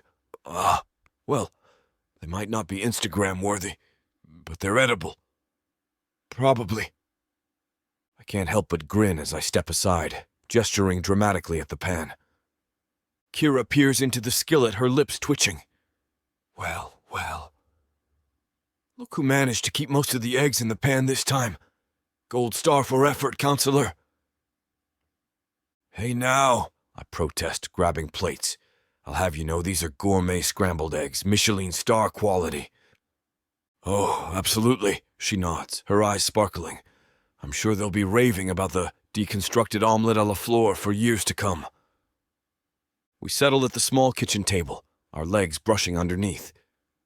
Kira takes a bite and makes an exaggerated sound of surprise. Holy crap, it's actually edible. Alert the media. All right, I chuckle, shaking my head. I get it. I'm not exactly Top Chef material, but I make up for it in other areas. Oh yeah? Kira quirks an eyebrow. Like what? Your ability to look devastatingly handsome while royally screwing up breakfast? I nearly choke on my coffee, caught off guard by her boldness. Damn, she's quick. I've gone toe-to-toe with some of the toughest lawyers in the state, but Kira's wit leaves me scrambling for a comeback. As we banter back and forth, I find myself utterly captivated. The morning light streaming through the kitchen window catches the golden flecks in her hazel eyes, making them shine with an almost otherworldly glow. Her wild curls are piled haphazardly on top of her head, a few stray tendrils framing her face in a way that's both messy and alluring. There's a smudge of flour on her cheek from our earlier cooking mishap, a reminder of the chaos we created together. She's still wearing last night's wrinkled clothes, the fabric rumpled in a way that hints at our shared evening. Yet somehow, in this moment of imperfection, she's never looked more beautiful to me. It's as if I'm seeing her, really seeing her, for the first time, and the sight leaves me breathless. I realize I've been staring when Kira tilts her head, an amused smile playing on her lips. Earth to Hayden, you still with me? What's going on in that head of yours? I blink, suddenly aware that I've been staring at Kira like a lovesick teenager. Damn. I clear my throat, trying to regain my composure. Nothing, I mutter, shoving the last bite of eggs into my mouth to buy time. Kira leans forward, propping her chin on her hands. Her eyes sparkle with mischief. Oh, come on. You can't fool me, counselor. Spill it. I swallow hard, both from the food and the intensity of her gaze. It's nothing, really. Uh-huh, she says, not buying it for a second. She bats her eyelashes exaggeratedly. I can wait all day, you know. I sigh, knowing I'm beat. There's no point in trying to hide it from her any longer. I was thinking, I'd like to take you on a real date. You know, somewhere nice. Just the two of us. Her eyebrows shoot up, genuine surprise flashing across her face. Really? You're not just messing with me, are you? Yeah, really, I say, feeling oddly vulnerable. It's not often I put myself out there like this, especially with someone I'm supposed to be in a fake marriage with. I mean it. Kira's expression softens, a hint of uncertainty in her eyes.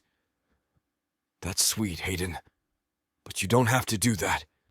If you're feeling guilty about avoiding me, last night was more than enough of an apology.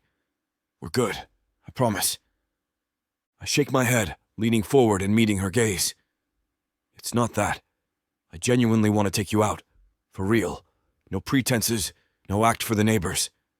Just us.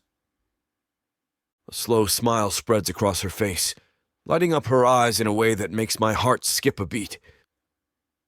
In that case, I'd love to. Did you have somewhere in mind, or should I be prepared for anything? Chapter 24. Kira. I step onto the polished deck of Hayden's yacht, my eyes widening at the luxurious vessel before me. The morning sun glints off the water, casting a dazzling sparkle across the bay. Welcome aboard, Hayden says, his hand warm on the small of my back as he guides me forward. What do you think? It's... wow, I breathe, taking in the sleek lines and gleaming white exterior. I've never been on a yacht before. Hayden chuckles, a deep, rich sound that sends a pleasant shiver down my spine. Well, there's a first time for everything. Come on, let me give you the grand tour. As we move through the yacht, Hayden points out various features, his voice a soothing rumble in my ear. I try to focus on his words, but I'm distracted by the way his hand keeps finding reasons to touch me. A gentle brush here, a light squeeze there. We emerge onto the upper deck, where a table has been set with an array of mouth-watering dishes. Eggs Benedict with freshly made hollandaise, thick cuts of bacon, lavender scones with bright pink frosting drizzle, and a glass dish of caviar sits next to tiny pancakes. Crystal flutes of champagne sparkle in the sunlight. Hungry? Hayden asks, pulling out a chair for me. Starving, I admit, settling into the seat. This looks amazing.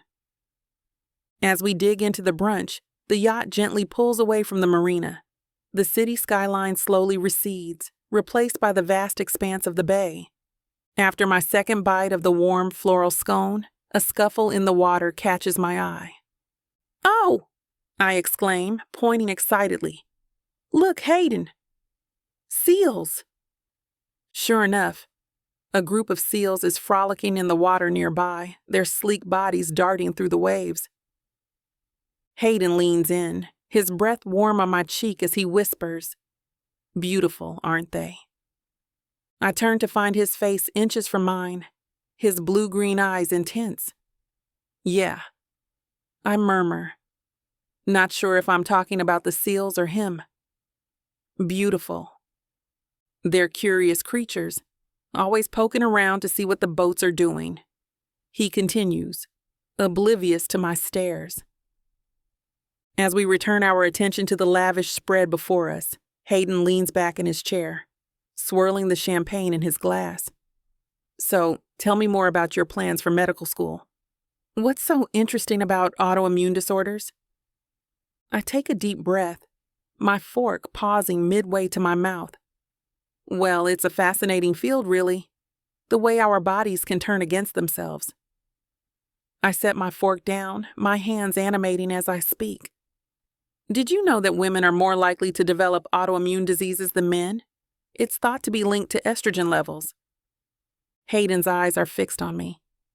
I had no idea. What else? Oh, there's so much. I gush, my excitement building.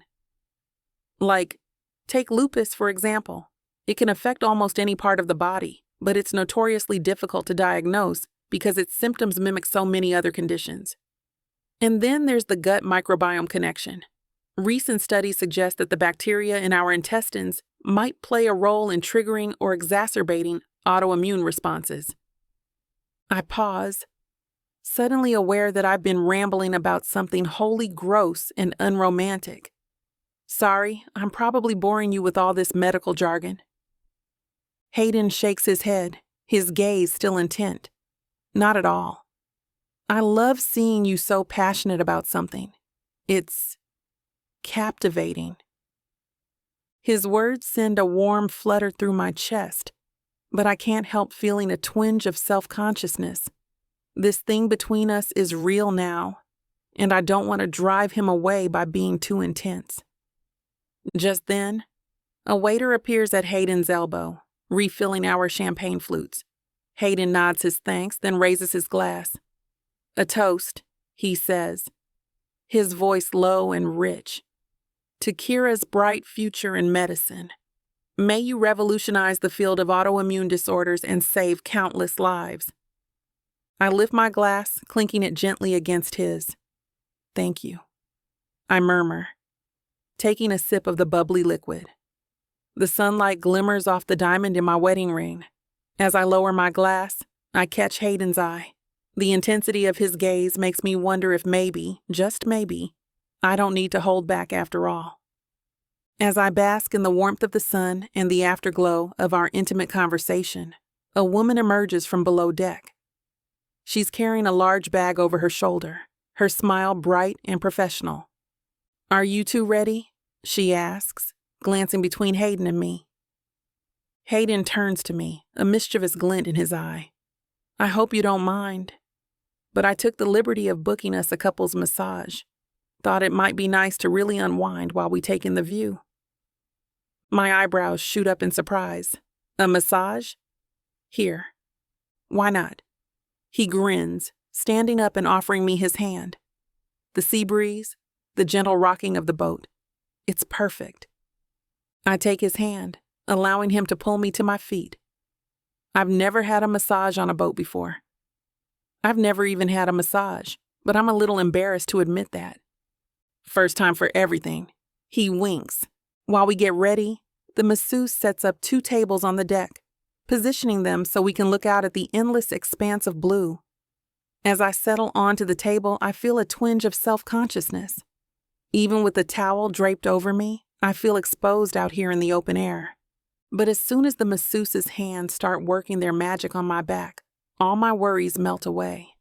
The tension I didn't even realize I was carrying begins to dissolve under her expert touch.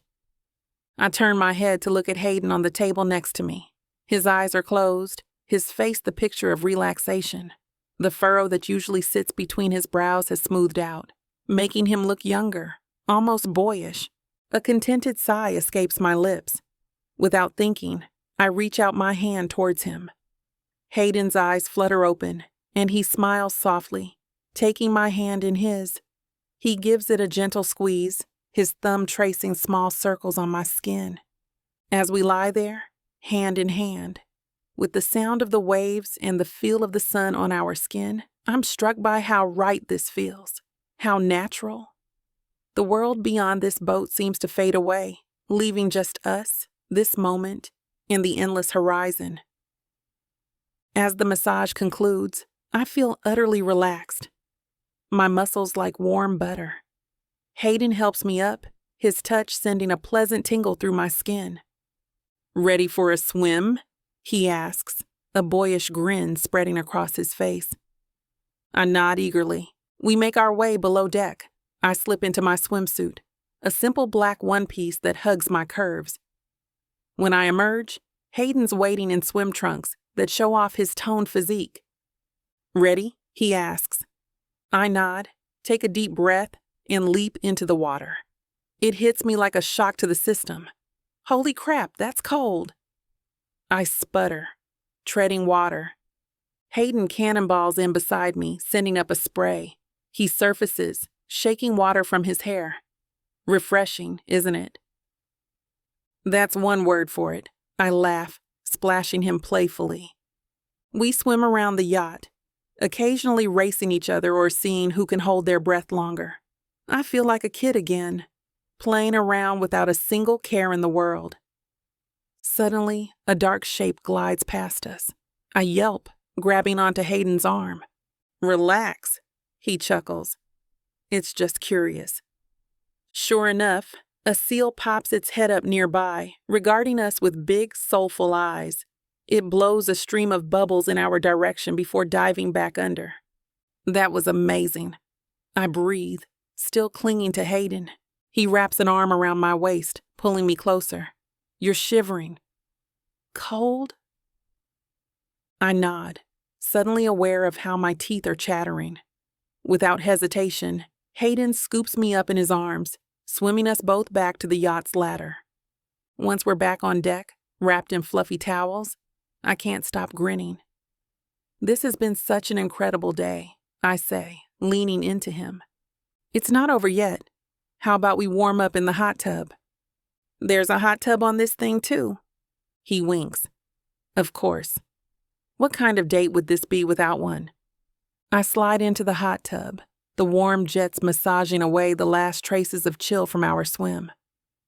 Hayden settles in beside me, his arm draped casually along the edge behind my shoulders. The proximity of his bare skin sends a shiver through me that has nothing to do with temperature. "So," he says, his voice low and husky. "Still cold?" I shake my head, meeting his intense gaze. Definitely not anymore. His fingers trace lazy circles on my shoulder, leaving a trail of tingling sparks in their wake. I lean into him, drawn by an invisible force I can't resist. "Good," he murmurs, his face inching closer to mine. "Because I've been wanting to do this all day." His lips meet mine, soft at first, then with growing intensity. The kiss deepens, and I'm lost in a whirlwind of sensation. His hand cups my face, thumb caressing my cheek as his tongue explores my mouth. I melt into him, my fingers threading through his damp hair. The world falls away, leaving only us. I don't know how long we stay like that, locked in an embrace that feels both new and achingly familiar. When we finally part for air, I find myself reluctant to pull away completely. I open my eyes to find him watching me, his gaze filled with a mix of desire and something softer, almost tender. The intensity of it makes my heart skip a beat. I don't know how I ever managed to stay away before, I admit, tracing the line of his jaw with my fingertip. He captures my hand, pressing a kiss to my palm. "Let's not stay away anymore, okay?" I nod, unable to form words as he pulls me in for another kiss. Chapter 25. Kira. I wake before Hayden, my eyes adjusting to the soft morning light filtering through the curtains. For a moment, I simply lie there, savoring the warmth of his body next to mine. It's become so familiar over the past few weeks, waking up in his bed, wrapped in his arms. My gaze traces the strong line of his jaw, the curve of his lips. Even in sleep, he exudes an air of confidence that both intimidates and excites me. I resist the urge to run my fingers through his tousled hair, not wanting to wake him just yet. As I watch him, a sense of contentment washes over me. Who would have thought our fake marriage would lead to this? Certainly not me. Yet here we are, and I wouldn't change a thing. I think about our little boat trip, our first real date as a passionate couple. There's been so much more that's happened since then. We went on a beautiful hike in the Redwood State Park, had an impromptu visit to Seattle to tour the nightlife, and visited Los Angeles so Hayden could introduce me to some of his very famous friends. And just yesterday, we went to Disneyland. I hadn't been since I was very young, and Hayden made sure I got to experience every single thing, including watching the closing fireworks show from a reserved spot right in front of Sleeping Beauty's castle. He made it so much more magical just by being there with me. Hayden stirs, his eyelids fluttering open. Those piercing blue-green eyes focus on me, and a slow smile spreads across his face. "Good morning," he murmurs, voice husky with sleep. "Morning," I whisper back, unable to keep the smile from my own face. He reaches out, his hand cupping my cheek as he draws me in for a kiss. It's slow and languid, filled with a tenderness that makes my heart swell. I melt into him, savoring the taste of his lips, the feel of his stubble against my skin. When we finally part, I'm breathless. Hayden's thumb traces my lower lip, his eyes dark with desire. "Now that's how I like to start my day," he says with a grin. Hayden stretches languidly beside me, his muscular arms flexing as he lets out a contented sigh. "What a crazy few days it's been," he remarks, his voice still husky with sleep. I can't help but smile, memories of our whirlwind adventures flashing through my mind. "Yeah, it's been pretty wild," I agree. Then, remembering our plans for the evening, I ask, "Hey, are you still up for our triple date tonight?" Hayden's eyes light up, a mischievous grin spreading across his face. "Wouldn't miss it for the world. Our first real date as a couple with our friends." "Count me in." I laugh, loving his enthusiasm. "Great. We're meeting Jess and Rick, and Brian and Cassandra, at that new fusion place downtown, right?" "Yep, that's the plan," Hayden confirms, sitting up and running a hand through his tousled hair. "Should be interesting not having to pretend in front of people anymore." I nod, a small knot of anxiety forming in my stomach. Jess knows the truth about our arrangement, but the others don't. It'll be a delicate balancing act, being ourselves while still maintaining the facade for Brian and Cassandra. "You okay?" Hayden asks, noticing my momentary silence. I shake off my concerns and smile. "Yeah, just thinking about how fun it'll be. Jess has been dying to hang out with us together." Hayden leans in, pressing a quick kiss to my lips. "It'll be great. Now, what do you say we grab some breakfast?" "Sounds perfect," I reply, grateful for the distraction. As we head downstairs, I push my worries aside, determined to enjoy our evening out. As we step into the private dining room, the rich aroma of exotic spices envelops us. Hayden's hand rests on the small of my back, a subtle yet comforting touch that sends a pleasant shiver up my spine. "Well, if it isn't the lovebirds," Brian calls out, raising his glass in greeting. I can't help but smile as Hayden guides me to our seats. "Fashionably late as always," he quips, pulling out my chair. Jess catches my eye from across the table, her grin knowing. "You two clean up nice," she says with a wink. As we settle in, Hayden's hand finds mine under the table, his thumb tracing lazy circles on my palm.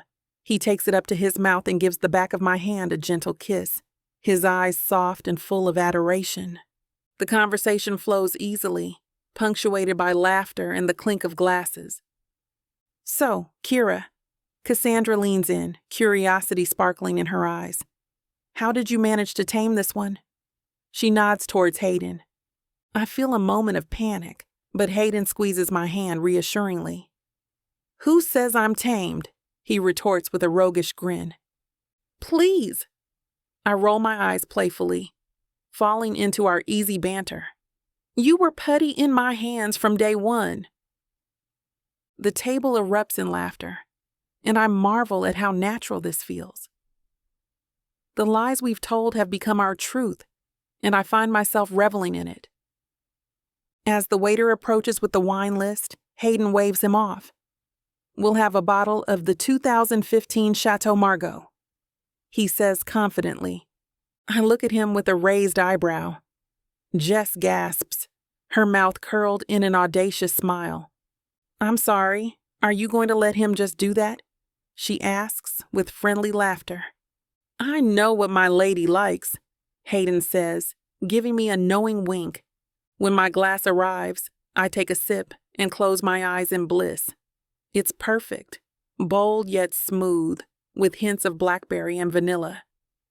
Hayden knows my taste better than I do. My admission of Hayden's triumph comes in the form of a moan. Damn, Williams, Rick chuckles. You've got her number. Jess elbows him, giving him a look that says he needs to step up his game. Hayden's arm drapes casually over the back of my chair, his fingers brushing my shoulder. What can I say? I pay attention. As the chef begins to describe our tasting menu, I catch Hayden's eye. The warmth in his gaze makes my heart skip a beat. This may have started as a business arrangement, but somewhere along the way, it became so much more. The waiter sets down a steaming bowl of edamame pods, glistening with salt and vinegar.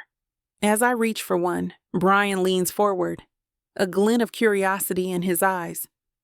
You know, I gotta say, you two moved pretty fast. 1 minute Hayden's a carefree bachelor, the next he's off the market. How'd that happen? I feel Hayden stiffen beside me, his hand tightening on my thigh under the table. I laugh, aiming for casual. What can I say? When you know, right? Absolutely, Cassandra chimes in, but still, it must have been quite the whirlwind. I pop an edamame into my mouth, buying time as I chew. It was like a fairy tale, honestly. I still can't believe how lucky I got. Hayden's tension is palpable now. I glance at him, confused by his reaction. His jaw is set, eyes focused intently on his plate. Well, I think it's romantic, Jess sighs, drawing my attention. Sometimes the best love stories are the unexpected ones. You got that right? I agree, grateful for the shift. Speaking of unexpected, how's that new hire of yours going, Jess? As Jess launches into a story about her latest work drama, I lean into Hayden whispering, You okay? He nods, but his smile doesn't quite reach his eyes. Fine, he murmurs, reaching for his wine glass. I can't shake the feeling that something's off, but before I can press further, Brian's asking about our honeymoon. I paste on a smile and recite the story we agreed on. We went to Hawaii and had a lovely time. Hawaii? So beautiful. Strange you didn't take any photos, Brian remarks. We wanted our time together to be private. Hayden snaps as the second course is brought out. Small bowls of miso soup with Malaysian spiced chicken. Our attention turns to the warm flavors, seemingly easing whatever strange tension was brewing. As the conversation flows, Brian turns his attention to me, his eyes gleaming with curiosity. Say, Kira, I couldn't help but notice at the wedding. It seemed like Hayden's entire extended family was there, but I didn't spot any of yours. What's the deal? The question hits me like a punch to the gut. I feel Hayden tense beside me, his hand gripping his fork a little tighter. I take a deep breath, forcing a smile. Ah, well, you know how it is. Family drama doesn't make for good dinner conversation, I say, trying to keep my tone light. Brian leans forward, seemingly undeterred. Come on, We're all friends here. Surely it can't be that bad. I feel a flicker of panic, but before I can respond, Jess jumps in. Trust me, Brian. Some family stories are better left untold. Hey, did you guys hear about that new exhibit opening at the museum next week? I shoot Jess a grateful look as she smoothly changes the subject. The conversation shifts. I'm glad Hayden's best friend is trying to get to know me better, but he has a really strange way of doing it. I consider the fact that he's a lawyer. Maybe cross-examination is just how he makes friends. I just hope they do justice by lighting the pieces appropriately, Hayden says, commenting on the art exhibit. With details that subtle, the right lighting makes all the difference. I smile, feeling like the night has gone back on track. I relax into my chair, sip my wine, and let the evening flow. Chapter 26. Hayden. I lean back in my leather chair, a grin playing on my lips as I think about Kira. These past 2 months have been incredible, a whirlwind I never saw coming. Who knew a fake marriage could turn into something so real, so goddamn intense? My phone buzzes and my heart does this weird little flip. It's her. Missing you already, counselor? Dinner tonight? Her message reads, Christ, I've got it bad! I type back, my fingers moving faster than my brain. Can't wait. I've got a surprise for you. I hit send before I can overthink it. Surprise is an understatement. I want to show Kira exactly how I feel about her, but words aren't my strong suit. Never have been. Grand gestures, though. That's my wheelhouse. I've always been a man of action. And this time, I'm pulling out all the stops. I pull up my contacts and dial my pilot. The phone barely rings once before he picks up. Hey, John, how fast can you get the jet ready for a trip to Greece? I ask, already picturing Kira's face when I tell her. For you, Mr. Williams? Give me 24 hours, John replies, cool as ever. Perfect. Thanks, man. I hang up, feeling like a kid on Christmas morning. I can't wait to see her reaction. This is going to be epic. I hang up, already visualizing Kira on a secluded beach, bronzed skin glistening in the sun. I'm getting hard just thinking about it. My intercom buzzes. Mr. Williams, your 2 o'clock is here. Send them in, I reply, adjusting myself and trying to focus on work. But my mind keeps drifting back to Kira, to waking up with her curled against me, to the way she looks at me like I'm her whole world. I'm falling for her, hard, and it scares the life out of me. But for once in my life, I don't want to run from these feelings. I want to dive in head first. I want to show Kira that this isn't just some arrangement anymore. It's real. We're real. As my client walks in, I push thoughts of Kira to the back of my mind. But I can't shake the excitement building inside me. Tonight, I'll tell her about Greece. And maybe, just maybe I'll find the courage to tell her how I really feel. I shake the client's hand, feeling the rush of another win. We'll be in touch, I say, already thinking about how to celebrate with Kira tonight. But as soon as the door closes, Anita walks in, her face a mix of concern and hesitation. Mr. Williams, there's something you need to see, she says, her voice low and urgent. My stomach drops. Anita's not one for drama or gossip. If she's worried, it's serious. What is it? I ask, my mind racing through possibilities. She hands me her phone, an online article pulled up. The headline hits me like a sucker punch. Harris Kira Foster's $1 million marriage scam. Damn, I mutter, scanning the article. It's all there. Kira's inheritance, the marriage clause, even my involvement. How the hell did they get this information? I look up at Anita, my jaw clenched. Cancel everything for today. Move what you can. Reschedule the rest. She nods, no questions asked. That's why I pay her the big bucks. I grab my jacket and keys, my mind already 10 steps ahead. I need to find Kira now, protect her from this crap storm that's about to hit. As I rush out of the office, my phone buzzes. It's Brian. Dude, have you seen... Yeah, I've seen it. I cut him off, jabbing the elevator button. I'm heading home now. I'll call you later. The elevator feels like it's moving in slow motion. I loosen my tie, feeling like I can't breathe. How could this happen? We were so careful. And now everything's falling apart. I sprint to my car, my heart pounding. All I can think about is Kira. Is she okay? Has she seen the article? I hope she hasn't SEN it yet. I need to be the one to tell her. To protect her from this mess I've dragged her into. As I peel out of the parking garage, I grip the steering wheel so tight my knuckles turn white. I've got to fix this. I've got to make it right. For Kira. For us. Because somewhere along the line, this stopped being about money or reputation. It became about her. About us. And I'll be damned if I let some tabloid tear that apart. I screech into the driveway, my tires protesting as I slam on the brakes. My heart's pounding so hard, I can feel it in my throat. I hope I'm not too late. I burst through the front door, my voice echoing through the foyer. Kira! Kira, where are you? Then I hear it, that sound. The one that tears me apart every time Kira's crying. I follow the sound to the dining room, and there she is, surrounded by her medical books, but she's not studying. Her phone's in one hand, the other pressed over her eyes as she sobs. Damn it, I mutter, rushing over. I catch a glimpse of her screen. It's the same damn article. I drop to my knees beside her chair, my hand on her back. Baby, I'm here. I'm right here. Kira looks up, her beautiful hazel eyes red and puffy.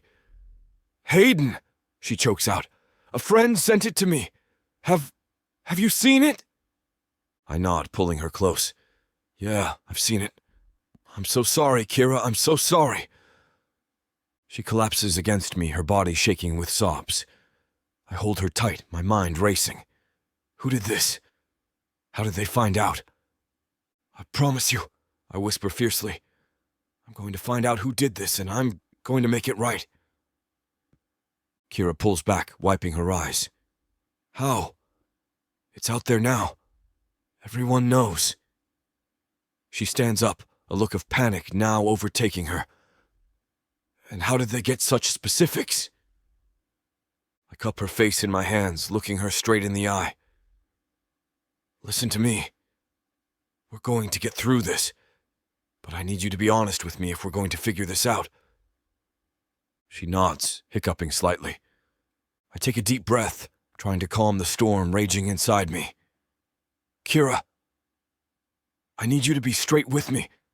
Who else knows about our arrangement? Did you tell anyone? Kira's eyes dart away, her fingers fidgeting with the hem of her shirt. I may have told someone. Who? I press, my jaw clenching. She looks up at me, her hazel eyes wide and apologetic. Jess. I told Jess everything from the very beginning. I run a hand through my hair, frustration bubbling up. Damn, Kira. Why didn't you tell me? I'm sorry, she whispers, her voice cracking. I needed someone to talk to, and Jess is my best friend. I trust her with my life. I pace the room, trying to process this new information. It's not so much that you told her. I get it. You needed support. But why lie about it? Kira stands, reaching out to me. I didn't want to complicate things. But Hayden, you have to believe me. Jess would never do this to us. Never. I stop pacing and look at her. Her face is open, earnest. I've gotten to know Jess over these past months. She's loyal to a fault, especially when it comes to Kira. All right, I concede, pulling Kira into my arms. I believe you. And you're right, this isn't what's important right now. She melts against me, relief evident in the way her body relaxes. So what do we do now? I pull back to look into her eyes, confirming my feelings. Now we find out who did this to us. I grab my phone, scrolling through my contacts. I've got a guy, the best private investigator in the city. If anyone can trace this leak, it's him. As I dial, Kira watches me, her eyes filled with a mix of worry and hope. You really think we can fix this? I pause, the phone ringing in my ear. I promise you I'm going to do everything in my power to try. Jack, it's Hayden. I've got a situation. When don't you, Williams? He chuckles, but I'm not in the mood for jokes. This is serious. I need you to find out who leaked some very personal information about me and my wife. Jack's tone shifts immediately. All right, lay it on me. I give him the rundown, watching Kira pace back and forth, her fingers worrying at her nails. My gut twists. I promised her this wouldn't happen, and now here we are. Jesus, Hayden, you've really stepped in it this time. He sighs. All right, I'll need every detail. Who knew about this arrangement? I run through the list. Me, Kira, and her friend Jess. Jack grills me on each of them, asking about their backgrounds, their motivations, any reason they might have to leak this information. I'll get on it right away, Jack says finally. But Hayden, be prepared. This might not be pretty. I hang up and turn to Kira. One more call. She nods, her eyes wide with worry. I dial up another contact, a guy who specializes in digital cleanup. Marco, I need everything about Kira Foster and a marriage scam wiped from the internet. Now? That's gonna cost you, Hayden. I don't care. Just do it. We haggle over the price for a minute, but I don't really care. I'd pay anything to make this go away. After I hang up, I go to Kira, pulling her into my arms. She's shaking. Hey, look at me, I say, tilting her chin up. I'm going to take care of this. Your reputation isn't at risk. You won't lose anything. She looks up at me, her eyes swimming with tears. What about your reputation? Screw my reputation. All I care about is you. Chapter 27. Kira. I lie in Hayden's arms, my world crumbling around me. The soft cotton of my sweats and t-shirt feels like armor against the chaos swirling outside our bedroom. Hayden's crisp work shirt presses against my cheek, a reminder of how quickly he'd rushed home to me. You okay? Hayden's deep voice rumbles through his chest. I nodded weakly, not trusting my voice. His fingers comb through my curls, each stroke soothing my fraying nerves. We'll figure this out, he murmurs, his lips brushing my forehead. I wanted to believe him, but the article, the article. Even though Hayden had it taken down, the damage is done. How many people have seen it? How many know about our arrangement? What if I start, my voice cracking? Shh, Hayden hushes me gently. Don't go there. Not now. His arms tighten around me, and I burrow deeper into his embrace. Despite everything, I feel safe here, protected.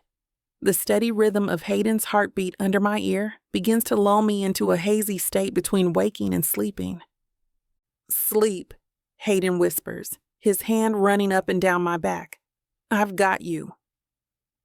As I drift off, I cling to that promise. Hayden has me, and somehow, that is enough to quiet the storm in my mind, at least for now.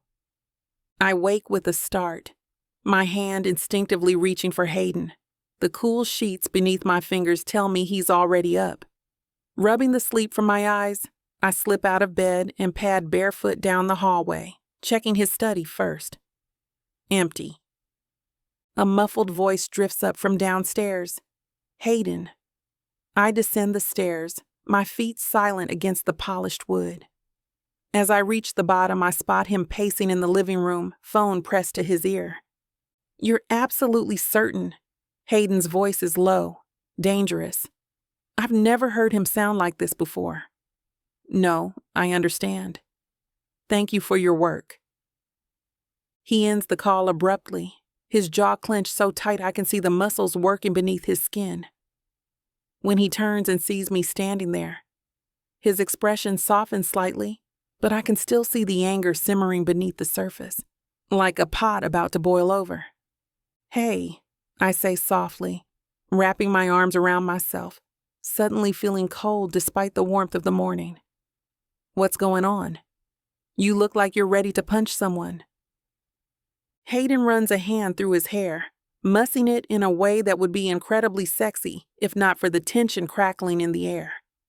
They found out who leaked the story, he says, his voice low and controlled, but I can hear the fury underneath.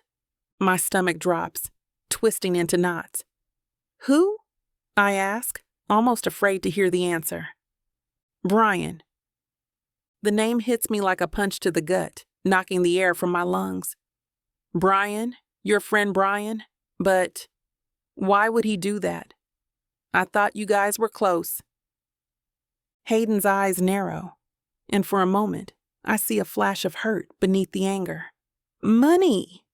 He spits out the word like it's poison. Turns out our dear friend had some massive debts from bad investments, gambling mostly.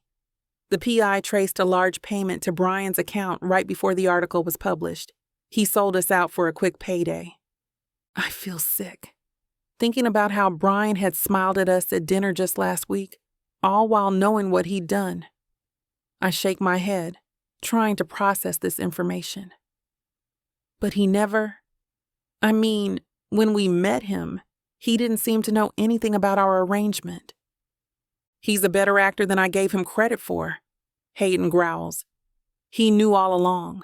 He just bided his time until he could cash in on the information. My legs feel weak, and I sink onto the couch. What do we do now? Hayden sits beside me, taking my hand in his. We fight back. I've got the best legal team in the city, and we're going to make Brian regret the day he ever thought about crossing us. I wrap my arms around Hayden, burying my face in his chest. The guilt gnaws at me, knowing he's in this mess because of me. I'm so sorry, I whisper, my voice muffled against his shirt. Hayden's strong arms encircle me, his chin resting on top of my head. Don't apologize, Kira. This isn't your fault. I pull back, shaking my head. But it is. If it weren't for me, you wouldn't be dealing with this betrayal. And Brian. God, he was at our wedding. We went to dinner with him. The disgust rises in my throat like bile. Hey, Hayden says firmly, cupping my face in his hands. Listen to me. I don't regret a single thing about our arrangement. And as for Brian, he made his choice. I'm just glad we found out who it was so quickly. What are you going to do about him? I ask, dreading the answer. Hayden's jaw clenches. He's out. I'm already working on removing him from the firm. I nod, but the knot in my stomach only tightens. Hayden, what about everything else? The article might be gone, but people have seen it. They know about our marriage. What if medical schools reject me because of this? And my family? They must have seen it by now. They'll use it against me to get the money themselves. Hayden's eyes lock onto mine, his gaze intense and unwavering. Screw your dad's money, Kira. Who cares about that? You don't need it. I blink, taken aback by his bluntness. But... He cuts me off, his voice firm but gentle. We're married. My money is your money. I have no problem paying for your medical school. It's your dream, and it's coming true. I shake my head, my curls bouncing with the movement. No, Hayden. I can't allow you to do that. This marriage isn't even real. Hayden's hands reach out, enveloping mine. His touch sends a jolt through my body, and I find myself staring at our intertwined fingers. When I look up, the softness in his expression takes my breath away. That's not true, he says, his voice barely above a whisper. This marriage is the most real thing I've ever felt. It's real to me. My heart skips a beat, and I can hardly believe what I'm hearing. It is? A smile spreads across Hayden's face, lighting up his blue-green eyes. Yes, he breathes. Then his gaze intensifies, and I feel like I'm falling into those eyes, drowning in their depths. I love you, Kira. The world stops spinning for a moment. Did he just say? My heart thunders in my chest, and I can barely catch my breath. I search his face, looking for any sign of hesitation or doubt, but all I see is sincerity and warmth. I think I even knew it back when I first offered to help you out in my office, Hayden continues, his thumbs tracing circles on the backs of my hands. The gentle motion sends shivers up my arms. That's why I came up with this idea. You're the most intelligent, kindest soul I've ever met. I'm honored to call you my wife, no matter how this marriage started. I'm in shock. My mind reeling from his words. My throat tightens with emotion. And for a moment, I can't speak. But as I look at Hayden, at the love shining in his eyes, I realize I don't need to search for the right words. I already know them, feel them resonating in every fiber of my being. I love you too, I manage, my voice thick with emotion. Tears prick at the corners of my eyes, but they're happy tears. I never thought I'd find love like this, especially not in a marriage that started as a business arrangement. But here we are, and I've never felt more alive. Hayden's smile widens, and then he's pulling me close. Our lips meet in a passionate kiss, full of all the love we've just confessed. As I melt into his embrace, I realize that maybe, just maybe, everything will be okay after all. I slowly pull away from Hayden's kiss, my lips tingling and my heart racing. His eyes are still closed, savoring the moment, and I can't help but smile at how perfect this feels. We need to get out of here, Hayden says, his voice low and husky. I quirk an eyebrow, a mischievous grin spreading across my face. Right here? On the couch? Kinky, Mr. Williams? Hayden's eyes fly open and he lets out a surprised laugh. Not like that, he says, shaking his head. I mean, out of the city, away from all this gossip. I see, I say, nodding sagely. And here I thought you were finally embracing your wild side. He chuckles, pulling me closer. Trust me, I've got plenty of wild side to show you. But right now, I think we need to lay low for a bit. Let this pass. I consider his words, feeling a spark of excitement ignite in my chest. You know, that doesn't sound half bad. Where were you thinking? Hayden's eyes twinkle with mischief. Well, I might have had a surprise planned, but now I'm thinking somewhere else, and for much longer. We never got our honeymoon. Maybe we should make it a grand tour. New place each week? I can hardly believe what I'm hearing.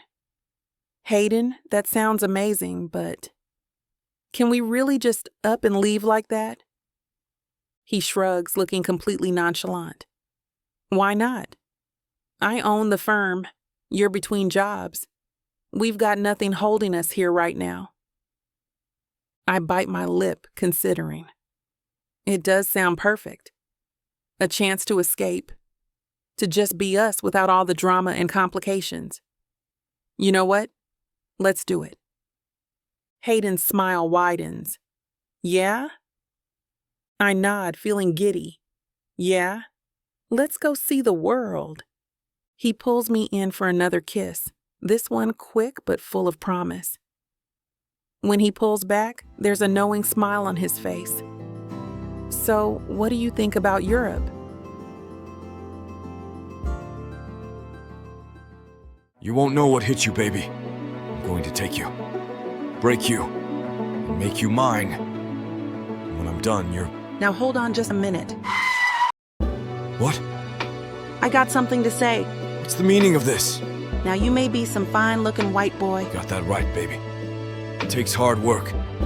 and you might got the money, Fat stacks, baby, to spoil you with. but that doesn't mean I'm going to give it up to you without a fight. A fight? You want some limp wilting flowers? Go to historical romance, baby. But you want sassy and spicy strong black queens that tame their alpha male bad boys? I think our listeners do.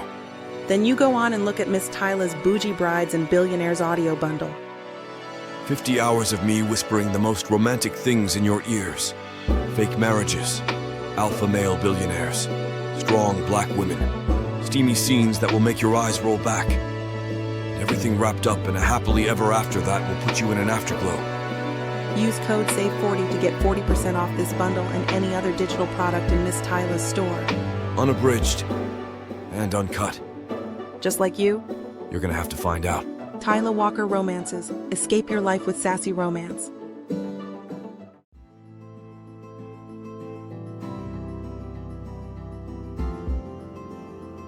Chapter 28. Hayden. I step out of the sleek black car, the damp English air hitting my face. Kira's eyes are wide with wonder as she takes in the rolling green hills and ancient stone walls surrounding us. The castle looms ahead, its weathered turrets piercing the misty sky. Holy crap, Hayden, Kira breathes, her hand gripping mine tightly. You rented an entire castle? I can't help but smirk at her awestruck expression. What can I say? I aim to impress. She playfully swats my arm. Show off! I would have been happy with a cozy bed and breakfast. Where's the fun in that? I tease, pulling her close. Besides, I had to make sure we had plenty of space for all the exploring we'll be doing. Kira raises an eyebrow.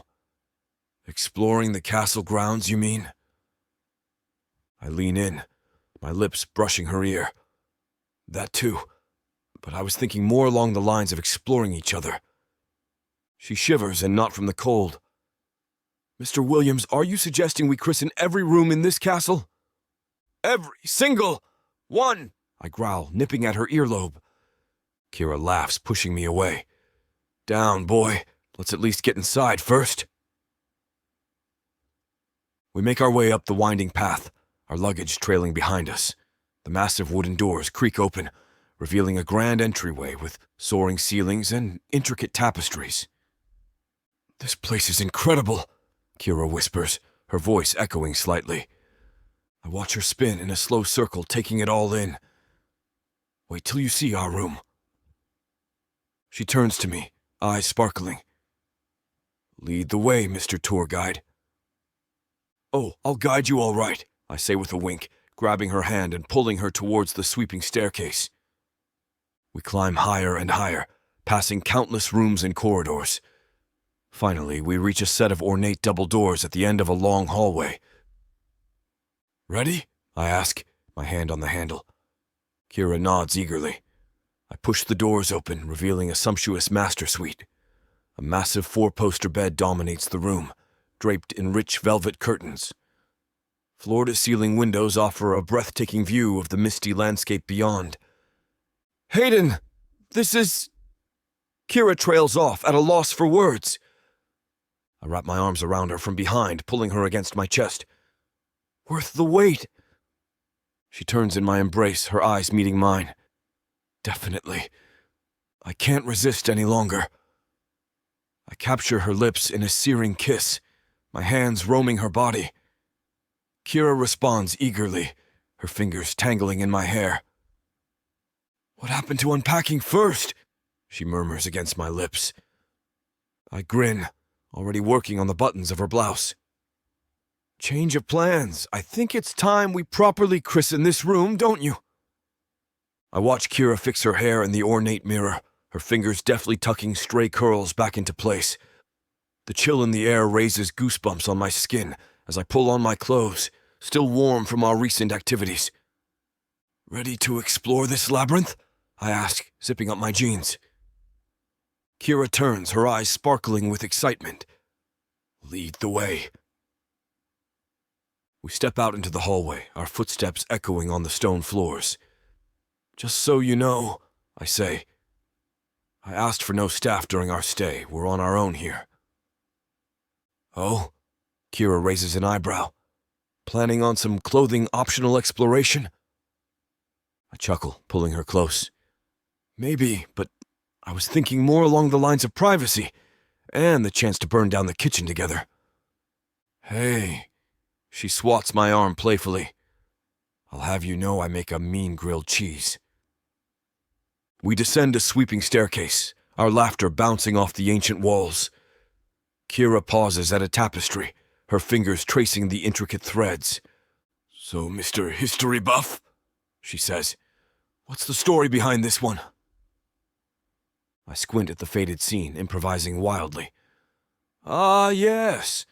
This depicts the famous battle of Sir Lancelot against the dragon of Scone." Kira snorts. "You're so full of it." "What? It's true. See that blob there? Definitely a dragon."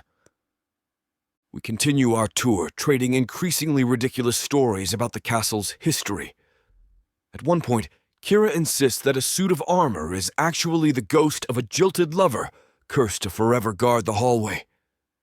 As we reach the ground floor, I can't help but marvel at how different this feels from my usual vacations. No five-star restaurants or exclusive clubs.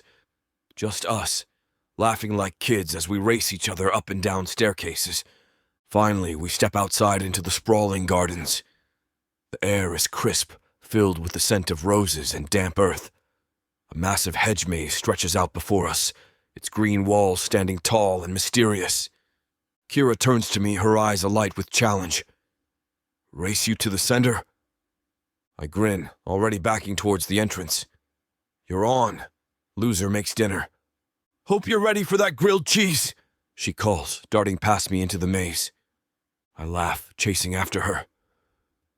As I round a corner, catching a glimpse of her curls disappearing around the next bend, I'm struck by how alive I feel, how much I want to share every adventure, every moment, with her. I can't help but chuckle as Kira's competitive streak kicks in. She's darting through the maze like a woman possessed, determined to reach the center first. It's adorable, really, and far too tempting to resist messing with her. As she rounds a corner, I duck behind a hedge, waiting.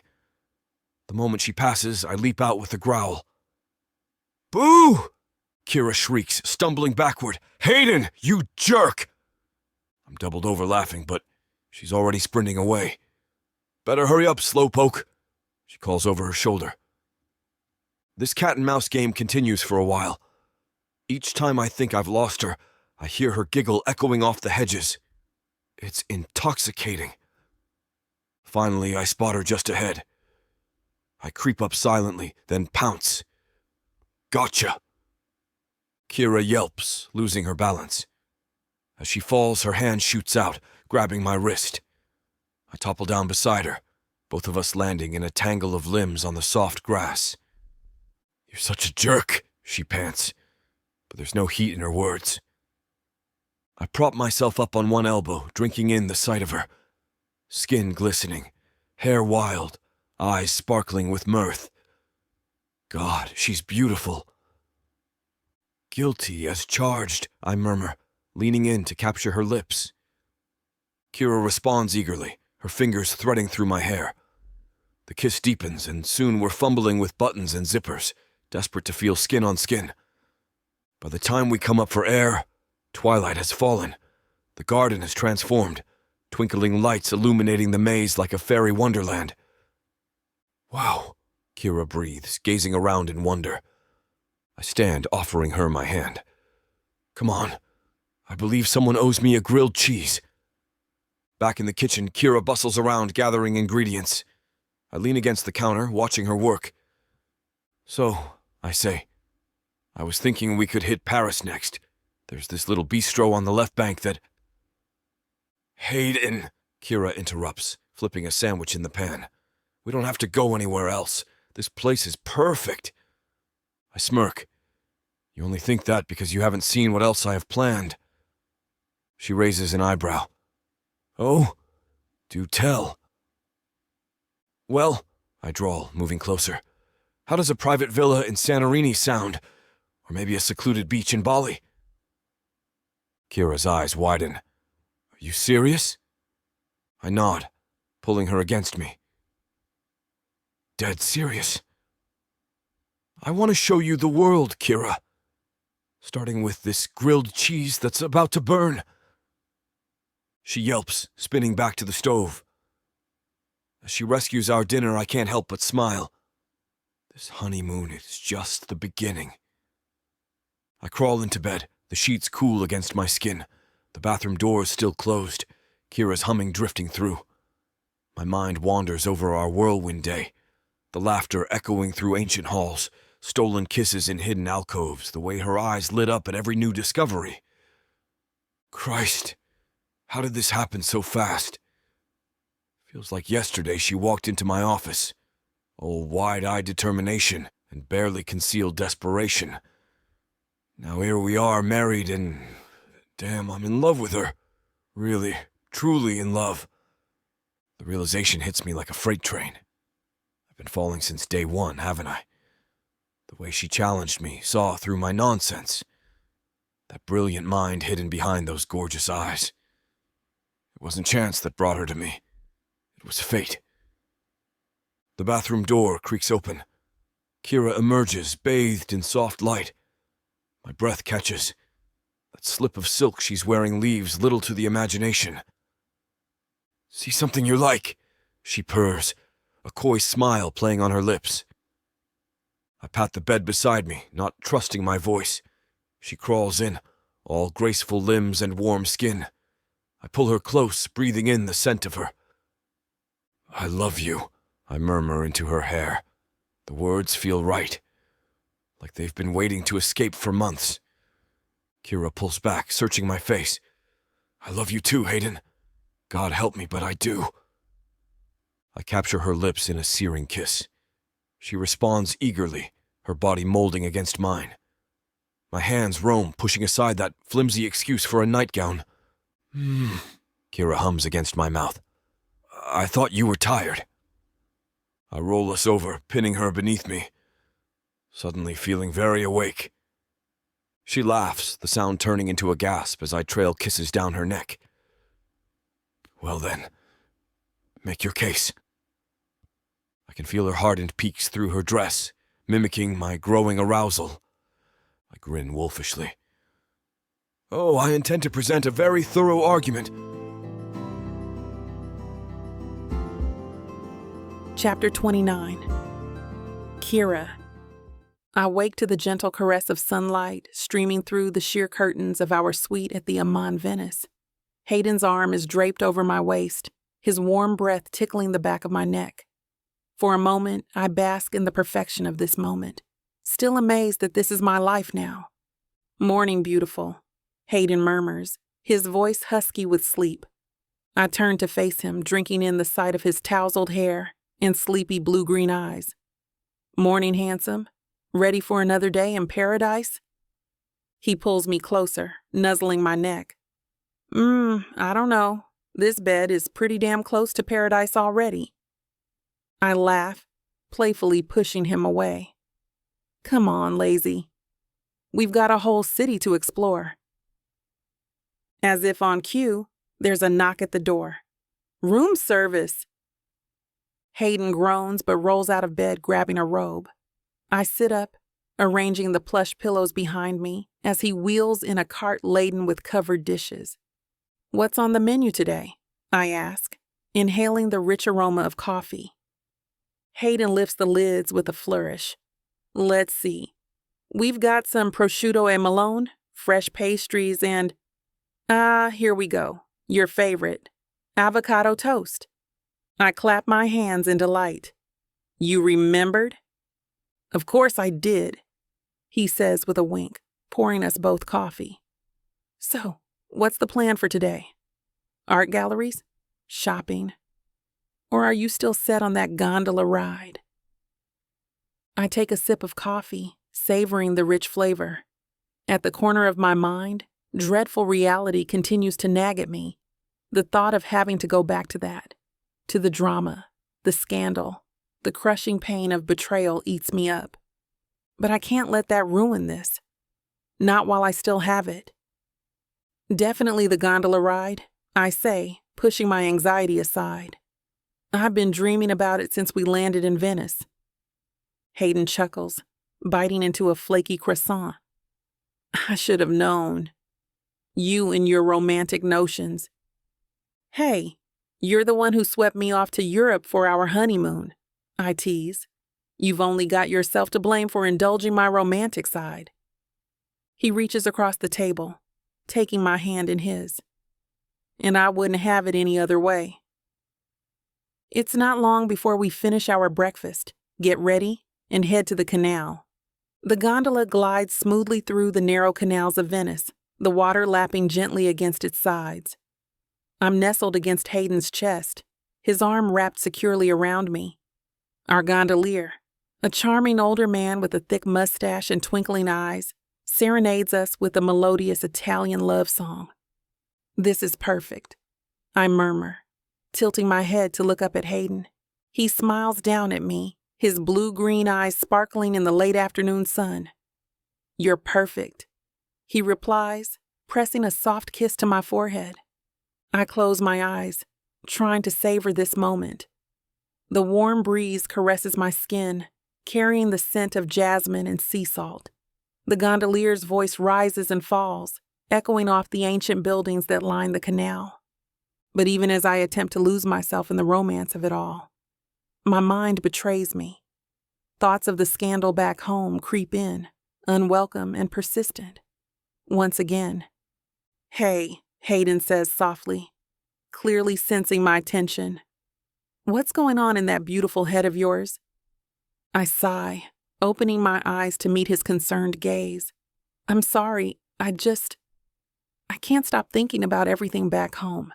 The article, the lies, my family." Hayden's arm tightens around me. "Kira, we're here to forget about all that. Remember?" I know. I'm trying. I swear." I sit up straighter, forcing a smile. "Tell me about that building over there, the one with the intricate carvings." He obliges, launching into a detailed explanation of the palazzo's history. I listen, grateful for the distraction. But the nagging worry remains. How can I fully enjoy this fairy tale moment when reality is waiting to crash down on us the moment we return home? We have the best day possible. Real Italian gelato, a tour of Venice's beautiful art museums, a stroll through the Piazza San Marco, and a candlelit dinner with a perfect view of the Terrazza Danieli. The meal is perfection. When I thought of Italy, I always pictured spaghetti and lasagna. But this is something else entirely. My first dish is a risotto with shellfish, flavored gently with dill and star anise. Next is char-broiled eel over fluffy polenta. Each course comes with a local prosecco, the sommelier describes in great detail. Going over the vineyard where it's made, and every layer of flavor I'm going to experience. He's dead, right every time. The meal ends with us sharing a tiramisu, the flavors of coffee and liqueur setting my palate on fire. Hayden's eyes sparkle with wine and lust as he feeds me the last luscious bite. It takes everything in me to stay in my seat and not tackle him right there.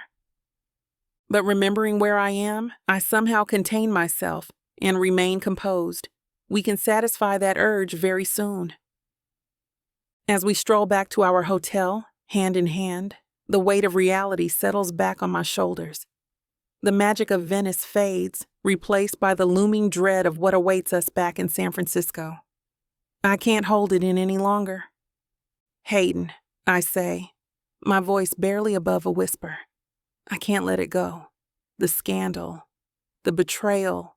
I'm terrified of going back home. Hayden stops walking, turning to face me.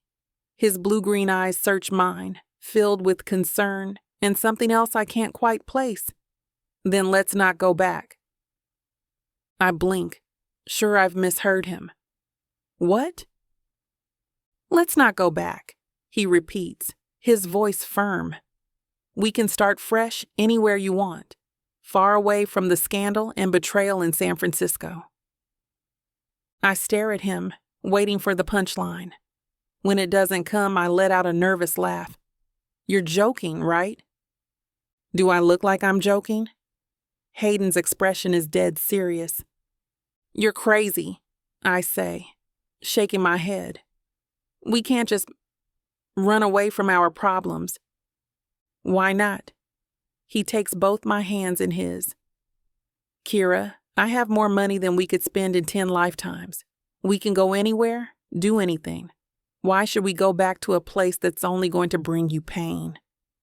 I open my mouth to argue, but no words come out. Part of me wants to jump at his offer, to leave everything behind and start anew. But another part, the practical side that's always kept me grounded, balks at the idea. What about your law firm? I ask. Your whole life is in San Francisco. Hayden shrugs. I can relocate. My life isn't in San Francisco, Kira. It's with you, and you can set up a practice anywhere. As long as we're together, we can make it work. His words make my heart skip a beat. I look around at the beautiful Venetian architecture, the moonlight reflecting off the canal waters. It would be so easy to get lost in this fantasy. Think about it, Hayden says softly. We don't have to decide right now, but know that the option is there. Wherever you want to go, whatever you want to do, I'm with you. I nod, unable to form words. As we continue our walk back to the hotel, my mind races with possibilities.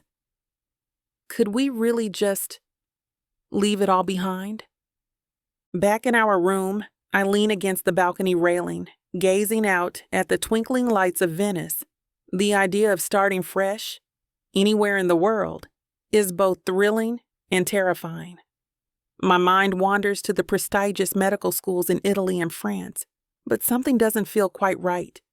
Then it hits me. Chicago, I murmur. What's that? Hayden asks, coming up behind me and wrapping his arms around my waist. I turn to face him, excitement bubbling up inside me. Chicago. That's where we should go. Hayden raises an eyebrow. Chicago? Not exactly the romantic European getaway I was picturing. What's so special about the windy city? I take a deep breath, the scent of his cologne mingling with the salty air. It's where my mom grew up. I still have family there on her side. I've always wanted to be closer to them, to that part of my history. Hayden's eyes soften. He reaches up, tucking a stray curl behind my ear. Why didn't you mention this before? I shrug, suddenly feeling a bit shy. I guess I got caught up in the fantasy of it all. Italy, France. It's like a dream. But Chicago?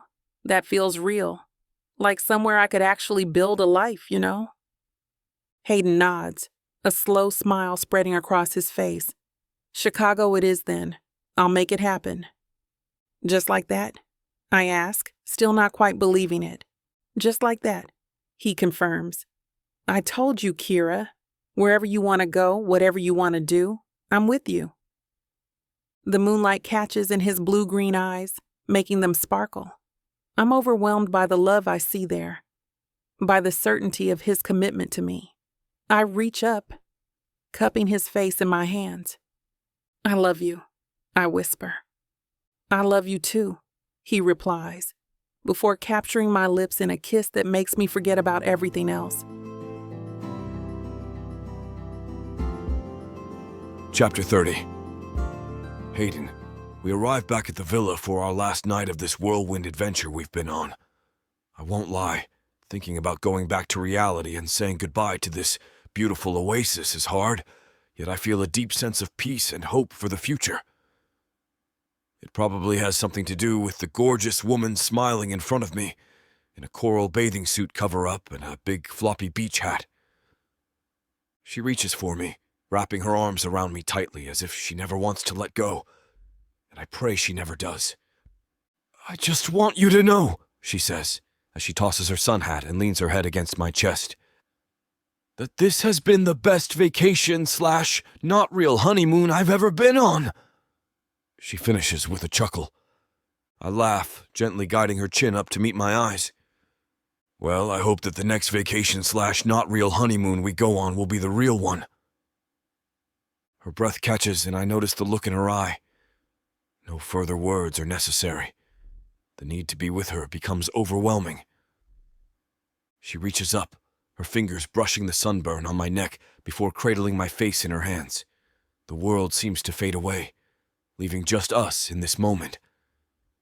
Her touch is warm, and I feel the steady rhythm of her heart as I'm gazing into Kira's eyes, captivated by the reflections of every adventure we've shared, every laugh, every quiet moment under the stars. Her voice is a whisper, yet it resonates deeply. "I love you," she says, her words raw and honest. I lean my forehead against hers, my hands finding their way to her waist, pulling her closer. The room is bathed in a warm glow, casting soft shadows that dance across the walls.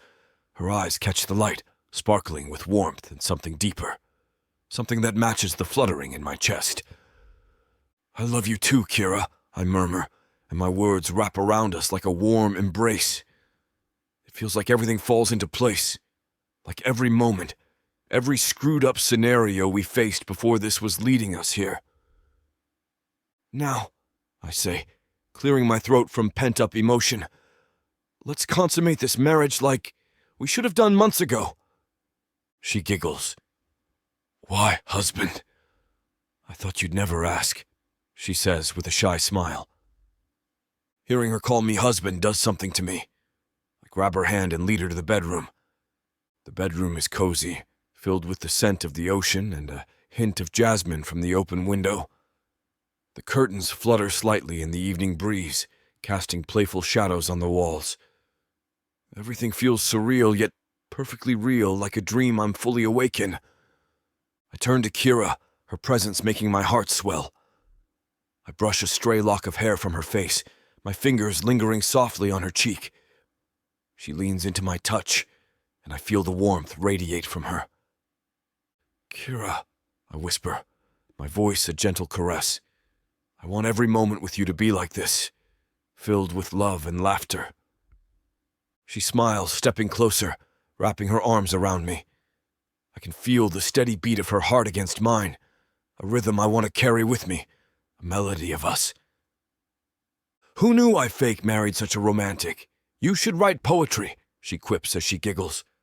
"I'll show you some romance, ma'am," I respond with a cheesy wink. I swear to God, one of my most favorite things in the world is hearing her laugh. I reach for the hem of my shirt, pulling it over my head, revealing the new tan I'm sporting from spending hours lounging on the beach, wrapped up in Kira. There's something intimate about this moment, a quiet vulnerability that binds us closer. She follows my lead, slipping out of her own clothes, feeling the cool air brush against her skin. Our movements are slow, unhurried, as if we have all the time in the world. Each piece of clothing falls away, leaving us bare and honest, free from any pretense. There's a sense of liberation, a connection that words can't capture. I step toward her, my fingers trailing softly along her arm, leaving a trail of warmth in their wake. She shivers slightly, not from the chill, but from the intensity of the moment. My hands find their way to her waist, drawing her closer until there's no space left between us. I look into her eyes, seeing a reflection of everything I feel. Love, trust, and an unspoken promise of what's to come. I lean in, pressing my lips against hers, closing my eyes to savor the closeness. I'm enveloped by a sense of peace, a quiet understanding that this is where we belong. We stand here, wrapped in each other's arms, feeling the gentle rhythm of our breaths mingling in the quiet. Slowly we move to the bed, a sanctuary that embraces us. As we lie down, I feel the weight of the world lift, leaving only the simplicity of us. I know that whatever lies ahead, we'll face it together, with open hearts and intertwined lives. The world outside fades away, leaving just us in this intimate space. Kira's eyes meet mine, filled with a tenderness that makes my heart race. Every touch feels electric, a connection that runs deeper than words. My hands move softly, exploring, tracing paths that ignite a fire within her. She responds in kind, feeling the contours of my skin, the strength beneath, the vulnerability we share. The air is charged with anticipation, a symphony of whispered breaths and shared glances. The room pulses with our energy, a testament to the bond we've built. I feel utterly alive, every sense heightened. every moment treasured. Hovering over her, I'm compelled to tell her, "You are so damn beautiful. I'm the luckiest man in the world." She smiles, grazing my cheek with her hand. "I consider myself pretty damn lucky to have you as well," she replies. I enter her slowly but strongly, overcome by my feelings for her. "God, I love you, Kira," I chant, creating a divine rhythm that drives us both wild. I navigate her body like I was born to do so, with skilled ease, paying attention to all the spots I know make her ache for me. I'm lost in the sensation, the rhythm, the overwhelming feeling of being completely known and accepted. My gaze never leaves hers, grounding her, holding her in this exquisite moment. I feel safe, cherished, and undeniably loved. Our breaths synchronize, a gentle rise and fall that mirrors the ebb and flow of the ocean outside. It's as if the world holds its breath, waiting for us to claim this moment as our own. And we do, with every touch, every whispered word, every heartbeat shared. "Hayden, I'm so close," she whispers as she bites her lip, her fingers digging into my shoulders. I know she's thinking the same thing I am. She doesn't want this to end. "It's okay, baby. Just fall. We have the rest of our lives for this." It's as if my declaration set her off because she falls apart beautifully underneath me. I follow not far behind, her name on my lips. We lie together in the afterglow, tangled in each other's arms, feeling a peace that I know will stay with us long after this night. "Do you ever think about the future?" she asks, tracing small circles on my chest. Her question lingers in the air, filled with hope and curiosity. I smile, a soft, genuine expression that makes my heart flutter. "All the time," I reply. "I think about the adventures we'll have, the places we'll see, but mostly, I think about being with you." My words wrap around her like a warm blanket, soothing and comforting. She lifts her head to look into my eyes, seeing a reflection of everything we feel: love, trust, and a shared dream of what lies ahead. "I want us to always have this," she says softly, gesturing to the space around us. "This feeling of being home, no matter where we are." I nod, my gaze unwavering. "We will, I promise, because home isn't a place, it's us." We talk late into the night, sharing dreams and making plans. From traveling the world to the simple joy of everyday moments, each idea is a thread weaving us closer together. As the night deepens, a peaceful silence settles over us. I close my eyes, feeling content and hopeful. This is our happily ever after, not just in this moment, but in every moment to come. As I look at Kira sleepy peacefully beside me, I know this is just the beginning of a beautiful journey together.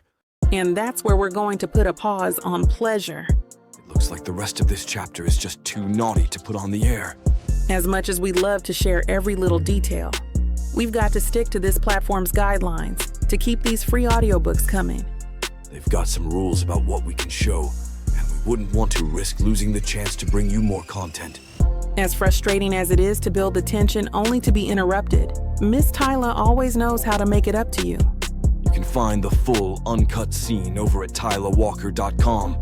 With an entire library of unabridged audiobooks and ebooks, Miss Tyla's collection is waiting for you.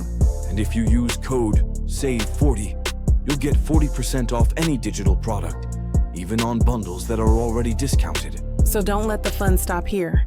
Head over to TylaWalker.com and treat yourself with Miss Tyla.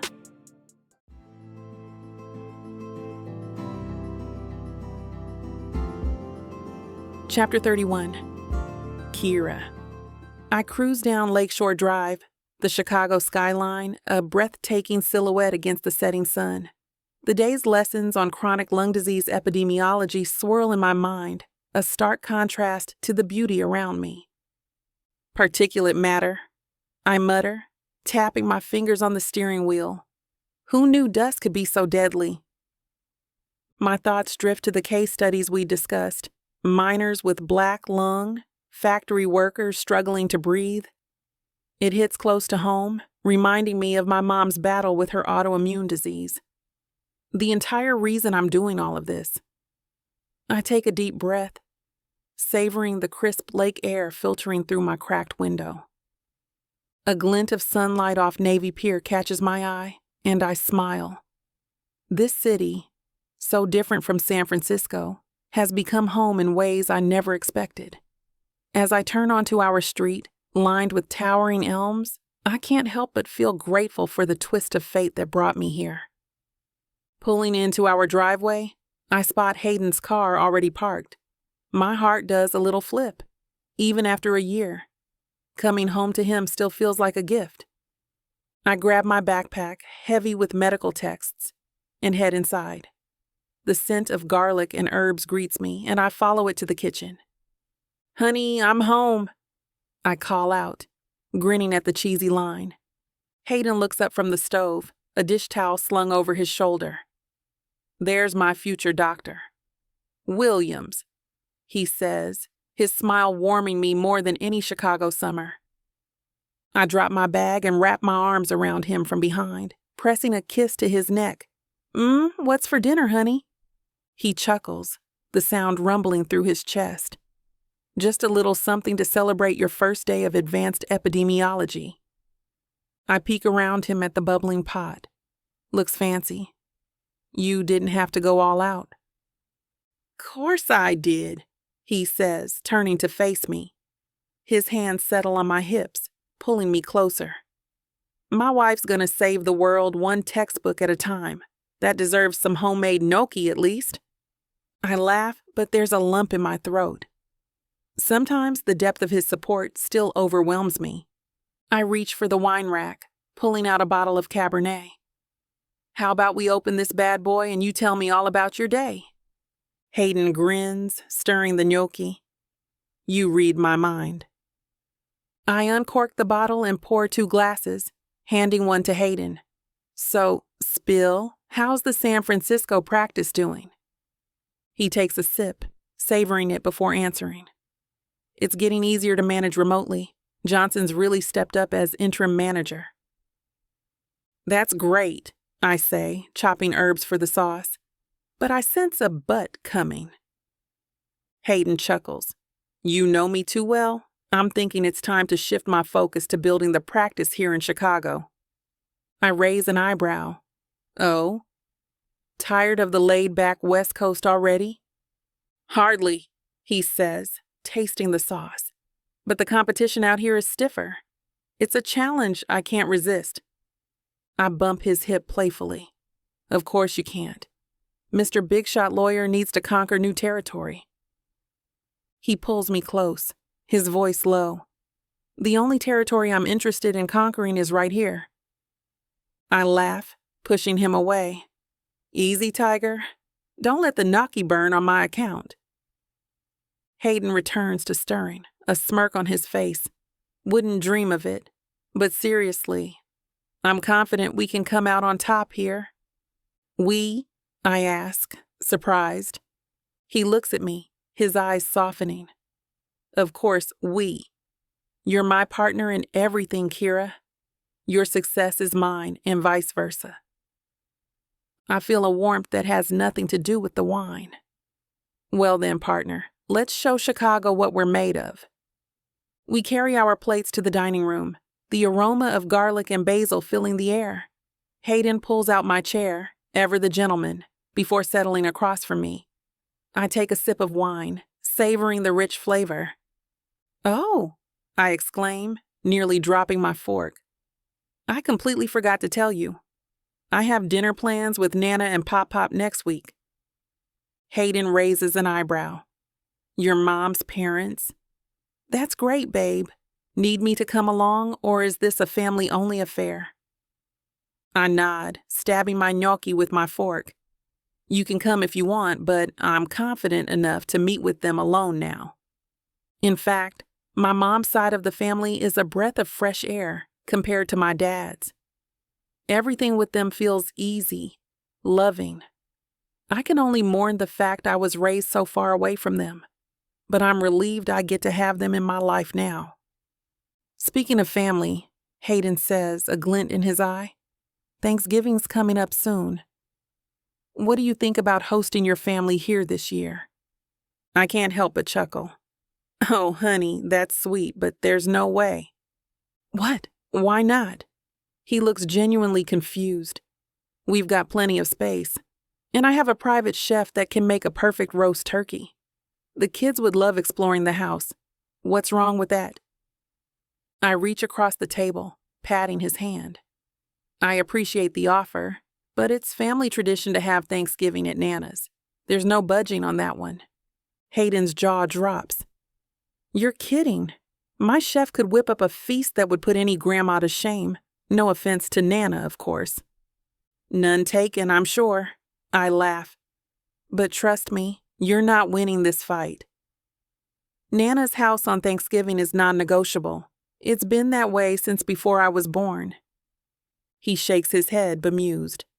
I can't believe I'm being overruled by tradition.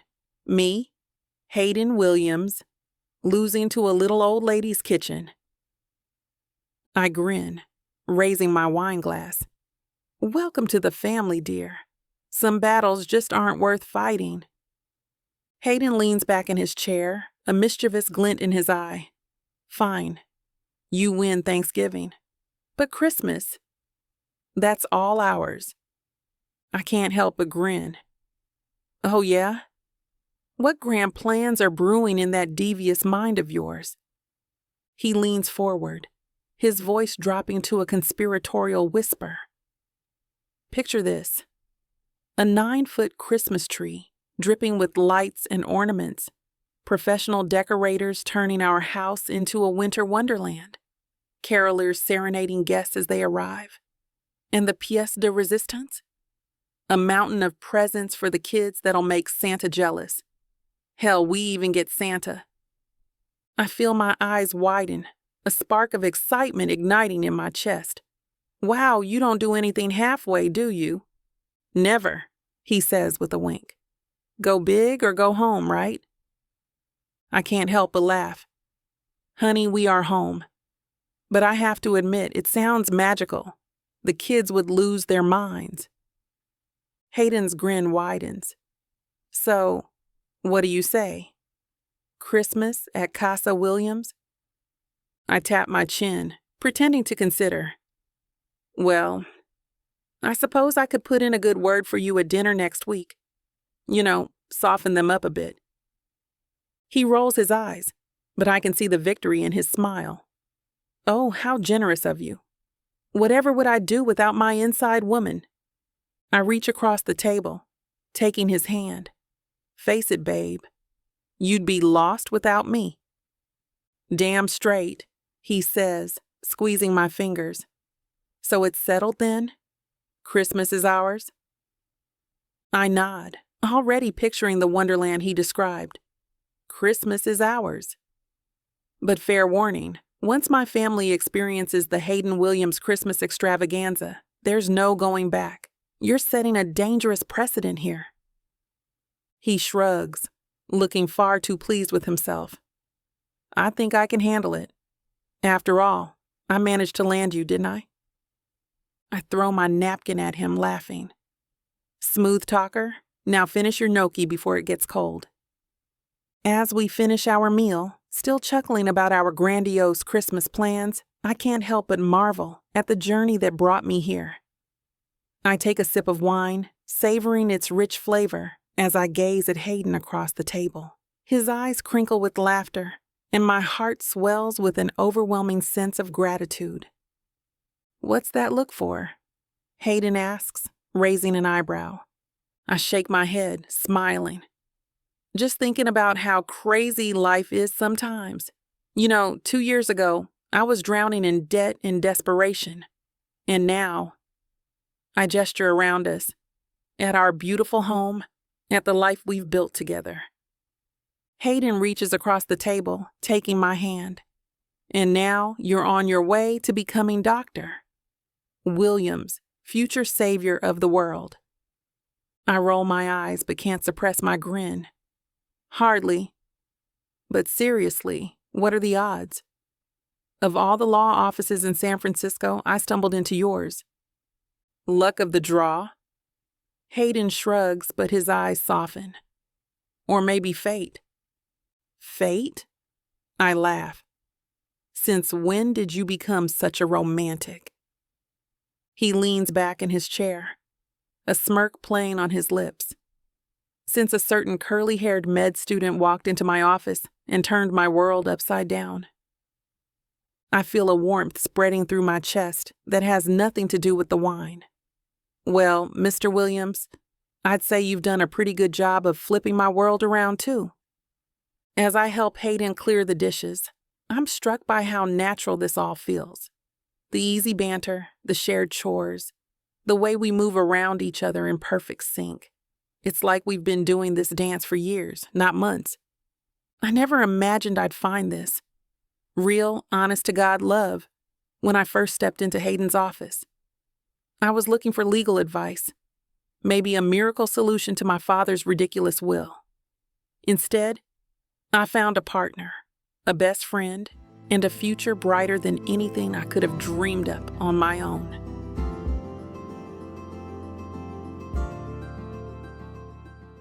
When Nyla Thomas agreed to a fake marriage, she wasn't expecting it to land her in jail. Nyla Thomas, you are under arrest for the murders of Hilda and William Stone. She wasn't expecting to find out the truth about her family. You're adopted. Marcus Swan is my father. To get involved in crime. The Sokolov family did this. They poisoned him. And least of all, was she expecting to fall in love. It's you, Nyla. It's always been you. But now, everything is crumbling around her. Interim CEO of Stone Hospital Group accused of murdering Hilda and William Stone to secure her position. Alexander, you promised things would change. They have. I'm in charge now. No one knows who to believe. Take the plea bargain. I'm innocent. I thought you out of everyone would believe me. Can you forgive her for killing our parents? No one knows who to trust. This is your fault. Did you ever think that Nyla would be just fine if she hadn't gotten involved with you? I love her. I love her more than life itself. Miss Thomas, the tests came back. There's a perfectly acceptable explanation for your condition. And things are about to get a lot more complicated.